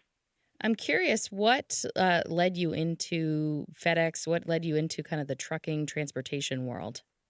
Well, when I was a student at the University of Alaska and working a bunch of part-time jobs, and I was about 18 or 19, and my dad at the time was working for FedEx, which was Flying Tigers before that. So he was in the cargo world, and we had a conversation, and basically he was like, what are you doing? I know you're going to school, but you're working 3 jobs. You really should get on at FedEx. And he lured me in with, at the time they had jump seat privileges. And they paid tuition reimbursement, and they paid pretty well. And I was like, okay, well, I hated it. I hated it the first day because it was manual labor and something I was completely unprepared for. How old were you at the time? I was 19. 19, okay, yeah. So you were in that prime age where you're just like, I'm not having this. This is not for me. Yeah. Yeah. But after a couple meltdowns, I stuck it out and kind of made it what I needed it to be, which I think a lot of young folks don't really encompass. They get deterred from, the work part of it. This is hard. I don't think I need to be here. I found the easiest way for me to make my way through was to find the path that I wanted to take within FedEx. And even if that didn't look the way that I thought it would to begin with, I mean, I spent my first 10 years there changing jobs. I took a job in Chicago because every Alaskan, this is no joke, every Alaskan wants to leave, but every Alaskan comes back. Yeah. They always come back. So I got out for a year. I came back, and then I decided I wanted to get into leadership, that if I was going to continue to be at FedEx, I wanted to pursue it in a manner that was going to be a little more financially beneficial to me, but also kind of lean into what I felt was my positive aspects, and that was leadership. And so that's kind of where I got into operations management, and that really did change my perspective on everything. I was a fine arts major in college. Oh, so that's a little bit of a shift. A little shift, I yeah. never did anything with that. Yeah. So big shift, but I was able to use my creative outlets differently, and that was influencing employees and people. It sounds like you didn't quite get a CDL, or did you? I did. You did, okay. So when a few years in, when I was kind of figuring out where I wanted to be, and I wanted to learn as much about the company as possible, I went into on-road operations. So managing CDL employees, I was required to get my CDL, and then I was on the road quite often. So yeah, I actually still hold my CDL. Gotcha. Yeah. And we're going to talk kind of big picture here, but just I'm fascinated by your story in particular here with FedEx. Here we're in the Kansas City area, and here you've got FedEx drivers, and you're pretty much doing deliveries in town. I would imagine you've got concentrations of population there. Obviously, Anchorage, Juneau, you've got a few bigger cities there, but there is a lot of rural area that is kind of off the beaten path. What is that like for I guess, a typical FedEx driver there? Are they making much longer trips in a lot of cases, or what does that look like?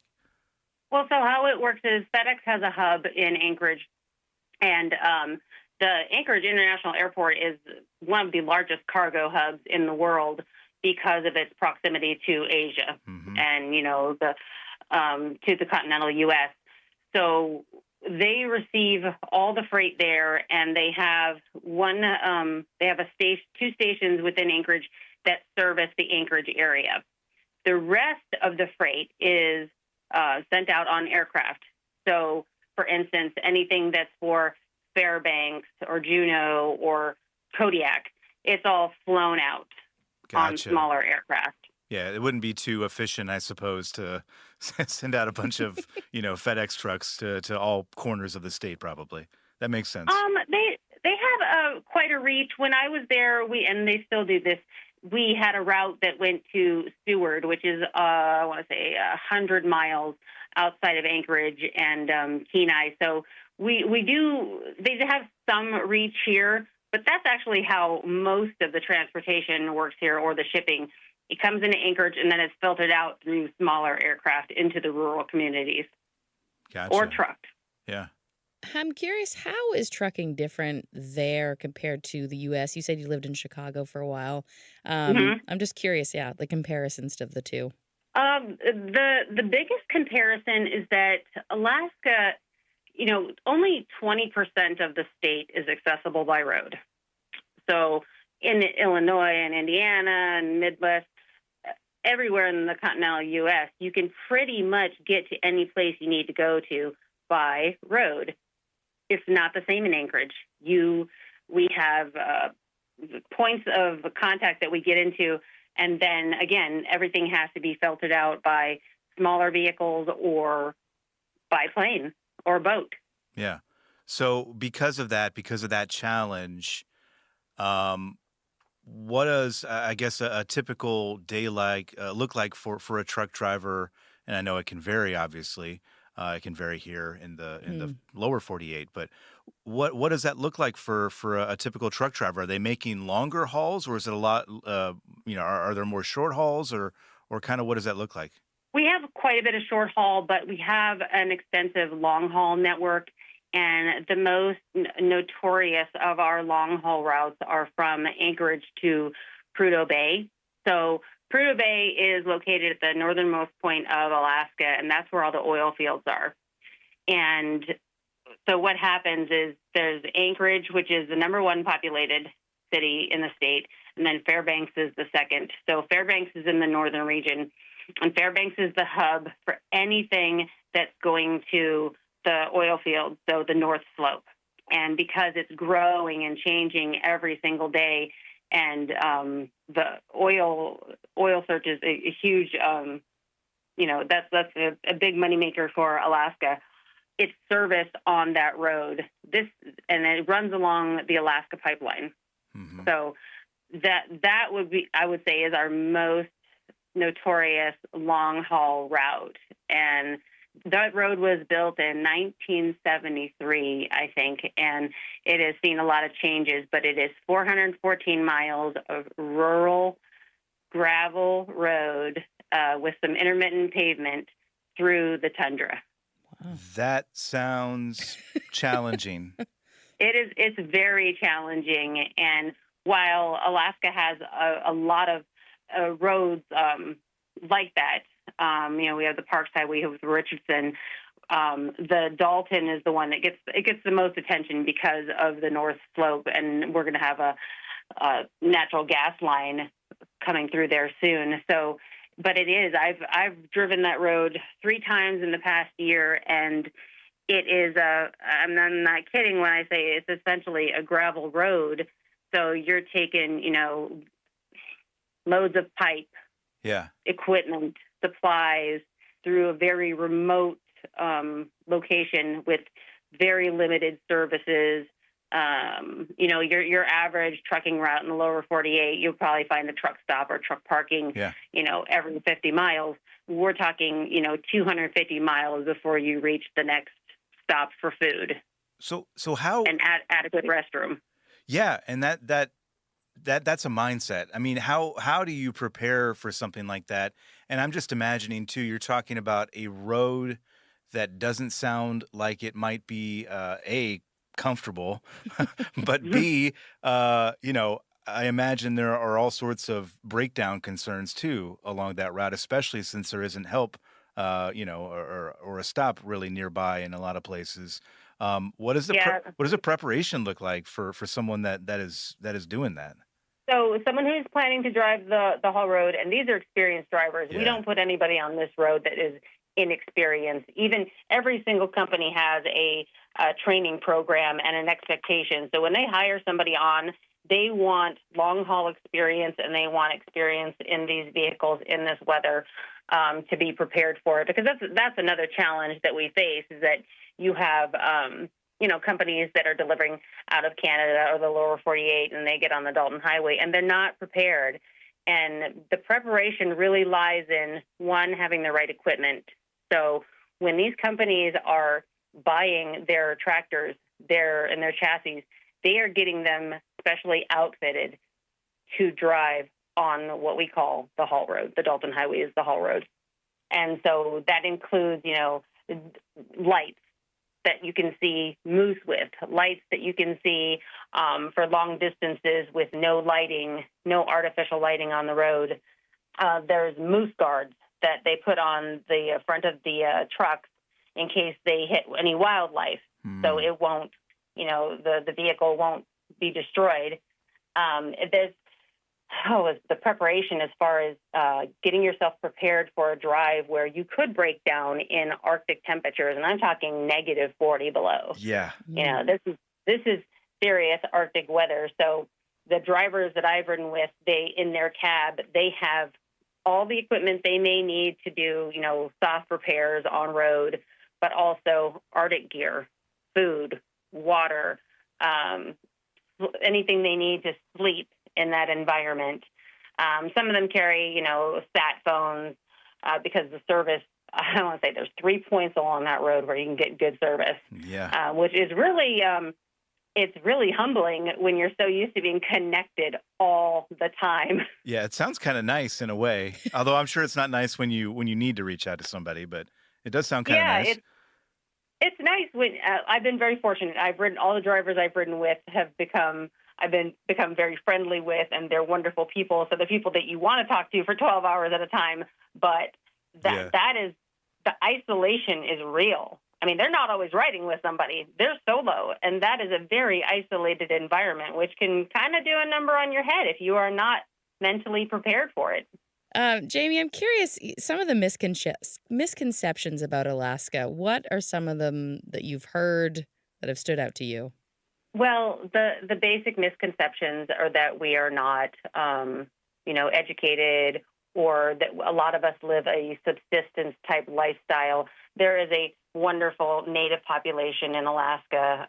Obviously, this is their land, but I think that is the image that a lot of people have, is that you have the native population, and that's how everybody lives. Anchorage is, like I said, it's very populated. So Alaska has only 750,000 people. And the majority of those 300,000 are in Anchorage. We have, everything. We have Costco, we have shopping, we have, nightlife, that kind of thing. So I think the misconception, which actually works to our benefit, is that we're living a very, dialed down lifestyle that's, in the wilderness. Well, there is that, all the reality shows, they're true. I mean, there are folks that do live off the grid, but it's a very, up and coming city. And the beautiful part about that is that a lot of people are just, they think of that image and they're like, that's not for me, and the weather. And so it keeps us in a position where the population is down, so that, if you want to go somewhere, you can find a parking spot. If you want to get into a restaurant, you can get in. Everything is very accessible due to our small population. There are certain places in the world, I think, that when you live there or you're from there, it's kind of in your blood. And Alaska sounds very much like one of those kinds of places. You were joking earlier, and maybe you weren't totally joking about, every Alaskan is trying to get away, and there's certainly a part of that everywhere you go, but and they always go back, and I think that just speaks to the beauty and probably power of your state. It does. I mean, I think what you do come to understand and appreciate is that, again, I probably went the extreme way. I lived in downtown Chicago, so you're dealing with a different populace. I spent half my life traveling back and forth to Hawaii because my father's family is from there. So and also with FedEx, I managed in Hawaii. I had Alaska and Hawaii, so I went back and forth doing that. But the difference in a city environment ruling how you move and live, for instance, traffic, you have to be very dialed in and plan to travel. Whereas in Alaska, everything is very open and accessible. And again, you're not hindered by a huge population, but there's enough of a population to feel like you're not living in a very small town. I mean, it's small town in all the good ways. Yeah, it sounds but great. It's a big city. When you lived in Chicago, did you laugh in the face of people who told you how cold it was there? Did you? You know what? It is cold there. I was taken aback by, they don't call it the Windy City for nothing, but I lived near Lake Michigan in Lincoln Park, and I was just utterly blown away by how cold it really did get, because that wind coming off that lake is nothing to mess with. It was insane. And again, people don't know how to drive in winter conditions. There are places where they get an inch of snow and they shut down. We had 10 inches yesterday. We're all still here, trudging through it. But what it really, it taught me was that, it's all different strokes, but Chicago weather was different in that it had severe extremes, super hot in the summer and then the super cold winter too. Let's circle back to trucking because, again, you kind of talked about some of the challenges there. The one great thing about trucking associations like yours is obviously you are there to be the voice for truck drivers who are out on the road. You are there to help them with, issues, big and small, whatever may come up. The state associations here in the lower 48 are dealing with a lot of the same things. We talk about truck parking and restroom access and fraud. The list goes on, and I'm sure you're more than aware of that. What are some of the big issues that you are currently hearing about from your members and what they're concerned about, kind of, again, on a big picture scale? For my members, because of our, the ruralness of our state, it's really about infrastructure challenges. So Mother Nature will do a number on our roads. So we can't have a regular paved highway. Like I said, for instance, the Dalton Highway, it is called a highway because it's federally funded, but it is a gravel road, and the weather affects the roads tremendously. So, you're dealing with a lot of unpaved roads, weather-related closures, or, we'll have roads shut down because of weather. So, I think that is one of our biggest challenges, is just maintaining the infrastructure so that we can still travel along it. And that's a constant battle. It sounds like. It is. It's a constant battle. I mean, when I meet with my fellow associations, we all kind of we do have very similar issues, but I would say, across the board, we have the same issues with, the truck parking, the driver shortages and recruitment, regulatory burdens, that kind of stuff. But for us, it's more how does the weather impact our infrastructure, and how do we keep the infrastructure sound? Yeah. Is insurance an issue too? I would imagine the insurance situation there might be a little bit different just because you do have so many hazards that are out there, or does it look kind of the same as we have it here? I think it looks similar, but I know that there are definitely insurance. There are some rising insurance costs for, you've got, certain roads that are a little more they're more impactful to a vehicle or can cause, more damage. So you'll see more incidences on those type of roads because you can't drive along, for instance, the Dalton Highway and not have, the environment impact your vehicle. Yeah, that makes total sense. Yeah, it's fascinating. Again, I'm sure you probably get tired of answering questions like this from simpletons like Ashley and me, but it's not fascinating. At all. I love it. I love it. It really is fascinating. It Yeah. is. It really is.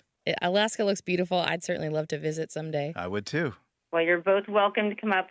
Again, it's funny that I spent, like I said, I spent 30 years with FedEx, and when I left and came into this role, it actually, because I was kind of in a time in my life where I'm like, okay, well, maybe it's time to move on, go somewhere else, try something else out. And then when I took this job, it really renewed my love for this state and appreciation. That's beautiful. We love to hear that. I think that's, I'm not going anywhere. yeah, and I think that's probably a great place to end, our conversation today. But Jamie, really appreciate you sharing all this with us, and we'll take you up on that. If you get a couple bedrooms made up, and we'll swing by. Yes, we appreciate your All time. right, you guys just give me a holler. All right, Sounds thanks so good. much, Jamie. Thank Take you. care. You're welcome. Thank you, guys.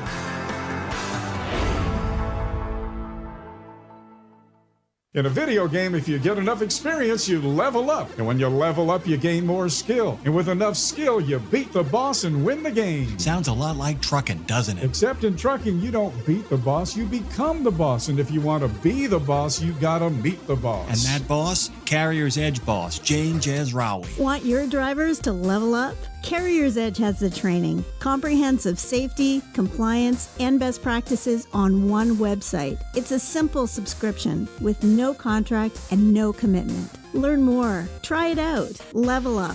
CarriersEdge.com. Hey, come on! We're starting the game! All right, I'm coming. Wait for me. CarriersEdge.com. There was an era when truckers were out there, alone. Long rides, dark nights, miles from home.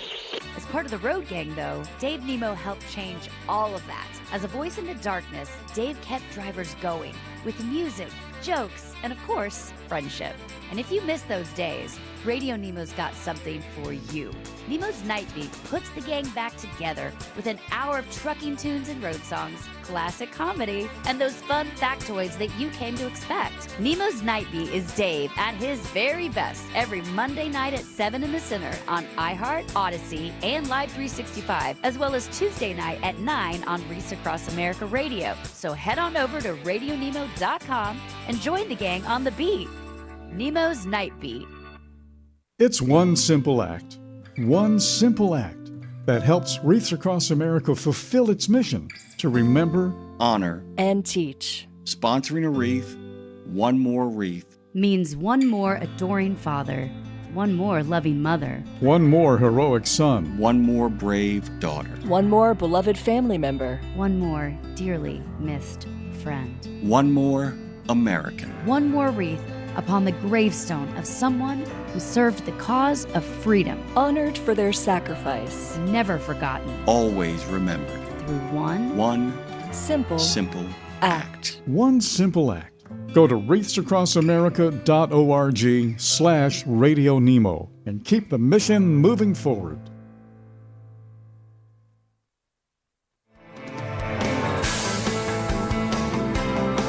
Well, maybe because it's been chilly here in Missouri, but I've been thinking about Hawaii. I don't know about you, Scott. I often think about Hawaii. Yeah, especially this time of year. And Calvin, who is in Hawaii, thank you very much for joining us. My pleasure.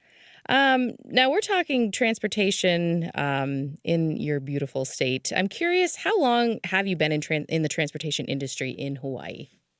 Since 1973, I think it was. So a few years. It's been a little while. Yeah. Yeah. How did you get started? I was a diesel mechanic.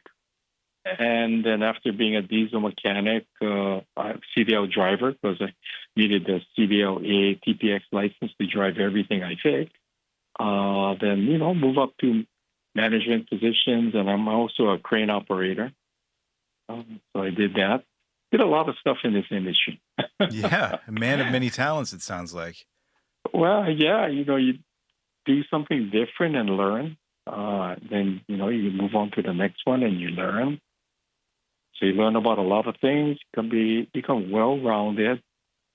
And then when you're in the management, director, general manager position, you understand the industry well. Yeah. Hey, I was a mechanic. I did that. I was a driver. I did that. Drive fuel trucks, low-bed trailers, hauling D10 Caterpillars and all of that. So I know what you guys are going through. Yeah. How long did you drive for? Oh, I've been off and on driving since the 80s. Oh, wow. Yeah. Motor coaches, tractor-trailer rigs, fuel trucks, fuel tankers, hazardous material. Yeah. Yeah, all of the above. Jack of all trades. Yeah. Yeah. Well, I did. It was good fun learning about this stuff. Then it's easier to relate to, the customer or the guy that's reporting the defect with the truck. What was it about, becoming a diesel mechanic and getting into trucking and transportation? What was it that drew you to that? Well, let's see. Back then in high school, I was heavily into electronics. And I figured, okay, I'm going to go into the electrical engineering field. Dad was an electrical contractor. Then I went to school, and I'm a dropout because, I'm going to school and earning a living is pretty tough. So I just went I first started at a machine shop, boring engine blocks, doing valve jobs on heads, welding, and that led to a mechanic job. And then when I found out the diesel side, made a little bit of better living and was in demand, I, transferred from auto to diesel back in the 70s. And that's here I am, yeah. Yeah. It's interesting, your background, given that you are, I think, recently former managing director of the Hawaii Transportation Association. I think I'm saying that right. Correct. Correct. I imagine having that many experiences and kind of, dipping your toe, for lack of a better term, in all those different fields, that must have been a real benefit to you as the managing director of the association, in that you kind of knew all parts of the industry, or at least a lot of parts of the industry that had to help, right? Correct. And I've been a member of HTA, I think, from the 80s. So I was asked back then into the 90s and 2000s to be one of the judges at the truck driving championships. That's fun. So I was the vehicle inspection judge for the TDC. And that was kind of your entry into the association a little bit? Yeah, pretty much. I was working for a dealership back then. I spent years with Peterbilt, Kenworth, Caterpillar, Cummins, International Truck, a lot of the OEMs, Ford. And they asked me to do this because, I was a mechanic and a driver. And the association for the TDC was made up of former state champions.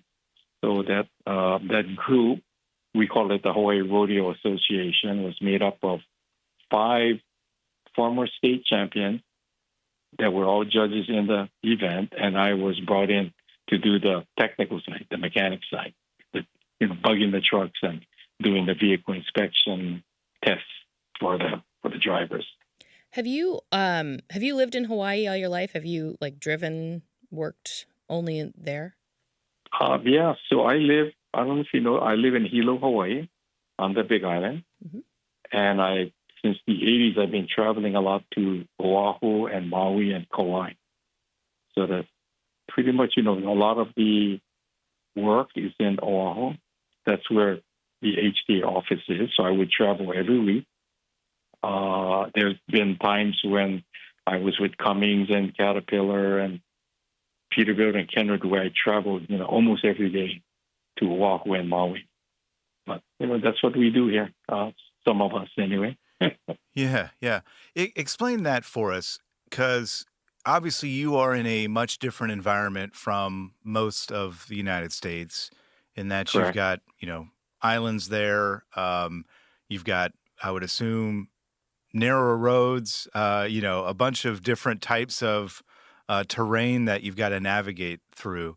For a truck driver, what is, and this is maybe not easy to, not a blanket statement, obviously, but generally speaking, what are some of the differences between, what a truck driver, an interstate truck driver, long-haul truck driver might be in, the contiguous United States compared to what they might be doing in Hawaii?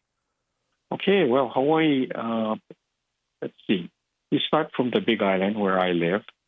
I think we have, 17 of the climate zones out of 19 in the world.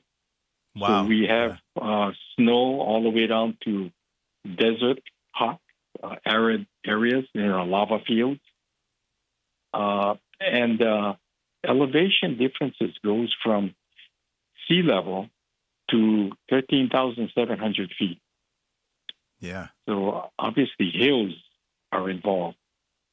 Normally when I spec out, when I was a general manager at Peterbilt and at Kenworth, a higher horsepower spec tractor on the Big Island versus Maui and Oahu or Kauai because of the hills. Now, the roads are narrow, like you say. There are some highways, federal highways. You go up to 60 miles an hour speed limit. But for the most part, you're driving around town. Imagine, driving a fuel tanker, 40-foot tanker, full of gasoline or diesel, and you go into downtown Honolulu to a gas station. Oh boy! I mean, the obstacles, the traffic, buildings, overhang, all of the above, and some not polite drivers. We're familiar with those. Yes. Yeah. Is it class 8? And please forgive my ignorance with some of this, because we're going to ask maybe some dumb questions. But no, go ahead. Yeah, are we looking at, class 8 trucks? Are we looking at, is it a necessity to maybe go with some of the smaller models just because of the narrow roads and the terrain and whatnot? Is that a consideration at all? Correct. And mainly all of the tankers are Class 8 tractors. Sure. And Class 8 truck with a trailer. The delivery vehicles can be anywhere from Class 3 up to Class 6 vehicles, box trucks, flatbeds, lift gates, vans, larger vans, like Sprinter vans and stuff that FedEx and UPS have. So it's a lot. I would say if you take a mix, maybe over 50% would be the Class 3 to 6 units. Yeah, that makes sense. And then the 7 and 8s might make up, I don't know, less than 30%. Yeah, that makes sense. Yeah. It strikes me, too, a big topic of late, and, it should maybe be a bigger topic, and that's maybe a topic, a conversation for another time, but with regard to driver training, in Hawaii, with all of the different obstacles and challenges that you kind of laid out there, I would hope, and I would think at least that driver training would be a pretty big focus. I would hope it would be, at least. Is that something that is, really drilled down on there because of all the challenges that are out there? Absolutely. You are 110% right. The state of Hawaii is the only state in the nation that has what we call a DIP program, a driver improvement program, whereby all commercial motor vehicle drivers have to attend a minimum of an 8-hour class every year for the first 5 consecutive years and every other year thereafter. The class also includes a closed course skills test, a vehicle inspection test, and a 20-mile over-the-road evaluation. So all CMV drivers, 10,001 GVW and above, they got to go through this course for the first 5 consecutive years, then every other year thereafter. And that's a state law. and that was implemented back in the 70s. That, to me, sounds like a great idea. Yeah, that makes sense. You know, I don't think you want someone who's been, driving professionally for 25 years. I don't think you would need that necessarily. But in those first 5 years, especially considering the challenges, that is a great idea. Is that something, again, I know, you've thought about this a lot. Is that something you think that should maybe be incorporated in other places as well? I mean, there are clearly safety benefits to doing that. Correct. And, I think from the 90s, I've been also the driver trainer, and I developed DIP programs for other companies and, consult with them. They call me for some driver training mediation when they get into a collision. And I've been driver training for a lot of different industries, ready mix, heavy hauling, fuel. And I attended J.J. Keller used to have before a program for driver trainers, and it was a week-long program whereby they would certify driver trainers in documentation and hands-on, and I did the hands-on portion. At Truck Stop, we built a better load board for carriers like you. Sign up today and access over 600,000 loads on the most trusted online load board. Learn why the best in the business rely on Truck Stop to make more money and start driving your profit today. Penske is the trusted source for quality used trucks. Whether you search our website, call our sales staff, or bid at our online auction, you are sure to find the right used truck for your business. Visit PenskeUsedTrucks.com to view our inventory and learn more. When winter strikes, stay running and stay ready with House. Diesel Treat prevents gelling, but if your fuel freezes because it's untreated, Diesel Lifeline works fast to reliquefy and de-ice. House, prevention and rescue for your diesel. Attention all truckers, Dean Michael, the tax doctor here. I want to talk to you about those dreaded tax problems. I know you want to keep on trucking and not even think about them, but let's face it, they're not going away all on their own. You need professional help. I've been helping truckers put their tax problems in the rearview mirror for years. I can help you too. Call me now for a free consultation at 888-557-4020 or go to mytaxhelpmd.com. It's like I always say, keep your eyes on the road, I'll keep mine on the IRS. 888-557-4020. Truckers, your engine works as hard as you do. Don't let torsional vibrations sideline your rig. Vibratech TVD viscous dampers protect your crankshaft, cut downtime, and keep you earning mile after mile. Over 75 years of trusted protection made in the USA. Find a dealer at vibratechtvd.com. Since you started, what you've loved about trucking is the freedom. Heading out on your favorite route, a good driving song, and thinking about truck insurance. Well, maybe not that last one. That's why we're here. At OOIDA, we have a full range of truck insurance products, expert advice, and great customer service, helping you get the right coverage for your operation. Go to OOIDA.com, because your job is to drive. Our job is to help with everything else.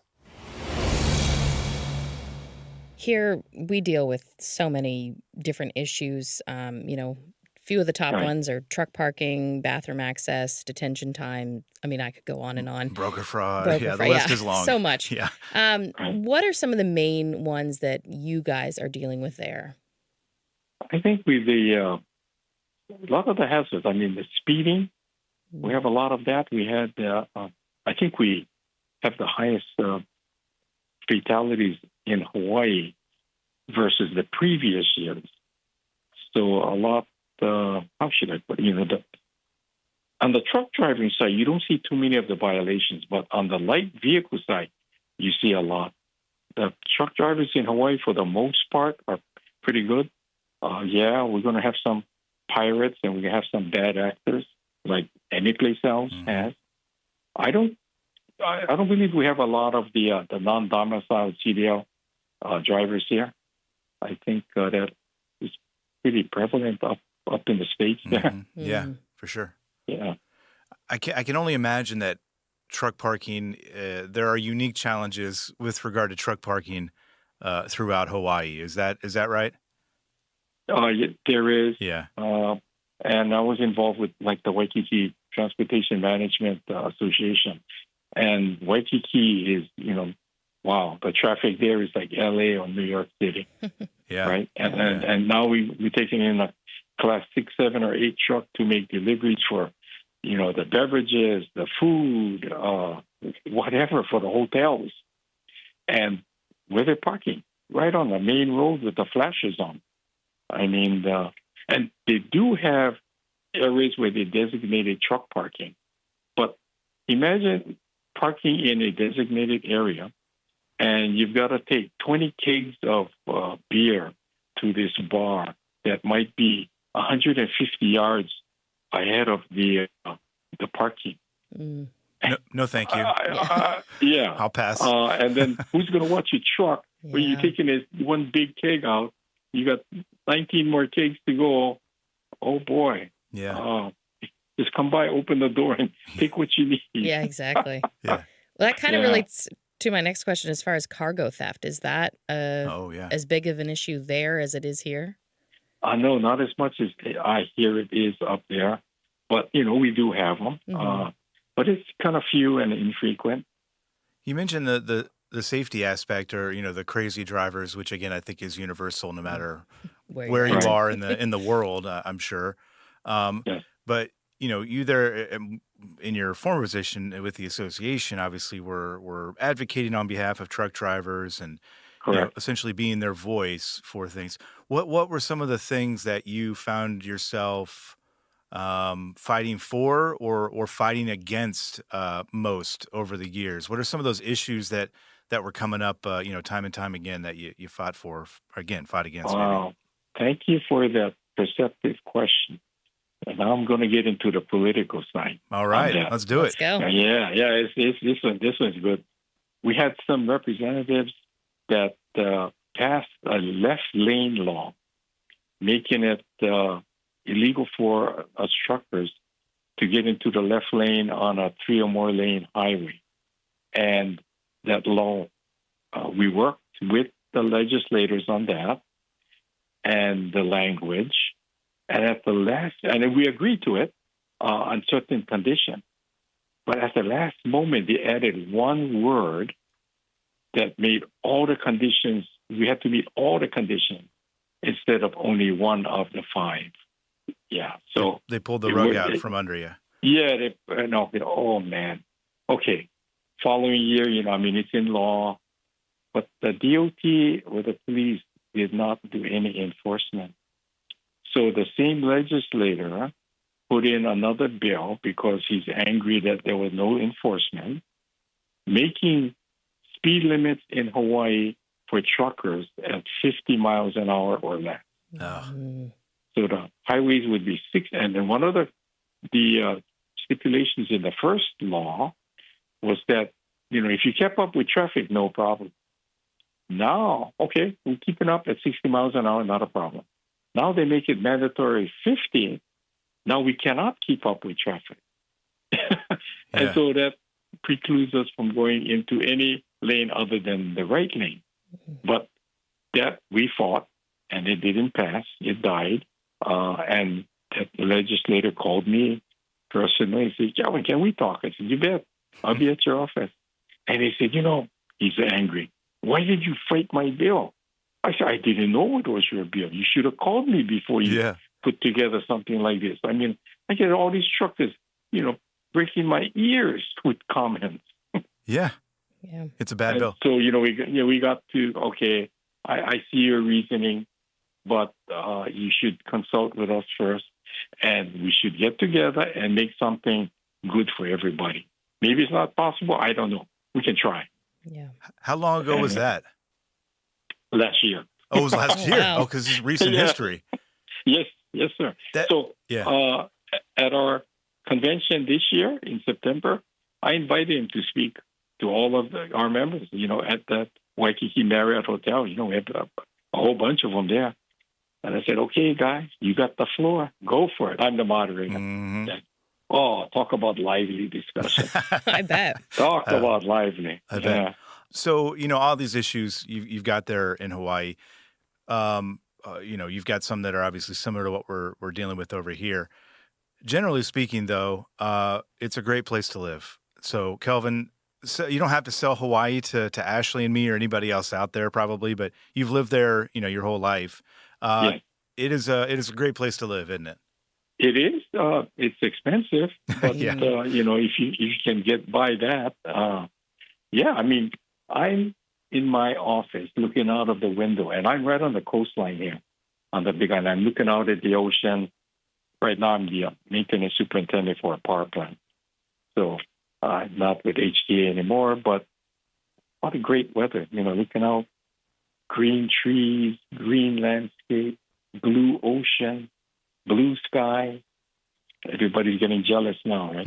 Yeah, I was going to say, Scott and I look out our window and we see the interstate. So your office is sounding dreary better. skies today, and I can go down to the beach today. It's nice in the 80s. I've got a sport fishing boat in Kona. I can go deep sea fishing. Wow. Drive over to Kona. Oh, tell us about that. So you do deep sea fishing? What? Yes. Tell us. Give us some fish stories, some fishing stories. Oh boy, where do I start? Hooking up to 1,000+ pound marlin. Yeah. 200-pound tunas. Wow. And all that good eating, mahi-mahi and wahoo and go bottom fishing. I mean, hey, this is the place, guys. You want to fight fish, you want to eat fish, great sushi. We got it here. Wow. Well, Ashley and I are. Yeah. We're checking out tickets right now. We'll come See if visit the company will send us there to you do some research. do some research. Yeah, Yeah. that's what it is. Yeah, for sure. Yeah, I did a podcast with what's that? Dave Nemo. Oh yeah, Nemo Nation. Yeah. So they talked about weather and stuff, and I said, well, yeah, when you have time, grab a flight here and get to Kona, and let me know when you're coming. So I'll get the boat ready and we go fishing. That sounds And they go, yeah, that's what I'm talking about. We'll do our next episode on the boat. I said, great, let's do it. They haven't come yet, though, have they? Not yet. I just did the podcast last month. Well, we'll get on the horn with them, and we'll make it a package deal or something like that. I'm also picturing we've got truck drivers out there listening right now. We're thinking that might be a decent not too bad. change of pace. But it is expensive there, like you mentioned that. It is, yeah. And Kona is nice and warm. My boat's air conditioned, so we'll relax in comfort. Wow. What is the weather like right now? Okay, it's sunny. I've got few clouds. I think it's 80, 81 right now. Nah, too hot. Like no thanks. Breeze, yeah, not too hot. Yeah. Yeah, that sounds great. Yeah, I think it was like 50 when I was. Yeah, which is actually warm for this. It is for this time of year here, for sure. Yeah, from Missouri. Yeah. You don't. I go there and take vacation. I was going to say. Where do you go to vacation? Oh, that is good. That's a good question. Yeah. Where do you take vacation? Where do you go? You sound like you're on vacation every day. Very little. Yeah. No. Yeah. I guess some people would say that. Yeah. But yeah, I was doing some hunting up Montana and Colorado. I go to San Antonio, Texas for the Sporting Clays National Championships. Okay. I go to Camp Perry for the service rifle matches and stuff in Ohio. Yeah, that kind of stuff. And then a lot of travel for work.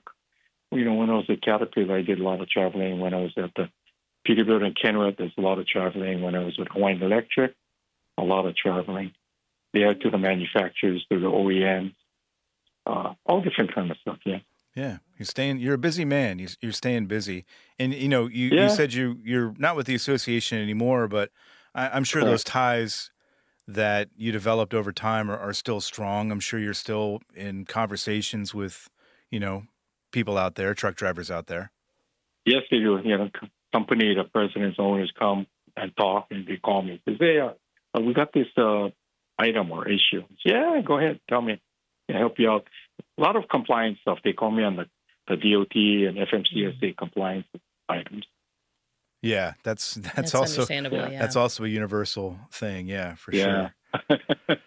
Yeah. Well, Kelvin, we'll be out next weekend. Yeah. Okay. Great. To go deep sea fishing and whatever else comes up. But Yeah, fascinating. It sounds like the trucking Very. industry there in Hawaii is going strong, and things for the most part are going well. Yes, it is. I think it's slowing down a little bit. Seem like the states are, Yeah. but we'll survive. Yeah. Onward Things and got to upward. get delivered. Exactly. Absolutely. Yeah, Yep. for sure. Yeah, we really appreciate your time and talking to us, and yeah, hopefully we'll My pleasure. one Anytime. day do it in Anytime. person. Yes. Thank You you bet. so much, Kelvin. Thank you. Anytime. Aloha. Thanks for listening. Today's episode of Trucking with OOIDA was brought to you by a dedicated team of people. That includes Jim Fetzer, Tennille Flick, and Kim Boren. You can listen to new episodes and extended interviews on your favorite podcast platform and on the OOIDA YouTube page. Please subscribe while you're there. If you've got thoughts, we'd love to hear them. Call us at 1-800-324-6856 and leave a message, or send us an email to podcast@ooida.com, and we might include it on the show.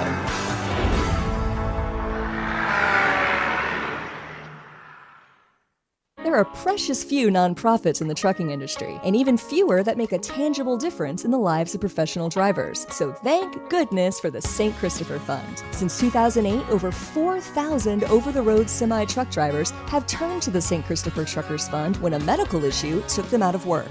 The SCF steps in and pays necessary household expenses such as mortgage, rent, utilities, insurance, and vehicle payments. The SCF also provides free health and wellness programs for drivers. So find out how the SCF can help you, or help the SCF yourself. They'll turn your dollars and cents into that tangible difference for the professional drivers who need it most. Support our highway heroes with a donation at truckersfund.org. 17 Sapp Brothers Travel Centers are known for great food, hospitality, and mom-approved showers and restrooms. But don't forget the service centers. Sapp Brothers ASE certified technicians can repair nearly any issue in shop or roadside, including axle repair. Dig into your free steak dinner with your oil change. That's a Sapp Brothers tradition to thank you for your business. Tires? Sapp Brothers will beat any competitor's advertised price on tires. And download the Sapp Brothers app for exclusive promotions in the shop, restaurant, and store. Your spot under the coffee pot is waiting for you at Sapp Brothers.